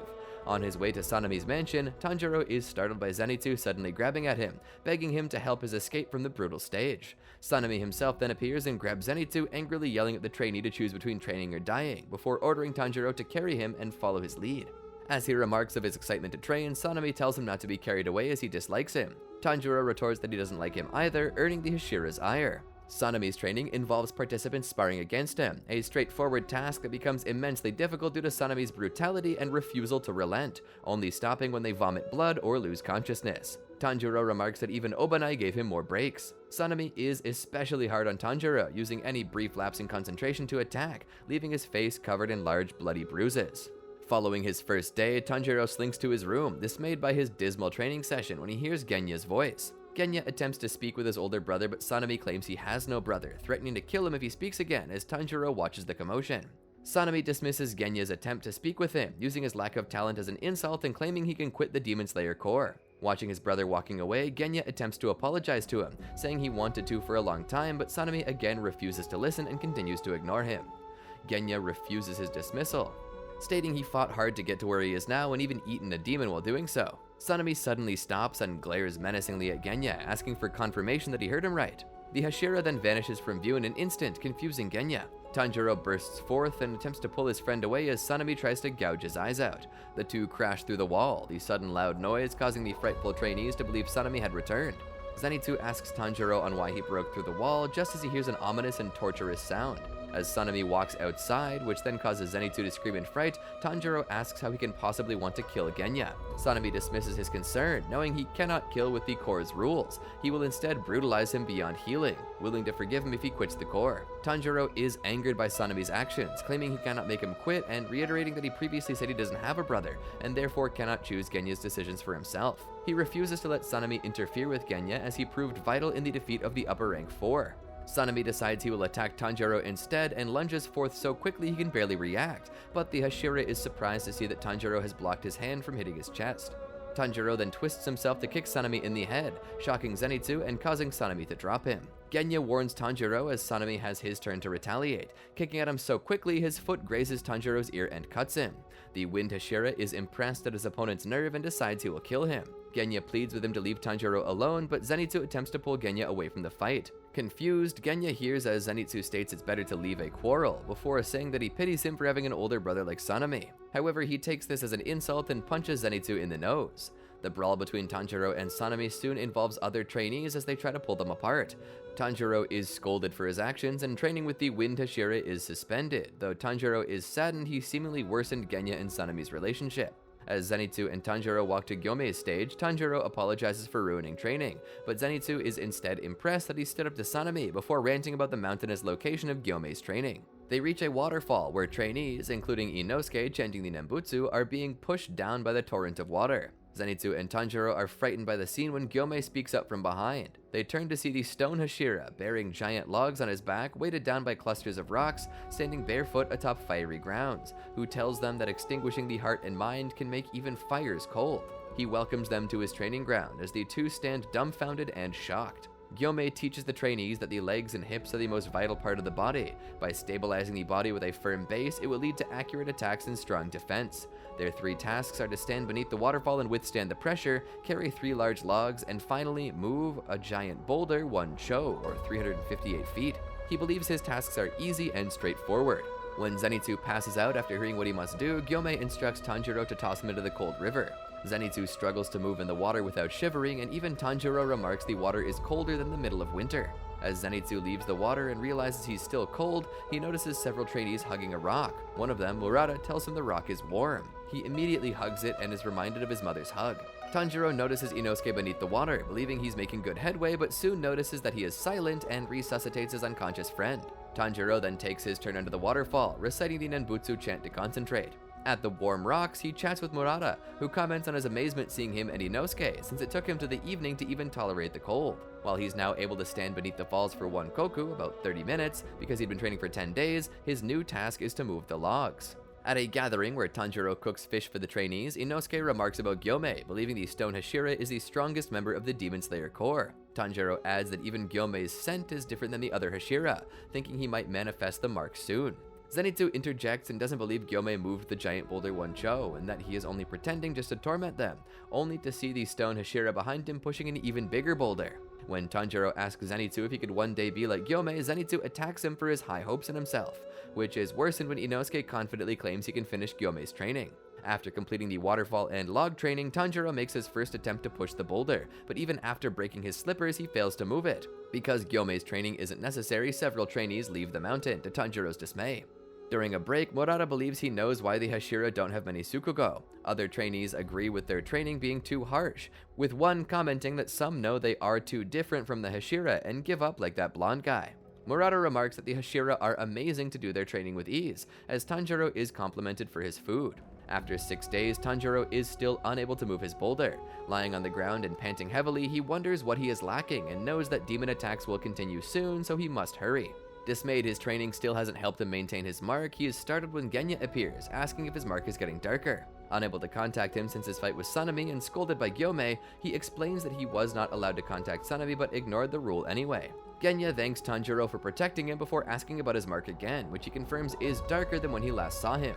Seeing Genya is also doing boulder training, Tanjiro comments that the task seems impossible, and is surprised to know Genya has moved it slightly. Genya asks him if he's doing repetitive action. When Tanjiro doesn't answer, he notes that Gyomei isn't a good teacher, and explains that it involves doing a predetermined action to heighten concentration. He himself does it by chanting the Nenbutsu. Tanjiro laughs and notes Gyomei does that too, as the Hashira watches them behind the trees. Through Genya's lesson on repetitive action, Tanjiro learns it enables one to open all their senses, and Genya is able to do it unlike total concentration breathing. His and Gyomei's way involves remembering a painful or angry memory, allowing them to increase their body temperature. Though Genya notes that while Tanjiro likely experienced something similar when he manifested his mark, he and Gyomei have not. Following Genya's advice, Tanjiro takes his first attempt at repetitive action by remembering the faces of his family.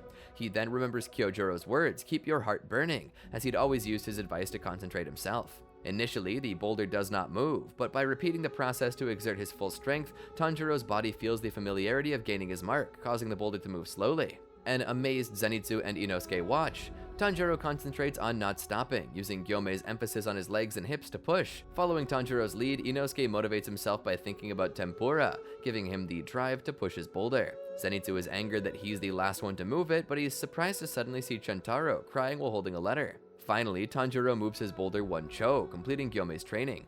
He slumps over in utter exhaustion and dehydration, and he wonders about his friend's whereabouts. He's suddenly greeted by Gyomei. Pouring water to quench the Demon Slayer's thirst, the stone Hashira praises Tanjiro for not only completing his training, but his actions at the Swordsmith Village. Confused by his words, Gyomei explains that he had prioritized the swordsmith's lives over Nezuko's. Tanjiro corrects him by stating it was Nezuko who made the decision as he couldn't act in the moment, believing he isn't worthy of his respect. Gyomei ponders on this. He had long held the belief that children are not only pure and innocent, but weak, dishonest, and selfish, but he does not believe Tanjiro is any of these qualities. Tanjiro tells Gyomei that he wanted his path to be without mistakes, but since he can't know what lies ahead, someone will always help him, resulting in him getting by without making a mistake. Denying Gyomei's respect for him, he instead thanks him for the water and training. Gyomei tells him he has no doubt, and that regardless of what others say, he respects him.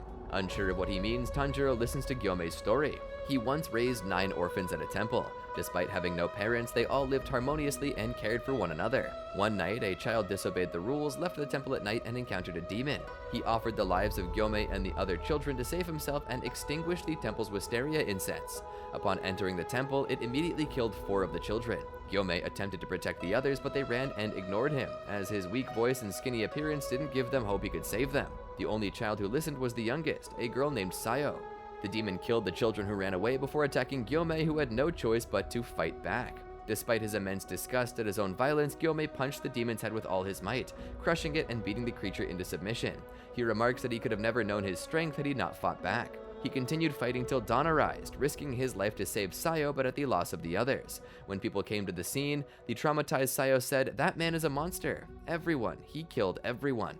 As a horrified Tanjiro listens on, Gyomei states that it was natural for a young girl 4 years of age to be confused. Despite always longing to have Sayo's gratitude for saving her, Gyomei believes children simply concern themselves above all else. He was imprisoned for their murders and sentenced to death, only avoiding his fate due to Kaguya's intervention. Since then, he'd become a deeply distrustful person, and naturally he also didn't believe in Tanjiro, but he never ran nor looked away or lied. He was straightforward and resolute. Though it sounds trivial, Gyomei does not believe most people are like that, having seen what people are truly like. Calling Tanjiro a special kid, Gyomei promises to help him stay on the right path. Touched by his sincerity, Tanjiro sheds a few tears as he promises to do his best and thanks Gyomei. The stone Hashira gently pats him on the head, reminiscent of his time with Sayo, and declares his training with him now complete. While eating with Tanjiro and Inosuke, Genya remarks that despite everything that happened, Gyomei is a good person. He didn't make him his Tsukugo due to his lack of talent, but because he ate demons. He instead made him his apprentice.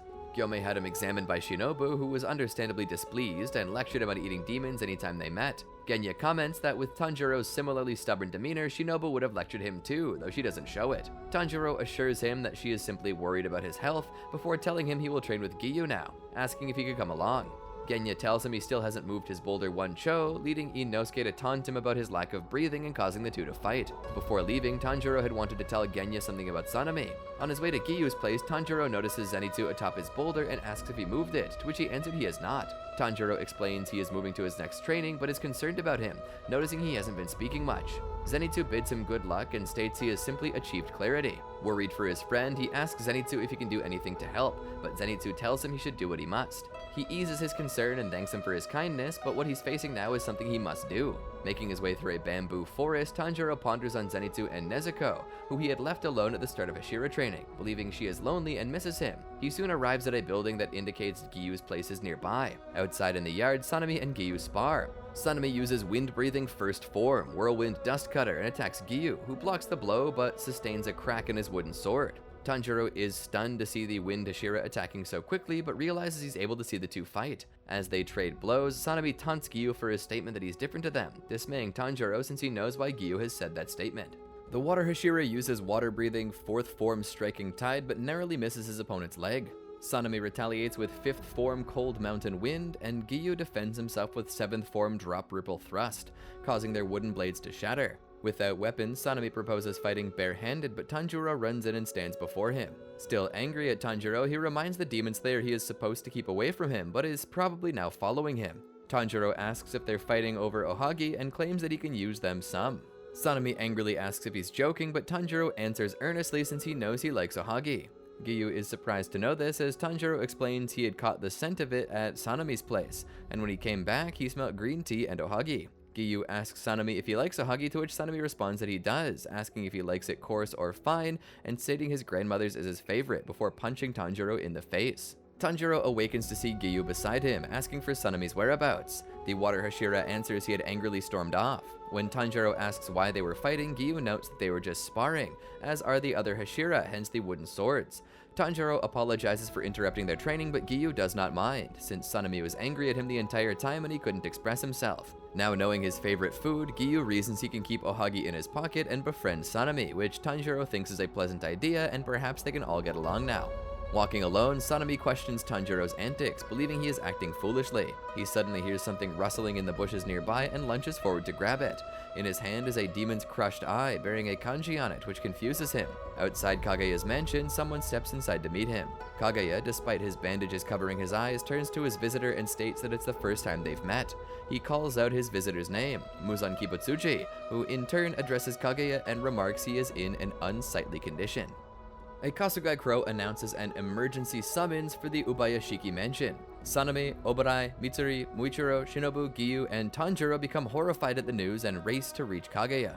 Soon, a massive explosion destroys the mountainside, to Sanemi's sheer horror. The explosion is noticed by the rest of the Hashira, horrifying them all. Tanjiro realizes the scent of blood and burning flesh is in the air. Muzan, caught directly in the center of the explosion, tries to regenerate while he curses Kaguya. In his final moments, with a smile of seemingly blissful unawareness, he has killed himself, his wife, and his 2 daughters present in an explosion. He knew he had laid a trap, but he could never have imagined one of this scale, as he thought to mix steel spikes as shrapnel to maximize its effectiveness and slow his healing as much as possible. It's soon announced that all are now facing Muzan Kibutsuji himself, to the shock of the Hashira, as none of them have ever directly encountered him. Tanjiro, the only one present who has actually faced him, angrily calls out. All the Hashira use their respective breathing styles in order to cut Muzan down. Tanjiro attacks with a Hinokami Kagura Sunflower Thrust, but as they converge on the demon, Muzan only smiles with an eerie expression. Giant doors suddenly appear and slide open under the demon slayers, causing them all to plummet into the Infinity Castle. Muzan mocks them for believing they had him cornered, declaring they will now fall into hell and that he will kill them all. Tanjiro responds back that the only one who will go to hell will be Muzan, and he promises to kill him. Muzan answers his challenge. Then do it if you can, Tanjiro Kamado. As he falls into the Infinity Castle, Tanjiro is confused by his surroundings. Directions and gravity are mixed around, and he wonders if the place is Muzan's blood demon art. Knowing Tamayo will not be able to resist him for long, he resolves to take down Muzan as quickly as possible. He quickly sees the bottom of where he's falling and attempts to grab a ledge to save himself. Though he fails, an arm successfully reaches him and pulls Tanjiro to safety, revealed to be Giyu. As he thanks his friend, a demon suddenly attempts to attack him, killed when he uses water-breathing first form Water Surface Slash. Doors open from behind Tanjiro and a large horde of demons converges on them. As Tanjiro uses water-breathing 6th form Whirlpool, Giyu uses 4th form Striking Tide. Together, they slaughter all the remaining demons in rapid succession. Afterwards, an unnerved Tanjiro remarks that Giyu is incredible, quickly knowing what form he would use just from his slight movement and coordinating an attack that wouldn't accidentally hit him, as Giyu regards him with an unimpressed expression. The two make their way through the castle. As Tanjiro and Giyu run through the Infinity Castle, the former nearly falls through an open floor, only barely managing to grab the ledge and save himself. As Giyu warns him to stay aware and alert, Tanjiro remarks it's as if the castle's alive, actively trying to separate him from Giyu. Knowing he must reach Muzan and the rest of the Corps' members, he then realizes Tamayo is running out of time, and they don't know where Muzan is yet. A Kasugai crow then calls out the announcement that Shinobu is now dead, killed in a battle against Upper Rank 2. Upon hearing it, Tanjiro wells up with tears, thinking about Kanao and the girls of the Butterfly Mansion. At the same time, Giyu notices the crow has a piece of paper attached to his neck, remarking that messages are being sent rather quickly. As Tanjiro and Giyu continue through the castle, he notices they have not encountered any upper ranks, before wondering about the whereabouts of Muzan and the other Hashira. As he tries to tell himself they will succeed, the hallway they're in begins to shake violently as something approaches them. He wonders if it's a battle, but senses it's approaching them, recognizing its scent. Giyu warns him to stay back as the ceiling cracks open. Akaza lands down to face the two and taunts Tanjiro, surprised that someone as weak as him is still alive. Angered to see the familiar face, Tanjiro calls out his name, ready to fight Upper Rank 3. As Akaza throws a punch at Tanjiro, the Demon Slayer performs Hinokami Kagura Fire Wheel to flip over him and catch his arm with his blade. He summons the strength to slice it off, but Akaza regenerates it back and quickly retaliates by swinging his fist back behind his head. Using Hinokami Kagura Fake Rainbow, he evades the blow and appears behind the demon while also managing to slash his face. Giyu is impressed to see Tanjiro has progressed with his technique so much. As Akaza stares curiously at his attacker, he remarks that he can confidently say his ability is now of a Hashira's to be able to handle an upper rank. On the first day they met, all Tanjiro could do was despair in his weakness and beg for Nezuko's life to be spared. Now, able to fight, Tanjiro won't ever again lose his life or his dignity. Akaza now remembers Kyojiro's words, "This boy is not weak, do not insult him," and realizes he was telling the truth. He remarks that Tanjiro is certainly no longer weak, and to show he has earned his respect, Upper Rank 3 performs Technique Development Compass Needle to celebrate his opponent's new strength in battle.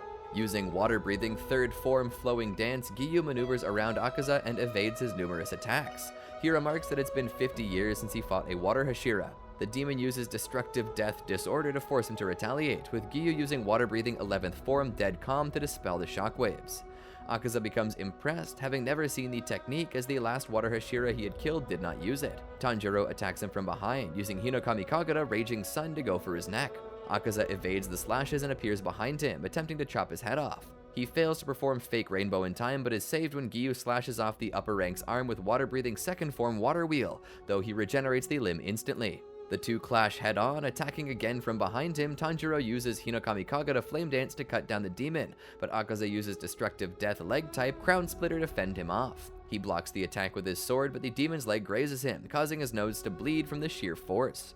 As Akaza evades Giyu's slashes, he marvels at his superb technique and demands to know his name, wishing to remember. Giyu refuses to divulge his name to the demon and tells him he hates talking. The amused Akaza responds that he enjoys talking in battle and decides he will continually ask for it instead. Akaza kicks at Giyu in rapid succession and launches him away with his shockwaves. Despite blocking the attack with his sword's handle, Giyu is sent flying through numerous walls. Tanjiro attempts to call out to Giyu, but Akaza appears before him, satisfied to know the Hashira's name.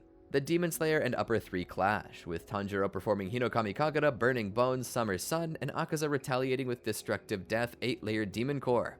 The attack's vibrations ring loudly in his sword, but Tanjiro is able to escape the attack unharmed. Akaza compliments him for his growth and his training to reach this level. He commends Kyojuro for Tanjiro's success, recalling their first encounter when he was lying on the ground too weak to be noticed, but as of right now he is happy and excited to battle him. He tells Tanjiro he's glad that Kyojuro is dead, believing he had already reached his peak because he valued being human. Upon hearing the demon's statement, Tanjiro becomes furious and demands he take it back. Confused, Akaza responds he is praising the two of them, but Tanjiro retorts he's only insulting those he calls weak. The demon believes Tanjiro misunderstands him and states he only despises the weak because it disgusts him. To him, it's the law of nature to weed out the weak. Tanjiro tells Akaza that him standing now is proof he's wrong. Everyone begins life as a baby, born weak and needing help, including him. He states that the true law of nature is that the strong protect the weak, and the weak become stronger to help those less than them. Telling Akaza his way of thinking is unforgivable. He declares his days of doing what he pleases are over, causing the demon to clench his fist in anger. Facing off against Tanjiro, Akaza cannot brush aside the repulsive feeling he's given him. He's unsure as to why he feels angry fighting him since he knows Tanjiro is no longer weak, yet he cannot shake the feeling of his eyes, voice, and words cutting into him. At that moment, someone seemingly grabs Akaza's shoulder and confirms Tanjiro's words. Everyone starts out weak, and then they get help with everyone around them and learn, but that he should only compare his own progress against himself, not that of others. The man tells him what is important is becoming stronger than he was yesterday, and by developing himself, he will soon be the one to help people. Angered, Akaza tries to punch behind him to hit the man, but strikes nothing. A bewildered Tanjiro sees Akaza punch the air suddenly. Upper rank 3 angrily mutters, "Tanjiro, you really are unpleasant."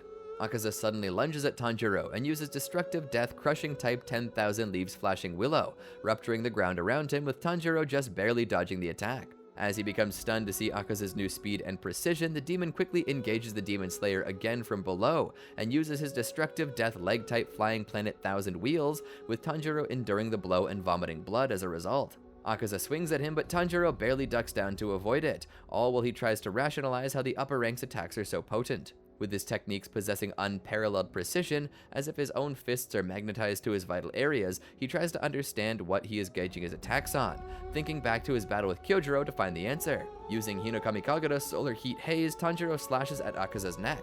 His blade seemingly distorts as it slashes him, despite Akaza believing that he dodged it by moving away from it. He's amused to see the unusual technique and asks how he performed it, continuing to attack Tanjiro as the Demon Slayer struggles to fend off the relentless onslaught. At the Rengoku estate, Senjuro prays to his older brother. A large battle has begun, and their father is away to protect the Oyakata, asking that Kyojuro protect him and Tanjiro. He thinks back to the letter he sent to Tanjiro. Though it was a trivial matter, he had written to him about a conversation the Sengoku era's Flame Hashira had with a user of sun breathing.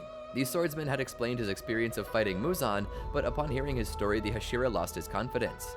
Despite this, Senjuro plays that Tanjiro won't lose, wondering if Kyojuro agrees. In the midst of battle, it's revealed that Senjuro's Kasuga Crow has indeed entered the Infinity Castle, but has not given Tanjiro his letter and is watching the battle from behind cover, forcing him to defeat Akaza in order to read it. Tanjiro uses Hinokami Kagura dance and swings down at the demon, but Akaza catches the blade mid-slash and attempts to break it. In a desperate move, he headbutts upper 3, but Akaza only compliments him for his efforts. He kicks Akaza in the chin, but he continues to maintain his hold. As the blade begins to creak, Akaza's hands are suddenly slashed off, saving Tanjiro. He looks up and sees that Giyu has returned, as the water Hashira becomes angry at the severe pain in his back from being launched by Akaza. As Giyu and Akaza face each other, Giyu rationalizes why he fights as an individual. Though he is usually hesitant to draw his sword and isn't one to fight for amusement, standing now and facing an opponent who could overwhelm him, he realizes his senses have sharpened in a short amount of time.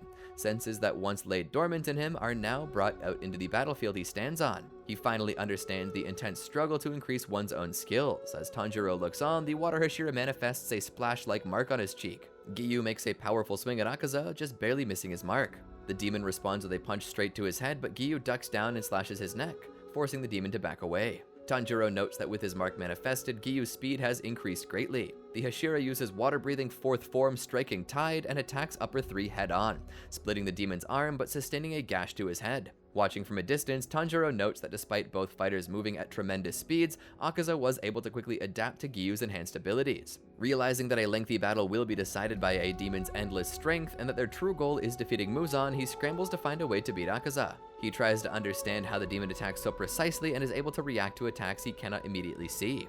Recalling when Akaza had complimented Kyojuro on his highly developed fighting spirit, he attempts to define what it is and recalls a conversation he had with Inosuke. In the Butterfly Mansion, Inosuke informs Tanjiro he feels a tingle where an opponent is aiming at him, which Tanjiro surmises is the reason he was able to survive when Gyutaro had stabbed him from behind. He claims that even when someone is behind him, he can determine where they're looking. As a demonstration, he asks Tanjiro to look at his back, upon which he correctly answers that he was looking at his right shoulder. Inosuke adds that when someone looks at him with the intent to kill, he can tell immediately. Remembering this moment, Tanjiro realizes Inosuke was able to do so because of his honed sense of touch. At the same time, Inosuke had angrily remarked that if someone isn't looking at him with hostility, he cannot sense them. He points out the old woman at the Wisteria house, as she once sat behind Inosuke without him able to detect her. He believes that if he was able to get close to an opponent without emitting hostility, they wouldn't be able to detect him. However, Tanjiro added that while an elderly lady had no reason to harm him, it would be impossible to kill the demon without showing hostility. Despite remembering this moment as a silly conversation, he realizes it was still able to help him learn.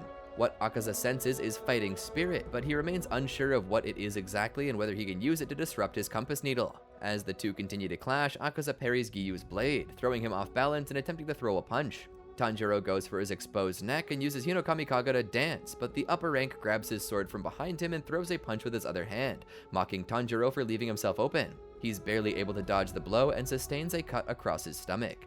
Giyu engages him again as Tanjiro backs away, attempting to find what Akaza is sensing until he has an epiphany. Tanjiro remembers how his father seemed like a plant. He was never temperamental and always calm, maintaining this demeanor until his death. Whenever he remembers him, he always immediately thinks of his gentle smile and calming voice. Tanjiro recalls a time he had asked him what he thinks when he performs the Hinokami Kagura. Even as a child, Tanjiro knew that the practice was physically demanding, as it involved performing all 12 forms from sunset to sunrise continuously. Worried about his frail body, Tanjiro asks if he can be the one to do it next year. Tanjiro thanks his son for his concern, but brushes aside his worry, stating that in the last few years he performed it, he never believed it to be difficult. He remembers learning it from his own father, but comments that even though he was younger and healthier back then, doing it exhausted him greatly. He surmised it was because the forms had unnecessary movements. Instead, what matters was maintaining proper breathing and control, making the most efficient moves to exert the most strength. Tanjiro states that by doing this, your mind eventually becomes clear. In the beginning, he must learn to pick up the movements and sensibilities to open all his senses and become conscious of his own body, down to his very blood vessels. In this process that is extremely strenuous and presents the most self-doubt in himself, maybe even believing that he will not succeed despite his progress. After gaining the knowledge, he will know to remove what is unnecessary and close himself off. Eventually, he can control the vessels and muscles in his body as easily as blinking. And once he clears his head, he will see the transparent world, though only through pushing himself to his strength limits. When Tanjiro asks if he can attain it, Tanjiro reassures him that he can with diligent work, before presenting him with new warajis. 10 days before Tanjiro's death, a bear had come to the mountain they lived in and killed people. As the Kamado family sleeps through a blizzard, Tanjiro suddenly awakens and gets up, after which he asks his eldest son to accompany him. As Tanjiro and a still sleepy Tanjiro wandered outside, the two encounter the bear, standing at almost 9 shaku tall and believed to have killed 6 people. Hiding behind a tree, Tanjiro watches his father confront the bear despite his illness, armed with only an axe. They'd strung ropes with bells attached as a warning, but his father knew it was nearby without hearing them. Tanjiro apologizes for its hunger but warns the creature not to come any closer. If anything tries to harm his family, he will show it no mercy. As the bear roars and lumbers forward to kill him, Tanjiro swings his axe and leaps up, decapitating the bear before it could move a step. As its giant head drops to the ground, Tanjiro tries to piece together what had happened. In that moment, Tanjiro would have had to swing twice to get completely through its neck, and with his sense of smell, he realizes he never wavered in the slightest. Before and after killing it, he showed no fear, no ill will, and maintained his usual calm self.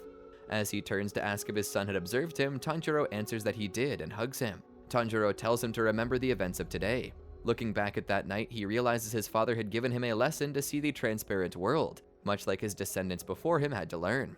It's then that he understands his father's advice and how he was able to dodge Akaza's potentially lethal strike. For just a moment, when the demon grabbed his blade and was poised to swing, Tanjiro had entered the transparent world. His vision was heightened and he could see Akaza's muscles throughout his body. Managing to close off his other senses to dodge something unavoidable, his body became even faster.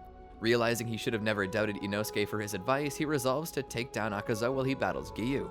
Having seen the transparent world momentarily, Tanjiro realizes his own perception and speed had increased dramatically. He was able to predict Akaza's attacks and evade them. His breathing and the flow of his blood became visible to him, as he saw even his own muscles contract. He determines that by closing off his fighting spirit, he may be able to behead him. As the now desperate Giyu uses water-breathing 10th form Constant Flux, the demon only sustains a shallow cut to his neck, while the Hashira is wounded in the shoulder. He notes that making any powerful attack will only be responded to with equal force, leaving him nowhere to go when his attempts to attack him are not predictable. He marvels at the sheer power of Upper Rank 3, a killing machine whose only purpose is to fight. As Akaza taunts Giyu for using all of his forms, he prepares to end the battle and expresses surprise he had lasted this far. Tanjiro, watching as Akaza gets close to Giyu, observes the demon and attempts to concentrate. Giyu slashes down on the demon's neck, but Akaza intercepts the slash, using his fist to break off the Hashira's Nichiren katana. Shocked at his weapon breaking, Giyu stands helplessly as Akaza bids him goodbye and aims a punch at his chest. Blood sprays from his hand, but it is Akaza's own. His hand has been suddenly sliced off as Tanjiro uses Hinokami Kagura to save Giyu, who notes that the sound of his breathing has changed. Observing the Demon Slayer as he stands to face him, Akaza grows alarmed as he senses the changed Tanjiro is now exceedingly dangerous. Using technique development, Final Form, Blue Silver Chaotic Afterglow, Upper 3 summons his Compass Needle and launches numerous explosive shockwaves in an omnidirectional wave. Giyu panics at this increased power and wonders if he can negate it with Dead Calm. But now, seeing into the transparent world, Tanjiro instead wonders if time has slowed or if Giyu and Akaza have. Though he uses his 11th form, Giyu sustains severe wounds across his body as the shockwaves pass through his defensive stance. Akaza is impressed to see the Water Hashira survive the attack and offers to transform him into a demon, telling him not to die like Kyojuro and Tanjiro. Instead, Giyu is stunned to see Tanjiro standing behind the upper rank, who is now unable to sense him. As Tanjiro looks at Akaza's neck, he angrily calls out the demon's name, causing Giyu to chide him for giving away his position. Akaza swings, but Tanjiro evades the punch and goes in for an attack. Initially surprised Tanjiro has survived his attack, he pays no attention and believes his Compass Needle will sense him. However, he's unable to sense anything as his fighting spirit is now absent. Taken aback at first, Akaza composes himself and waits for the attack to be detected, but Tanjiro has already used Hinokami Kagura's Setting Sun transformation and beheaded the upper rank, much to his and Giyu's shock. After being beheaded by Tanjiro, Akaza reflects on the moment. In the last few hundred years, he had never seen someone without fighting spirit. Even a baby crying shows it's fighting to live. Tanjiro's fighting spirit had disappeared completely, like he was still fighting a plant, an anomaly that should not exist and caused his compass to not respond. Still, he pushes past the challenge of not sensing Tanjiro, knowing that in battle it's vital to immediately understand and handle the unexpected. Yet, he understood that Tanjiro had grasped something and surpassed his speed, attacking head-on to defeat hundreds of years of martial arts experience. His eyes bore no malice or fighting spirit, and Akaza realized he had perceived the domain of supremacy, a selfless state whose vague existence was something he knew but never could have attained. Akaza puts his detached head back onto his body and attempts to heal, vowing to keep fighting to get stronger. Tanjiro realizes what he's trying to do, and Giyu responds by hurling his broken sword at the demon's head, knocking it away from his body.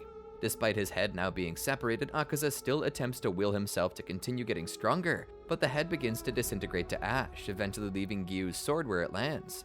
Tanjiro grows relieved as he sees he's won, but his body begins to tremble from reaching its limit. However, the two notice that Akaza's body has not faded yet.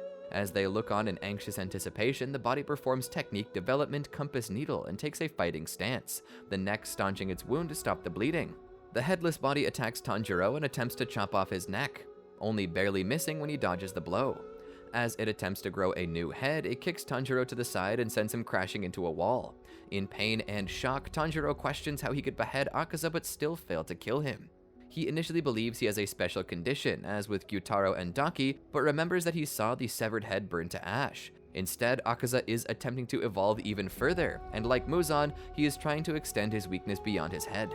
As he attempts to get up, Tanjiro finally loses consciousness, having reached his body's limit. Watching from behind them and seeing him vulnerable, Gyu picks up his broken sword and uses water-breathing fourth form striking Tide, but the headless body heals the slashes almost instantly. Without his mark, Gyu is quickly overwhelmed by Akaza's attacks and is brought down. The demon turns to Tanjiro with the intent to kill, but the Hashira yells at the demon that he is still alive, and if he wants to get to Tanjiro, he must defeat him first. A voice rings in Akaza, telling him that indomitable wills won't ever break in any hardship, and that while they are not samurai who carry a sword, they carry swords in their heart and use their fists.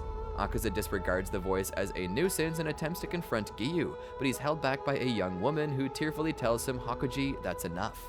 As Akaza laments that he cannot go to heaven like his father, Keizo, and Koyuki, he becomes furious that Tanjiro and Gyu have reminded him of his painful past. He curses humans as weak, soft, brittle, dying right away, and disappearing into nothing. Tanjiro awakens from his ordeal, shocked at how he fainted mid-battle. As Akaza begins to regenerate his head, he begins to deploy his Annihilation type. As Tanjiro yells at him to stop, the demon becomes shocked that Tanjiro has managed to survive his kick.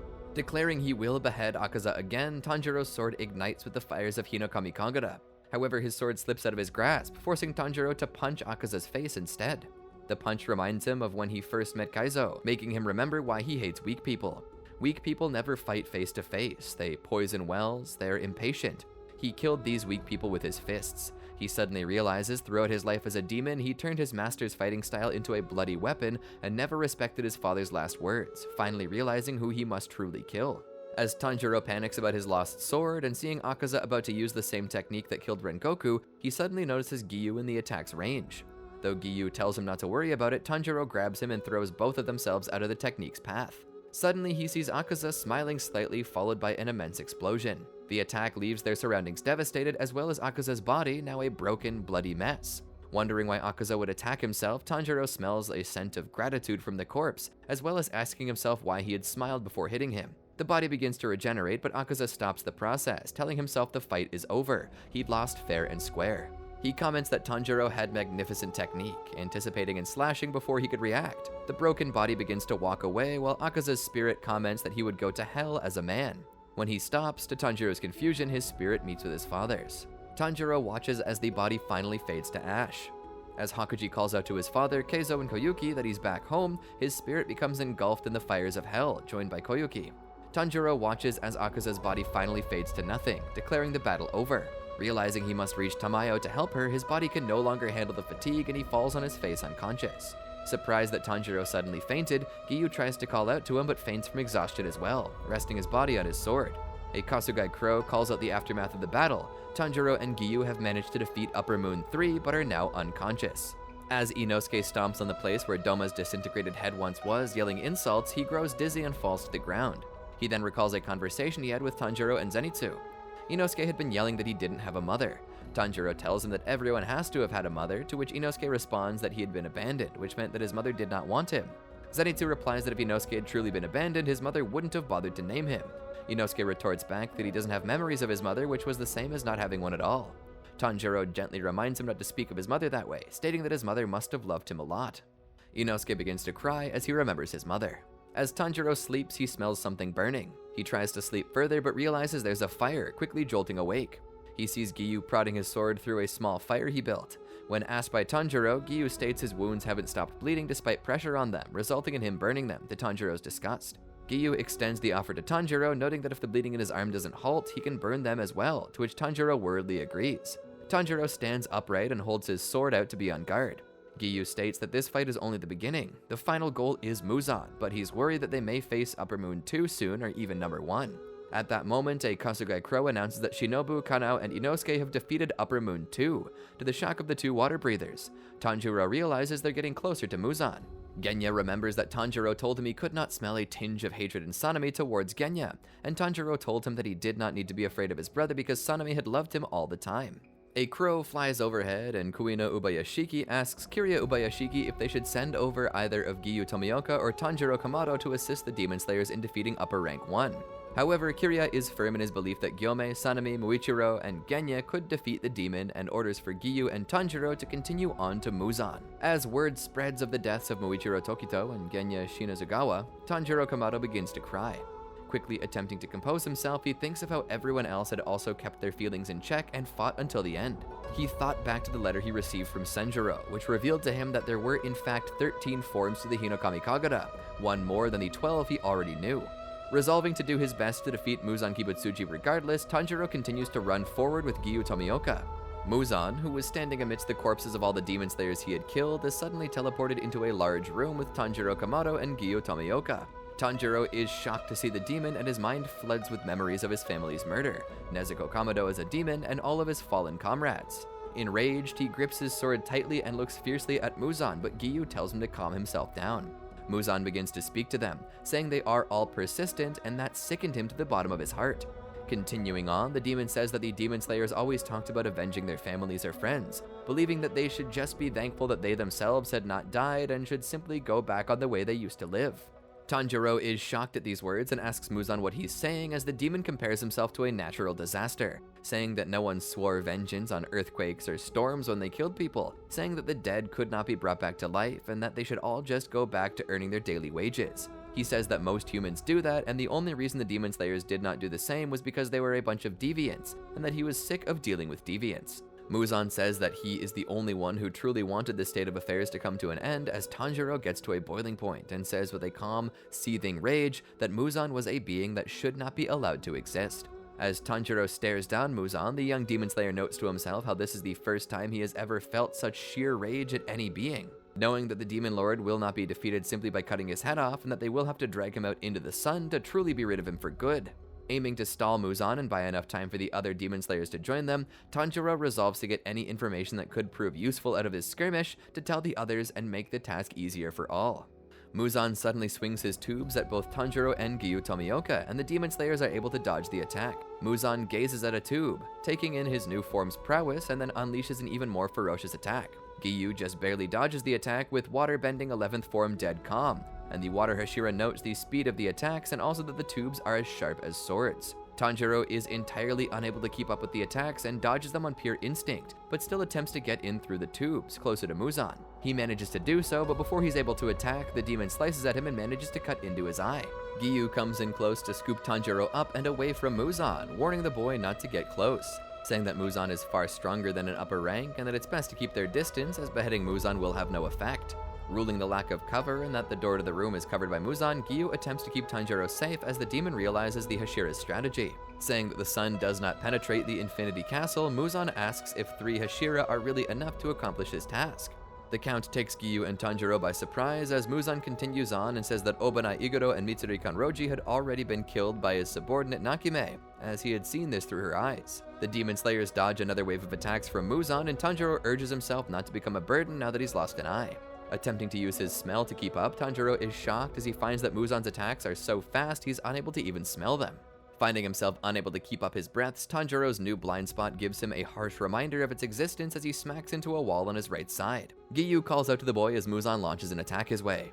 Mitsuri bursts in onto the scene by breaking through the wall behind Muzan, and the demon and Giyu look on in shock that she's still in fact alive. Unleashing a love-breathing 6th form cat-legged winds of love, Mitsuri looks on dumbfounded as Muzan shrugs off the attack with ease, not even a scratch. Obanai picks up Tanjiro and orders him to fall back instead of being a burden. Tanjiro is grateful that both Obanai and Mitsuri are still alive, and Obanai does a double take in shock, telling Tanjiro to worry about himself first. Looking on, Muzan wonders how the 2 Hashira he had seen to be dead could still be alive. He yells Nakime's name and asks what's going on, and Yushiro responds to him, saying that he is controlling her sight. With a seal across Nakime's face to block her sight and his hands implanted into her temples, Yushiro had manipulated her into believing that Obanai and Mitsuri had died, and that is what Muzan had seen. The castle begins to shake violently as Yushiro yells with tears in his eyes that Muzan has committed the gravest sin in the world by killing Tamayo, and declares that he will wipe the demon lord from the face of the world. The Hashira battle Muzan Kibutsuji, but the site of their battle repeatedly changes within the Infinity Castle, and Mitsuri Kanroji begins to get dizzy. Muzan snarls at them, and the love Hashira cowers in fear, wishing for Gyomei to arrive and aid them, saying that Yushiro's plan to have them pretend to be dead was now in shambles, and that Gyo Tomioka and Tanjiro Kamado were in greater danger than they'd realized. Flashing back to Yushiro explaining his plan, Mitsuri recalled how the demon told her to cooperate with him if she wasn't an idiot. She said to herself that she wasn't one, agreed, and Yushiro told her to distract Nakime so he could be able to sneak off behind her and take control of her mind and show her a false vision. Mitsuri is amazed by this ability. Back at the battle against Muzan, the landscape continues to rapidly change as the Demon Lord identifies that it is Yushiro controlling Nakime. He attempts to wrest back control of Nakime's mind from Yushiro and manages to weaken the young demon's hold, even beginning to spread his cells to Yushiro's hand. A demon slayer next to Yushiro offers to be eaten by the demon to strengthen him and give him a better chance against Muzan, but Yushiro fiercely rejects this notion. Muzan's attention is suddenly brought back to the battlefield as Giyu and Obanai attack him with water-breathing fourth form Striking Tide and serpent-breathing first form Winding Serpent Slash, respectively. Yushiro quickly begins to fight back while Muzan is distracted and manages to have Nakime change the battlefield again, leaving Muzan and the Hashira falling. As he falls, Muzan reaches forward and clenches his fist, destroying Nakime's skull. Sensing that the castle will soon collapse, Yushiro attempts to transport all the demon slayers out of the castle before it's destroyed. The floor reappears beneath them, and all the demon slayers continue to fight against Muzan and dodges attacks. Tanjiro gets hit by one of the attacks and his right shoulder starts bleeding. The castle begins to creak, and Obanai senses that it will be destroyed soon, noting that if nothing happens, then only Muzan would survive. Mitsuri noticed that they're all being pushed upwards as Muzan launches an attack at her, taking her by surprise. Tanjiro rushes forward to intervene and swings his blade, flinging a demon slayer's broken sword straight into Muzan's head, taking the demon by surprise and infuriating him further. The castle finally stops moving as it bursts through the ground to the outside, flinging them all to the surface. Sunrise Countdown Arc. Tanjiro regains consciousness and sees the night sky above him, finally back at the surface after Yushiro worked to get them all there. Realizing that they're in the middle of the city, Tanjiro panics and Kiria sweats and says that they were all flung much further than expected. He asks his sister how long it is until dawn, and she informs him that there's still an hour and a half left until daybreak. A crow tells the demon slayers how much longer they have until dawn, and taking note of this fact, Tanjiro looks around to confirm that his comrades are doing alright. Relieved that the Hashira who had been with him are all safe, Tanjiro moves out to try and sniff Muzan out. Eventually, the demon lord bursts through a pile of rubble, sending it flying in all directions. Enraged, Muzan taunts the demon slayers and dares them to keep him there until dawn if they could even do so. He launches a wave of attacks that the Hashira all evade, and they begin to attack Muzan. Obanai manages to slice through Muzan's neck, but is surprised to see that his blade goes through the demon but is unable to leave any damage, realizing that he is regenerating the instant they damage him. Muzan begins to attack the Hashira at once, but they're all pushed out of the way by junior demon slayers who wish to give back to the Hashira and allow those who stand a chance against Muzan to survive. They all begin to charge him, and Muzan's attacks are blowing them away. The Hashira are horrified by the scene of their subordinates being killed in droves to protect them. Tanjiro begins to charge in to resume fighting Muzan but falls to the ground, coughing up blood, unable to continue in great pain. Muzan explains that anyone who dies immediately from his attacks is fortunate, as even a wound will be fatal, but those who die from them will suffer great pain. He nods towards Tanjiro as the boy lies on the ground, writhing in pain, with a tumor growing over the entire right half of his face. Saying that he mixes his blood into all of his attacks, Muzan explains that Tanjiro will not become a demon as the concentration of blood in his current attacks is too high, and instead it will act as a poison, destroying Tanjiro's cells and killing him. Tanjiro continues to writhe in pain, grabbing his throat as Muzan confidently declares that the boy is dead. After having been knocked unconscious, Tanjiro's conscience awakens to find himself at an unknown home, commenting how similar it appears to his own. He stands confused at what is happening around him until he sees a man under a tree nearby, respectfully bowing to him. He realizes this man is the swordsman of the original breath, Yorichi Sugikune. Meanwhile, Murata desperately attempts to resuscitate Tanjiro's physical body. He tries to listen for a pulse, but has found that his breathing has stopped and his heart is no longer breathing. A second swordsman discovers Murata and brings him to assist in digging out Yushiro in the hope that he'd be able to save Tanjiro. Back at the home, Yorichi reveals that he came to speak about what was on his mind, but he wanted someone to listen. Tanjiro wonders if it involves the 13th form. He suddenly speaks, saying it's been 2 years since they've met and he's glad that Yorichi is doing alright. As a confounded Tanjiro ponders the situation, he also states that Sumire was just a baby back then, now much bigger.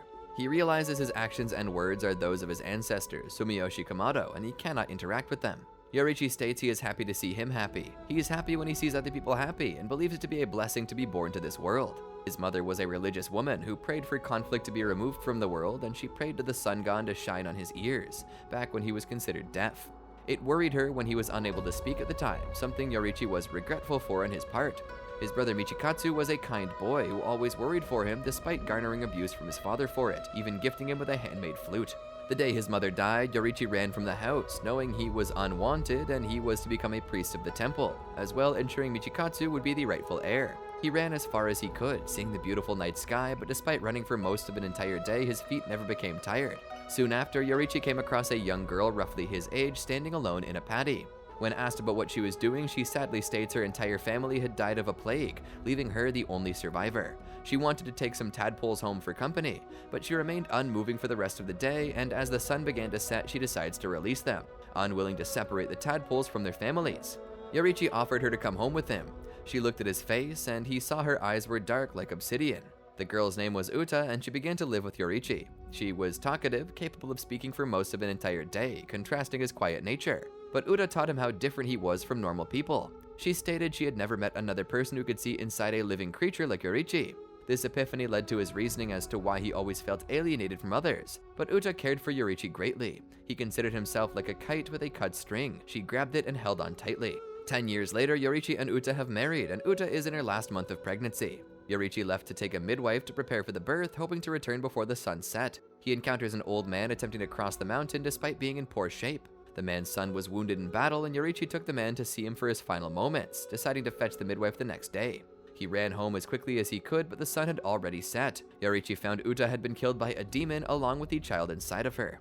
As a shocked Tanjiro listens, Yoriichi comments, "Even if something is more precious than your own life, others can easily trample over it." He spent 10 days absent-mindedly cradling the corpses of his family until a demon slayer chasing the demon had found him. He believed the two should receive a proper burial. All Yoriichi dreamt of was to live with his family, even in a small house. He wanted to place their futons together, a distance where he could see the faces of his family, a distance he could easily reach to grab their hands. It would have been enough for him. But that dream would never happen. He sadly says demons exist in this beautiful world. Yoriichi became a demon slayer soon after this, learning people have been chasing demons for a long time. Nobody had used breaths like him, so Yoriichi taught them how they work. The best swordsmen were known as the Hashira, and now armed with the new breaths of flame, wind, water, thunder, and stone, their powers increased even further. They began killing demons like never before. Yoriichi, also adding his own brother, had joined upon the deaths of his subordinates. Soon after, Yoriichi came face to face with the progenitor of demons, Muzan Kibutsuji. And he understood then, upon meeting him, "I knew that I had been born for the purpose of defeating him." After crossing paths with the progenitor of all demons, Yoriichi immediately senses his violent intent, comparing it to boiling magma from an erupting volcano, ready to consume everything in its path. Muzan instigates the confrontation by stating that he is no longer interested in swordsmen who utilize breathing techniques. Upon finishing his sentence, he unleashes his arms and outright attempts to kill him. Though Yoriichi dodges the attack, he senses that even a single scratch would be fatal, feeling a sense of fear for the first time. By seeing into the transparent world, Yoriichi was able to discern that Muzan had a total of 7 hearts and 5 brains. Despite the Demon King's immense power, Yoriichi managed to complete all the forms of his sun breathing and combine them into a single attack, overpowering Muzan completely. As Tanjiro, through Sumiyoshi, listens to the story, he realizes he had created the 13th and final form of sun breathing. As he tries to regenerate his body, Muzan is stunned to discover he's unable to heal and is forced to hold his head in place to keep it from falling off. Yoriichi realizes that even his bright red blade would work on the Demon King, but before killing him, he wondered about something. He asks Muzan, "What is the value of a life to you?" But the demon remained silent and only glared furiously at him. Believing his words didn't reach him, Yoriichi's attention is then drawn to the young demon girl traveling with Muzan. He immediately notices her eyes staring directly at Muzan, not with a look of concern, but with a look of hope as he sat there dismembered and holding his severed head. Deciding he would deal with her afterwards, Yoriichi approaches Muzan in order to finish him off. However, as he walked towards him, the sound of teeth grinding grew louder until Muzan's body bursts into hundreds of small fragments. Caught off guard, Yoriichi was only able to cut 1,500 of the 1,800 total pieces of flesh, leaving the remaining portions, which he estimated to be the size of a head, to regenerate elsewhere and escape. The girl collapses on the floor and begins to weep while tearing out her hair, angrily cursing that Muzan should have died. She's then surprised that she managed to survive despite saying Muzan's name out loud. Yorichi approaches her and calms her down before she eagerly informs him about Muzan, how he was the progenitor of all demons and would most likely never appear before Yorichi again. He asks for her compliance in defeating Muzan, to which she agrees and allows her to escape. She introduces herself as Tamayo to Yorichi, something Tanjiro is surprised by. After his interactions with the demons, Yorichi is approached by other demon slayers whom inform him that his brother, Michikatsu, had become a demon. Once they return to the core headquarters, he is angrily confronted by the rest of the demon slayers for failing to kill Muzan, for letting Tamayo escape, and for Michikatsu's transformation. As a result, he was banished from the demon slayer core and was demanded to commit seppuku, but the newly assigned Oyakata would not allow it to happen. After telling Sumiyoshi the end of his story, Yorichi reveals his thoughts of being born with the gift to defeat Muzan, but his failure to do so, and that because of his mistake, many more people would begin to perish at the hands of Muzan, telling him it pains him. Distraught by his inability to comfort his friend, Sumiyoshi sits beside Yorichi in silence until Sumire Kamado slowly walks toward the swordsman. She tugs softly on his clothes and says, "Hug." Surprised by the child's sudden demand, Sumiyoshi asks if his guest would mind carrying her to make her happy. Without a response, Yorichi picks up the little girl and lifts her into the air. The little girl squeals with delight and happiness, causing Yorichi to emotionally break down and his eyes to fill with tears. Soon after, Suyoko Kamado returns from gathering chestnuts in the forest and discovers Yorichi weeping as he hugs the little girl. Suyoko comes forward to comfort Yorichi, saying she will treat him to a warm meal. Watching the emotional scene through his ancestor, Tanjiro remarks that while he knows he's in the middle of a battle and that Yorichi has been dead for hundreds of years, he cannot help but wish that his heart could find some peace. Yoshiro injects Tanjiro multiple times with the antidote to Muzan's poison made by Tamayo to try and rejuvenate him, as the demon slayers around him ask if injecting Tanjiro so many times is safe. He tells him to be quiet and that his condition is worse because it's been some time since Muzan struck him. The demon slayers try to free Tanjiro's katana from his hands but fail as he has a very tight grip on it. Yoshiro takes this as a sign that Tanjiro still has the will to fight, and suddenly the demon slayer holding Tanjiro's head yells out saying that he felt his pulse return. They attempt to wake him up, and when one of them mentions that Muzan might get away, they're taken aback as Tanjiro's katana begins to creak as his grip on it tightens considerably and he jolts back to consciousness. Kanao's sword is snapped in two as her seal falls off her and she falls to her knees with Muzan right in front of her. She attempts to urge herself to stand up and attack him, however she can only stare transfixed in fear and shock. The Kakushi rushes from his hiding place towards her as Muzan begins to attack, but is interrupted by Tanjiro performing Hinokami Kagura Beneficent Radiance and cuts off Muzan's arm. Muzan stares at his sizzling stump with concern as it does not regrow immediately. Tanjiro apologizes to Kanao for being late. Handing her off to the Kakashi, he faces Muzan, who says that the boy looks positively awful, and taunts him by saying that in his current condition, it's difficult just to tell who the demon is between the two of them. As he gazes at the boy, Muzan is reminded of Yorichi Sugikuni and says he makes his skin crawl. Tanjiro challenges Muzan, saying they should finish it. Tanjiro thinks on how his understanding has changed drastically after seeing the proper forms of the Hinokami Kagura with his own eyes. He says he noticed wasted movement in the variation of the angle of his wrist, differences in footwork, and the interval between breaths. He says that Yorichi Sugikuni was a quiet and simple person, and when Suyoko Kamado asked him to show her the different sword forms, he obliged. Sumiyoshi made sure to memorize all of them, searing them into his memory, left breathless at the beauty of their movements. When he finished demonstrating, Suyoko and the children were overflowing with excitement, and Yorichi bowed his head in embarrassment. Sumiyoshi asked Yorichi to come back someday, but when they parted, the demon slayer gave him his Hanafuda earrings. Sumiyoshi realized this meant that he could never see his friend again. This brought tears to his eyes, and he yelled out to Yorichi as he left, saying that they were grateful to him for saving their lives, and they would continue on his legacy. Shouting that Yorichi's life was not without value and that he shouldn't feel as if he hadn't accomplished anything, Sumiyoshi said he would pass down the sun-breathing and the earrings to his future generations. Hearing all this, Yorichi turns around and thanks Sumiyoshi with a beaming smile. In the present, Tanjiro stands in front of Muzan and thanks Yorichi for his actions, including sparing Tamayo, whose own works aided the demon slayers in fighting the demon, and for showing his sun-breathing, with which Tanjiro could assuredly defeat Muzan. He thinks to himself at how first he had pondered what the 13th form could be, and how he had noticed that the first form and the 12th form had similar names, recalling that his father told him that if he learned to breathe properly, then he would be able to dance forever. Saying that his suspicions had been confirmed when he saw Muzan's current state, that performing all 12 forms sequentially would perform a ring that would result in the 13th form. Tanjiro plans to attack Muzan by connecting all the forms together and continuing to strike his brains and hearts until dawn. Realizing the gravity of this task, Tanjiro understands how someone such as the Flame Hashira, who spoke with Yorichi about his fight with Muzan, could lose confidence. Believing that he doesn't have Yorichi's or even his own father's skill, and unsure on how he'd prevent Muzan from escaping as he did against Yorichi, he asks how he can do something even the great Sunbreather couldn't.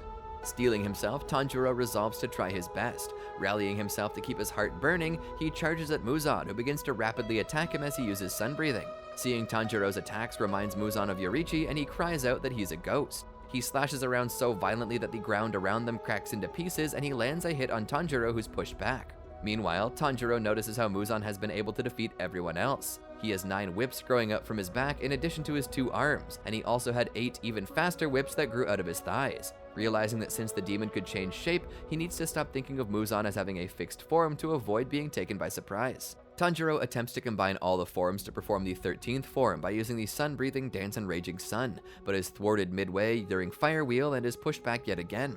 Unfazed, Tanjiro says he will connect all the forms, as that's how they were designed to be, and resolves to succeed. Muzan notes that he is well aware that living creatures are able to tap into reserves of strength unbeknownst to them to escape death, and looks on to see Tanjiro doing the same in his attempt to connect all 12 forms of sun breathing. He sees that Tanjiro has turned his blade bright red as well, just as the other Hashira had, but is unconcerned as he says that the young demon slayer's attacks are nowhere near as powerful as those of Yoriichi Sugikuni. As the young demon slayer connects the sun-breathing Dragon Sun Halo Head Dance and Fire Wheel, he successfully manages to connect 6 of the forms. However, he notes that Muzan's organs keep moving within his body, and that the demon's attacks prevent him from attacking his torso. Beginning to feel fatigued, Tanjiro heaves and slows down, but keeps telling himself to focus on 1 second while connecting the sun-breathing Fake Rainbow and Burning Bones Summer Sun. Muzan notices Tanjiro's attacks begin to lose their accuracy and surmises that he will soon lose the red blade as well, saying that he is yet another swordsman who would never live up to Yoriichi nor produce the terrifying technique the old swordsman had used against him. Launching another attack towards Tanjiro, Muzan manages to connect and knock the boy back. Tanjiro coughs up blood as Muzan whips at him again, barely managing to evade it. Swiftly regaining his footing, Tanjiro resumes his task of connecting together all the forms of sun breathing. This puzzles Muzan as he wonders why he's struggling so much against one weak and wounded human, who is growing weaker by the second. Deducing that he himself is also growing slower, as a one-on-one fight would have never lasted so long, Muzan suspects it's an after effect of the antidote injected into him by Tamayo. Resolving to ask her himself as he had absorbed her cells, Muzan seeks out her remaining presence in his subconscious. Suddenly realizing that he'd been struggling against the Hashira and Tanjiro because his body had been diverting strength to combat his aging, Muzan attempts to calculate how much he had aged. Noting that it had been almost 5 hours since Tamayo had injected him with the drug, and the aging potion had only begun to take effect 3 hours ago, Muzan is shocked as he realizes he has aged 9,000 years throughout the battle. Recognizing he should have noticed this earlier when the color had not returned to his hair, Muzan jerks his head to the side as he hears a crow announce that there are 59 minutes till dawn. Tanjiro continues by using sun-breathing Solar Heat Haze, Beneficent Radiance, Clear Blue Sky, Fire Wheel, Raging Sun, and Flame Dance. Yelling at Tanjiro to stop jumping around, Muzan attempts to attack the young demon slayer again with renewed ferocity, but Tanjiro dodges his attack with the sun-breathing Fake Rainbow and follows that up with Dance, Setting Sun Transformation, Burning Bones Summer Sun, Dragon Sun Halo Head Dance, and the Sunflower Thrust. With that, he has successfully connected all 12 forms of sun breathing. With renewed hope, he determines to keep doing so until daybreak, with even greater speed and accuracy. As he matches blows with the demon, his left sleeve is ripped off and he dodges back to avoid the attacks. Seeing that it's not enough to merely connect the forms, Tanjiro realizes he must accurately target all of Muzan's hearts and brains to effectively use the 13th form. However, just as he attempts to see through Muzan to be able to do so, he almost blacks out due to lack of oxygen. Shocked by this, Tanjiro quickly attempts to regain his bearings and sniff Muzan out instead, but slips and is almost done in by an attack from the demon before Obanai Iguro intervenes and scoops him out of harm's way. Deftly dodging all of Muzan's attacks, Obanai successfully carries Tanjiro out of danger, with the demon left angrily exclaiming at their dogged resistance, asking why they wouldn't just die. Tanjiro's vision clears and he's able to see his rescuer, overjoyed to recognize the striped Haori of Obanai. This quickly transforms into horror as he sees the serpent Hashira's face has been mutilated. Mortified, Tanjiro asks if Obanai was injured while saving him, but the Hashira explains that it was during Muzan's attack from before, which had knocked out all the Hashira. Continuing to dodge attacks from Muzan, Obanai tells Tanjiro to quit worrying about others as the boy offers to help out, and says the vision impairment will not affect him greatly as one of his eyes had always been weak, and that he has his snake Kaburamaru. Confirming that Tanjiro has recovered, Obanai lets go of the boy and quickly engages in battle with Muzan, who had jumped towards them with great fury and tackles them one-on-one to Tanjiro's shock. With Kaburamaru's aid, Obanai dodges all of the demon's attacks as the surrounding building is destroyed, and Tanjiro rushes to use sun breathing again to help split Muzan's attention. Muzan notices that the snake is relaying information to Obanai, which is allowing the Hashira to dodge his attacks, and is infuriated that such a simple animal is able to read through his attacks. Tanjiro and Obanai match Muzan's attacks in tandem, and the demon is further annoyed at being unable to kill such seriously wounded humans, realizing that it is due to the aging potion. Continuing to evade Muzan's blows, Tanjiro sees that the demon has gradually gotten weaker, but is also barely hanging on himself, trying his best to avoid oxygen deprivation. Resolving to help Obanai, who has helped him so much already, Tanjiro is shocked to see Muzan's body begin to change as old scars appear all over it. Realizing that these were the wounds Yoriichi Sugikuni gave Muzan so long ago, which the demon was never able to recover from. Seeing that the demon had been burnt at the cellular level and all his wounds were his weak spots, Tanjiro says that Yoriichi was still showing them the way. Tanjiro rallies himself to take advantage of Muzan's growing exhaustion and newfound weak spots. Noticing that all the scars were moving across the demon's body, Tanjiro concludes that they all mark his hearts and brains, and now, even though he cannot see through Muzan anymore due to lack of oxygen, he can still locate his organs and target them. Trying to figure out a way to help Obanai overcome his visual impairment, Tanjiro decides to give the Hashira one of Yoshiro's seals, and suddenly a crow announces there are 40 minutes left till dawn. Upon hearing this, Muzan immediately dashes away, leaving the battle in an attempt to secure himself away from sunlight. Tanjiro quickly yells out to Obanai, who remembers that Muzan is not like a human who would act on emotion, and that he would cling to his life first and foremost. Muzan begins to further the distance between himself and the Demon Slayers, much to Tanjiro's frustration, and suddenly passes through a crowd of Demon Slayer corpses, trampling them on his way. This infuriates Tanjiro, who reaches the corpses and begins throwing all their swords straight at Muzan, who quickly slices through all of them, with great concern as piercing attacks would be far worse for him than slashes in his current state. The demon comes to an abrupt halt as Obanai drops from above and stabs through the top of his chest, jumping away just before Muzan's whips could swipe at him. Tanjiro slices at the whips with sun breathing to ensure Obanai's safety, but has to throw away Yoshiro's seals while defending from Muzan's ferocious attacks. He yells at Obanai to jump to his right to grab them, but is relieved as Kaburamaru snatches them out of the air, and Obanai takes them from him and wears one. Being able to see far better than before, Obanai begins to more effectively attack Muzan, who begins to pant. Realizing that his strength will soon give out, Muzan begins to become truly concerned as far away Nezuko reaches the outskirts of the town where the battle is ongoing, with one of her eyes having gone black to the way that they were when they were human. Nezuko slowly makes her way panting toward the town where the battle with Muzan is underway. Meanwhile, the battle with Muzan rages on as the demon rues the fact that he has still been unable to finish off Tanjiro. Sensing that the other Hashira are slowly reviving, Muzan curses the Demon Slayer Corps, saying that they're like the linked beads of a rosary which always has been there trying to end him. A crow announces that there are 35 minutes until dawn, and upon hearing this, he attempts to split himself into several pieces the way he had done in his fight with Yoriichi. Tanjiro recognizes this technique and realizes what Muzan's about to do, calling out to Obanai, telling him Muzan's plan, secretly worried that if the demon successfully managed to split himself, then they would be unable to stop him. However, Muzan finds that he's unable to do so and quickly realizes that this is yet another side effect of Tamayo's medicine. He is shocked yet again, however, as he suddenly coughs up blood and Tamayo tells him that there were 4 ingredients to the medicine, and that when the first 3 had weakened him, the 4th would take effect.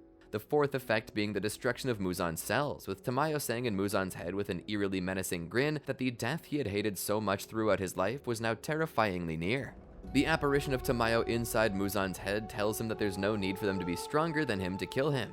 She says that just as he would do anything to survive, then they who had suffered at his hands would do anything to kill him.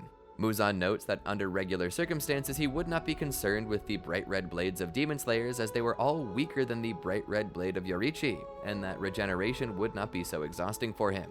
He curses the medicines injected into him by Tamayo as they had now rendered him susceptible to such exhaustion and made the attacks of the demon slayers far more potent than they normally would be. Realizing that it is different from the poison used on Doma, Muzan notes that it would take some time for him to analyze the compound and counteract it. Suddenly he seizes up and stands still with his head looking at the sky, and for a moment Tanjiro believes that the demon has finally started to get exhausted, and that Tamayo's medicine was beginning to take its toll. Both he and Obanai attempt to capitalize on this opportunity and attack Muzan, but a giant shockwave with lightning erupts out of the demon's body and strikes everything in close vicinity to him. Huge jaws erupt from Muzan's torso and run along it diagonally to his back as he bares his fangs and glares at the destruction he has caused. With Tanjiro and Obanai left stunned and unable to move, and Tanjiro experiencing seizures, Kiria, Kanata, and Kuina also received damage from the attack due to the Kasugai Crow being instantly killed in the blast, and Tengen and Shinjiro rush to their aid.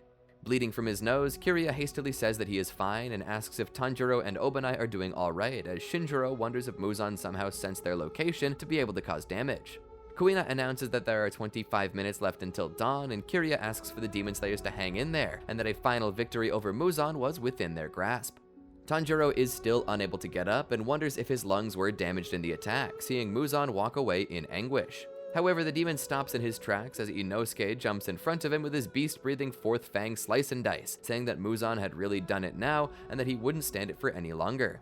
Enraged, Muzan attacks Inosuke, with Tanjiro calling out for him, but is only able to weakly flail his whips about. Panting, Muzan realizes he has become too tired after using the shockwave, as Inosuke, huffing and wheezing, says that Gyomei had lost his leg trying to protect them, and that Giyu had lost his arm.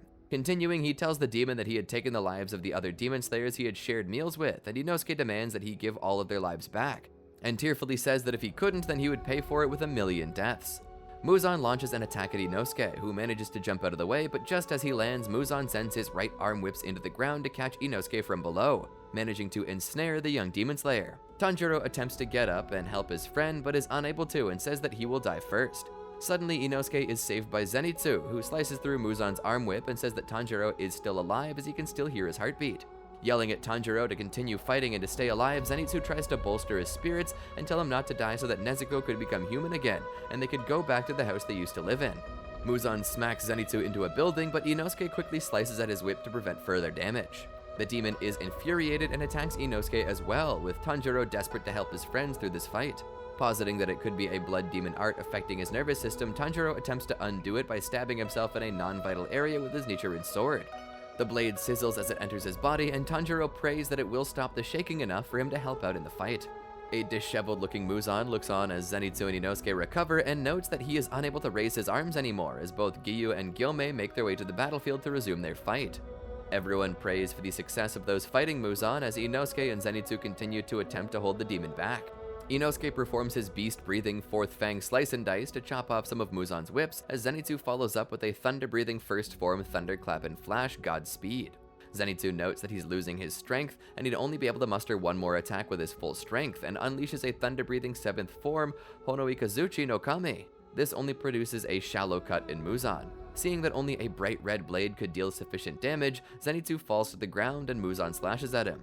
Inosuke intercepts this attack with his beast-breathing fifth fang crazy cutting, following it up with his third fang devour in rapid succession. Muzan is enraged and unleashes a weaker shockwave from the mouth on his torso that flings Inosuke back. Before Muzan is able to do anything else, however, Tanjiro intervenes and performs Sun-breathing Burning Bones Summer Sun, and rapidly performs Raging Sun Firewheel, Beneficent Radiance, and Sun Halo Dragon Head Dance. Noting that Muzan needs to allow his shockwaves to charge before using them, Tanjiro attempts to use a solar but coughs up blood before he can attack, and is bailed out from Muzan's counterattack by Inosuke. This allows Tanjiro to unleash Sun-breathing Dance, Clear Blue Sky, and Fake Rainbow.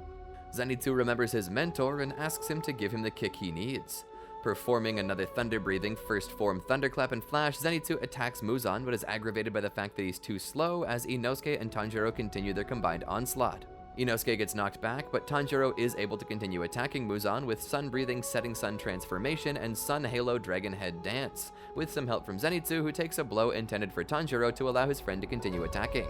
Tanjiro manages to use successive forms of the Sun-breathing Sun Halo Dragon Head Dance and Raging Sun to pin Muzan to a wall with the Sun-breathing Sunflower Thrust. He's unable to perform more techniques as the mouth on Muzan's chest attempts to take his blade. Suddenly, Mitsuri Konroji grabs Muzan's left arm and rips it clean off his body in anger, sacrificing her own arms in the process. Sanami appears and quickly chops off Muzan's right arm as well with the wind-breathing 8th form Primary Gale Slash. Undeterred, Muzan opens his mouth wide, going from his torso to the top of his head and attempts to eat Tanjiro. However, Obanai steps in and takes the bite instead, protecting Tanjiro as dawn begins to break. The sun begins to rise and Muzan is horrified. He unleashes another shockwave that blows Obanai and Sanami away. However, Tanjiro holds on but loses his left arm. Resolving to keep holding Muzan down, Tanjiro attempts to tighten his grip on his sword and make it go bright red, but is unable to do so. Suddenly, Giyu Tomioka appears behind him and also grabs his blade to help keep Muzan pinned. With both Demon Slayers holding onto the blade with their combined might, it turns bright red and Muzan instantly coughs up blood. As the sun rises steadily, the demon quickly attempts to think of a way to avoid disintegrating. Muzan attempts to cover himself in a wall of flesh to block the sunlight from hitting his skin and transforms into a giant baby. As the flesh grows outward and begins to swallow up Tanjiro, he throws his head back to headbutt Giyu out of the flesh's growth and gets swallowed into it alongside his blade as the water Hashira yells out to him. Muzan attempts to crawl away from the scene into some shade, and Kirya orders the remaining members of the Demon Slayer Corps to do everything they could to hinder him. Some lower-ranking Demon Slayers throw a bookcase on top of Muzan's head from a building, slowing him down, but he still crawls forward. A pair of Kakashi ram into him with some cars, yelling at him to die as Kirya orders him to fall back. Muzan crushes the cars and keeps crawling forward. Finding his way blocked by some tram cars, Muzan attempts to overcome this hurdle as well as he slowly begins to sizzle. As Muzan attempts to crush the Kakashi behind the tram cars with his fist, Kirya orders him to fall back and stay alive. Sanemi intervenes and slices off Muzan's right hand. However, the cut was too shallow to do any more damage. Muzan continues to resist, but Tanjiro tightens his grip on the blade and attacks Muzan from the inside, causing him to rear up in agony, going straight up into the sunlight, and the demon finally begins to disintegrate. The sun rises on a new day, disintegrating Muzan, and everyone heaves a sigh of relief, crying as their battle is finally over. Kirya orders for the injuries of the wounded to be tended to before passing out. Gyomei refuses to accept any help from the junior Demon Slayers or Kakashi and asks for the injuries of the younger fighters to be tended to first, as he knows his fate is inevitable. Giyu gets up and tries to find Tanjiro, but looks forward to see the boy kneeling, still holding his blade and having bled heavily after losing his arm. The Kakashi tearfully inform Giyu that Tanjiro was no longer breathing and had no pulse. Giyu is greatly saddened, tearing up and kneeling down in front of Tanjiro. He grabs the boy's remaining hand and apologizes for having failed to protect him, saying that he was the one who always ended up receiving protection. He apologizes to Nezuko for being unable to protect her brother, not knowing that she had arrived at the scene and was tearfully running for her brother behind him. Muzan, moved to tears at the fact that the feelings of all the people who had vanquished him, resigns himself to his inevitable fate. However, he says that his own feelings are eternal and undying, just like anyone else's, and he extends his hand towards Tanjiro Kamado. As he gives all of his blood to Tanjiro, Muzan says that if the boy survived, then he'd become the strongest demon ever. Since he was the brother of Nezuko, who was the first demon to develop an immunity to sunlight, and also the only one capable of using the breath style of Yorichi. As he slowly disintegrates, Muzan tells Tanjiro to make his dream come true and destroy the Demon Slayer Corps in his place. As Giyu kneels in front of Tanjiro and the surrounding Kakashi shed tears, one of them suddenly gasps in shock as the tumor from Tanjiro's head disappears and he opens his eyes to reveal a demonic gaze. To everyone's shock, Tanjiro regenerates his left arm and swipes at the Kakashi next to him, but Giyu reacts quickly and pushes them out of harm's way. The others look on in fear and ask Tanjiro why he's acting in such a manner, as the boy stands drooling profusely, enjoying his newfound fangs and claws. His Demon Slayer mark mutates and grows down to move past the bridge of his nose, with another identical mark growing upwards from his neck to meet the other, similar to Kokushibo's mark. Giyu rushes forward and yells at the other Kakashi to get away from Tanjiro as the boy looks to swipe at him. Suddenly, the sun shines brightly from the sky and Tanjiro double takes to look at it. He begins to burn and writhes on the ground, with his swipe at the Kakashi going off target but still managing to rip off the lower half of his mask. As Giyu gets in front of the Kakashi, he tells him to run away as he prepares to face this new threat, yelling for anyone who is still conscious to grab a weapon and begin fighting. Everyone else looks on from afar with confusion at the sudden commotion, unaware of Tanjiro's fate, when Giyu suddenly announces to them that Tanjiro has become a demon. He says that they need to pin Tanjiro down and burn him in the sun before he could kill anyone. Tanjiro suddenly attempts to find shade to stop the burning, but Giyu intercepts him by stabbing him in the side and dragging him to the ground, with the boy clutching at his hair. Noting to himself that if he had not been interrupted by the sun, Tanjiro would have surely killed the Kakashi, Giyu wistfully begs in his mind for Tanjiro to stay who he was and to die as a human. Suddenly, Tanjiro stops burning, and Giyu looks on in shock as the boy takes advantage of the Hashira's surprise to swipe at him. Giyu narrowly dodges, but his chin is grazed as Tanjiro follows up with another swipe that is intercepted by Inosuke, who yells at his friend and asks him what he's doing. Giyu attempts to stand up, but feels dizzy from blood loss and cannot do so. Inosuke stands over him and tries to remind Tanjiro that Giyu is their ally as Zenitsu approaches the scene. Tanjiro crouches down and a third Demon Slayer mark appears on the other side of his head as he bares his fangs at Inosuke, who can only look on quietly at what his friend has become. Zenitsu looks on in disbelief at the scene and says that everyone is tired and unable to continue fighting, asking for Tanjiro to think of Nezuko. Tanjiro leaps forward to attack Inosuke, who prepares to fight him. Inosuke thinks back to his time together with Tanjiro and says that they're all comrades, like brothers who would pull each other back if one of them started going down the wrong path. Steeling himself by thinking that no matter how difficult it was, they would always walk the right path. Zenitsu yells at Tanjiro to stop as Inosuke thinks to himself that he would strike Tanjiro down and stop him. Suddenly hit by a memory of Tanjiro offering him some fish to eat together with a smile on his face, Inosuke stops mid-swipe at Tanjiro's neck and is unable to complete his attack, tearing up and saying it was no use and that he could not attack Tanjiro. Giyu, Inosuke, and Zenitsu look on in shock as Nezuko runs forward and hugs the now demonified Tanjiro Kamado.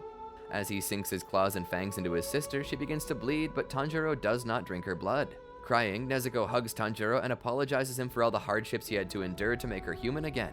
She encourages him to resist becoming a demon and says that going through all that suffering was quite difficult, but to never give up.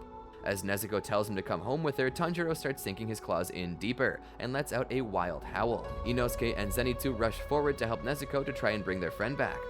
Zenitsu grabs Tanjiro from behind and begs him to stop hurting Nezuko and that she has become a human again. As he tells him she might die if he continued further, Tanjiro lets out another howl, but this time is interrupted by Inosuke repeatedly hitting him on the head. Saying that Tanjiro was not the kind of person who would hurt his sister, Inosuke tells his friend to snap out of it and to go back to being his usual kind self.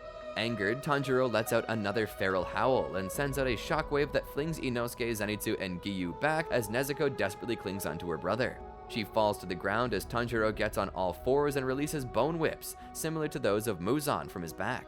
She begs him to keep fighting his newfound demonic tendencies, however he still swings a whip at Zenitsu. Giyu intercepts the attack by performing the water-breathing fourth form striking tide, saving Zenitsu and the Kakashi propping him up. Thinking to himself that things had progressed too far, with Tanjiro having bitten into Nezuko and learning the taste of blood, Giyu aims to kill Tanjiro. However, the water Hashira acknowledges that neither bright red blades nor the sun would work on Tanjiro anymore, leaving him virtually indestructible. Suddenly, Tanjiro charges up a ball of pure energy from his mouth. Nezuko sees this and desperately tries to stop her brother from committing any murders. Telling him that he has to stop, Nezuko puts her hand in front of Tanjiro's mouth to block the attack, and it goes off course, hitting the ground instead. Giyu is able to dodge as Zenitsu calls out to Nezuko in concern. Her entire left hand and forearm begin to bleed profusely as a result of blocking the attack, and she yells at her brother to stop again as he gets on all fours.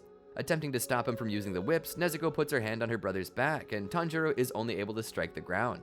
Looking on in shock, understanding begins to dawn on Giyu as he sees that somewhere inside, Tanjiro was fighting his demonic urges, as he was always avoiding doing any lethal damage to Nezuko. Giyu decides to try to bring Tanjiro back to his senses, though he's unsure of whether he would be able to perform such a miraculous feat. Meanwhile, from behind the shade of a nearby building, Yoshiro looks on at the scene, cursing Muzan for continuing to torment people after his death. Seeing that his blood demon art would disintegrate with sunlight, Yoshiro feels powerless to stop the carnage. Suddenly, he sees Kanao limping toward the scene of the battle. Looking on at the sight of the two siblings, Kanao tears up and feels sorry for them. She reaches for a vial of medicine in her front pocket and is relieved to find it undamaged.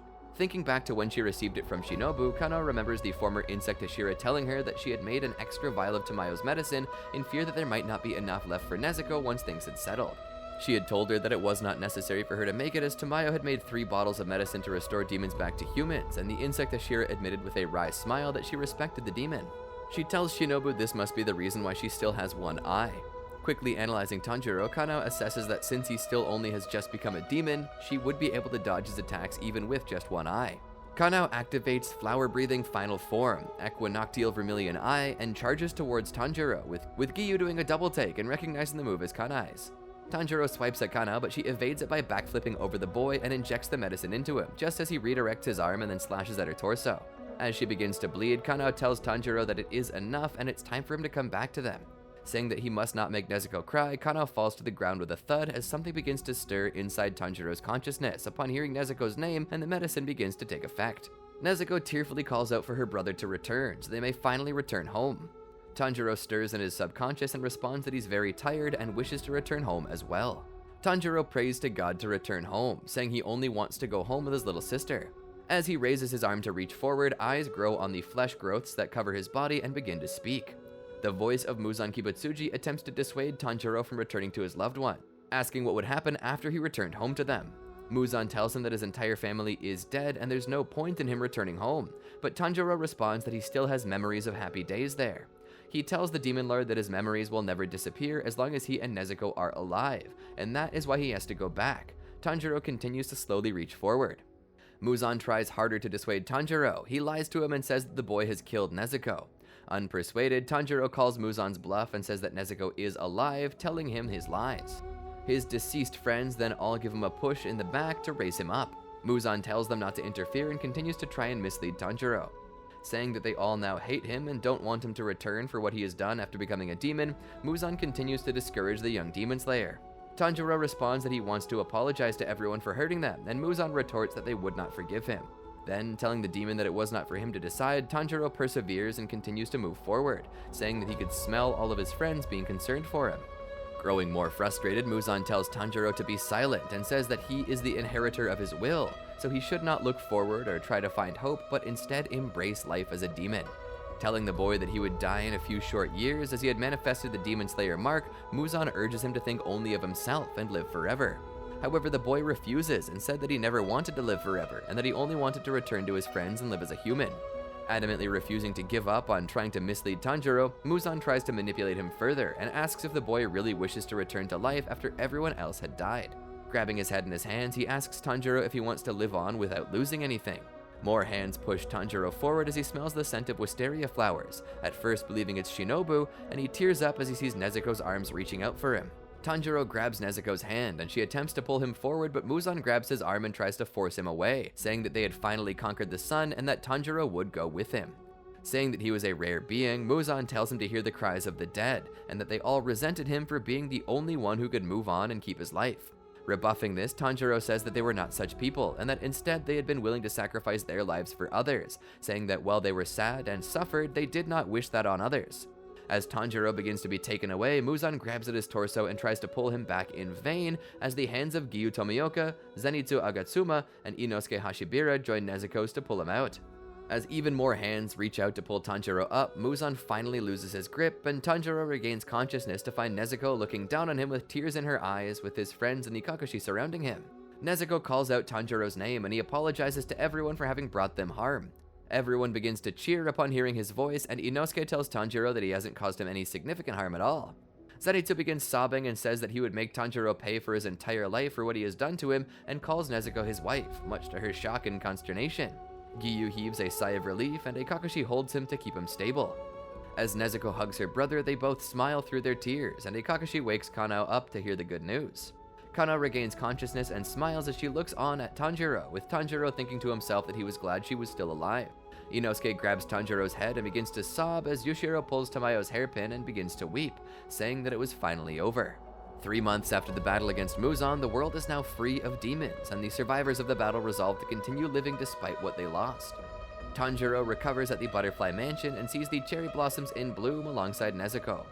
Inosuke and Zenitsu sleep peacefully at the other end of Tanjiro's bed as Nezuko says the flowers look very pretty. Examining Tanjiro's hand, now horribly shriveled up, Nezuko asks her brother how it feels, and he responds that he cannot feel anything of his left arm below the elbow, so he cannot use the hand anymore. He then points to his right eye and says that while it looks okay, he cannot see anything out of it. Tanjiro asks Nezuko how she's doing, and she responds with a beaming smile that she feels perfectly fine.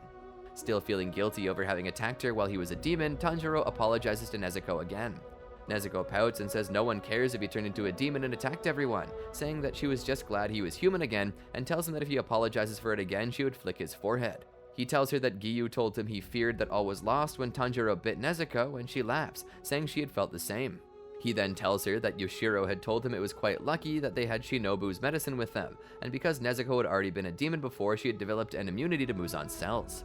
Tanjiro had called him before he left, asking him to stay alive and not die as he was the only one who could keep Tamayo's memory alive.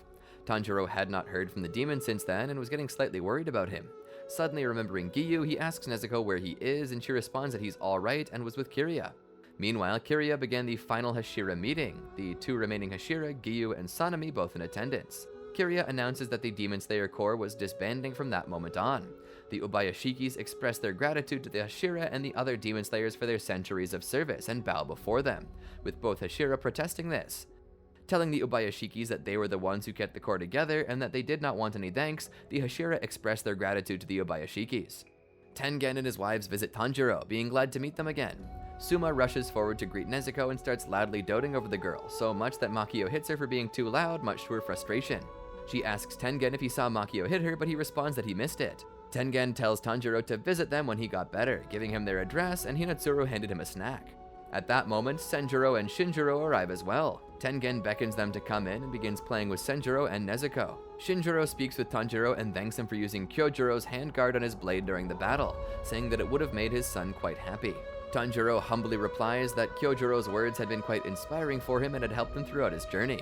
Zenitsu suddenly wakes up and finds that the swordsmiths are waiting outside of Tanjiro's room, saying they come every day and creep him out. His shock only grows as a group of Kakashi also arrive and they all enter the room, filling it to the brim. Zenitsu holds on to Tanjiro, scared at this turn of events, as Tanjiro smiles at the sight of more of his comrades. Kanao stands in the garden in front of a cherry blossom tree and Tanjiro comes to visit her, saying it was a beautiful tree. She tells him that it was called Victory and had been planted by the first user of flower breathing, and she had come to tell it that they had finally defeated Muzan. Tanjiro asks her how she's doing and she responds that she still has some vision left in her eyes and that her wound was better, saying that Sanemi had even given her Obanai's pet snake, Kaburamaru, to take care of. Sanemi meets Nezuko and she greets him, asking him how his injuries are, to which he responds that they are fine. Sanemi apologizes to Nezuko for having passed out after Muzan's defeat, leaving them to deal with Tanjiro on their own, but she cheerfully responds that it was no trouble. Tanjiro and Nezuko find Giyu and Sakanji and greet them, glad to be reunited. Later, they go on to pay their respects at the graves of all fallen before they depart the Butterfly Mansion for the Kamado residence. Zenitsu complains that it will take all day, but refuses to let Inosuke do it with his faster method, saying he would not pay the proper respect. Once they were finished and on their way to the Kamado household, Inosuke asks Zenitsu what he was carrying on his back, and Zenitsu responds that it was his Gramps' remains. Puzzled, Inosuke asks what remains are and if they're edible, to Zenitsu's disgust. On their way back, they meet Saburo, one of the people who live near the Kamado family, and he greets them tearfully. When they arrive back at the Kamado household, they find that flowers are growing outside the house, and pay their respects to the other family members by kneeling in front of the flowers and praying. They begin their new life together at the household, and time leaps forward to a large, modern city. Kanata Kamado tries to wake up his younger brother, Sumihiko, saying he'd be late for school. Sumihiko groggily responds that he's already up, but Kanata sees he's barely awake and leaves for school by himself. Yoshiteru Agatsuma reads The Legend of Zenitsu, the autobiography of his great-grandfather Zenitsu, and cries when he reaches the part where they defeated Muzan. Suddenly, his sister Toko, who resembles Nezuko, kicks Yoshiteru in the back and tells him to stop reading their great-grandfather's novel of lies and to focus on his studies as his grades had been low. He objects and says that the Demon Slayers had been very cool, but Toko cuts him off and twists his ear, telling him to be cool like them and to go study to get better grades. As the two of them make their way to school together, Yoshiteru thinks to himself how the other women in his family were all quiet and polite, but Toko was nothing like them. With an annoyed expression, he asks Toko if she believes in reincarnation, and she merely snaps at him, asking him what he was making such an expression for. Yoshiteru then says he believed that everyone who had died fighting demons for a peaceful world had been reincarnated to live in a peaceful life. Toko ignores him and looks at a news alert with admiration on her phone, which declared that an athlete named Tenma Uzue had won a gold medal in gymnastics for Japan.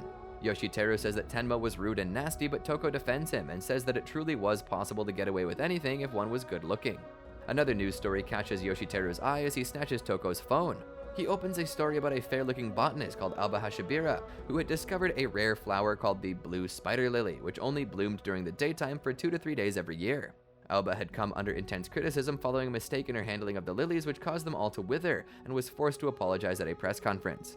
Yoshiteru decries this attitude towards such a beautiful woman, but Toko corrects him and tells him that Alba is in fact a man, much to his shock and disgust. The pair then encounter a woman pushing 2 strollers with twin children in them. They were wrapped in cloud-patterned blankets and had black hair, reminiscent of the Tokito twins Moichiro and Yuichiro. Yoshiteru asks if the twins are girls, and Toko says he's always creepy, to which he cries out and declares that he is not creepy at all. The two then pass a pair of female students, and Yoshiteru immediately recognizes that they are from the nearby women's academy, with the 2 students being exact likenesses of Kanai and Shinobu. Toko looks at her brother in disappointment, but is quickly distracted when she spots Kanata and eagerly runs over to tell him he looked cute, with Kanata returning the compliment to her delight. Yoshiteru mutters that he had been learning how to cast curses, so they should watch out, and Toko angrily asks him what he had said, and he whimpers an apology.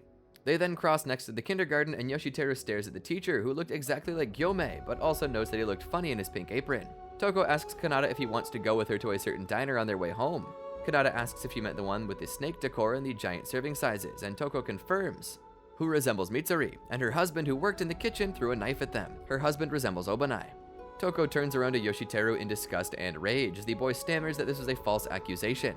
Back at the Kamado household, Sumihiko finally wakes up and notices that he's running late, wondering why nobody had woken him up. He then gets ready for school and parkours his way out the window to the bottom of their apartment and sprints down for school. On his way, he passes through a house with two elderly men playing shogi bearing resemblance to and wearing robes similar to those of Sakonji and Jigoro. The one wearing Jigoro's robes yells out at Sumihiko, asking him why he did this every morning. Meanwhile, on the old men's television, a news report began about an Ubayashiki who had set the record for eldest living Japanese person. This Ubayashiki is actually Kirya Ubayashiki, who became the master after his father, Kaguya, died during the beginning of the Infinity Castle arc. Sumihiko continues his race, and on the way, he runs past a store called Haganazuka Maintenance, and also three girls who recognized him as the running guy. The girls, who resemble Sumi, Kyo, and Naho, giggle as Sumihiko continues his run. Arriving at a traffic light that had just gone green, Sumihiko attempts to jump over the hood of a police car to avoid having to stop. He startles the policemen inside, one of which is the reincarnation of Genya. He is incensed and believes that Sumihiko must be the one they had received 7 reports of. They begin to go after him, and Sumihiko runs even faster. He crosses a group of 3 children, including Giichi Tomioka and the reincarnation of Sabito and Makomo. The boys have a rare toy shaped like the masks once worn by Sakonji for his pupils, with the girl saying she had run out of her allowance.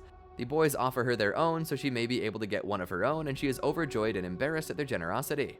At the school, Yoshiteru watches as a boy named Goto looks at his phone at an image of a beautiful woman who looks just like Tamayo. Yoshiteru interrupts the boy and his friend and says that he recognizes this as one of the paintings of Yoshiro, which is Yoshiro's alias. He had begun to receive acclaim throughout the world for his paintings of Tamayo, which were said to be like photographs. Yoshiteru notes, however, that Yoshiro would attempt to shoot any reporters who came to ask him questions. Saying that his first love was number 812 Tamayo with dark blue flowers, Yoshiteru walks off, leaving the 2 boys bewildered. Sumihiko continues to run and is joined by Tojiro, who is Senjuro's descendant. Greeting the boy, Sumihiko says that it's unusual for him to be late, and Tojiro explains that he had woken up at 4 a.m. but gotten absorbed into his training. He says that he couldn't hear anything until his father whacked him, and suddenly the police car draws near to the boys, asking for Sumihiko to stop. Tojiro says that Sumihiko should get into a sport, but the boy responds that it would cut into his sleep, with Tojiro being adamant that he would be great at whatever he picked. The 2 continue to run, with the police car asking for them to stop as they arrive at their high school, where a teacher, who looks like Murata, asks for the gate to be closed as soon as he sees Sumihiko.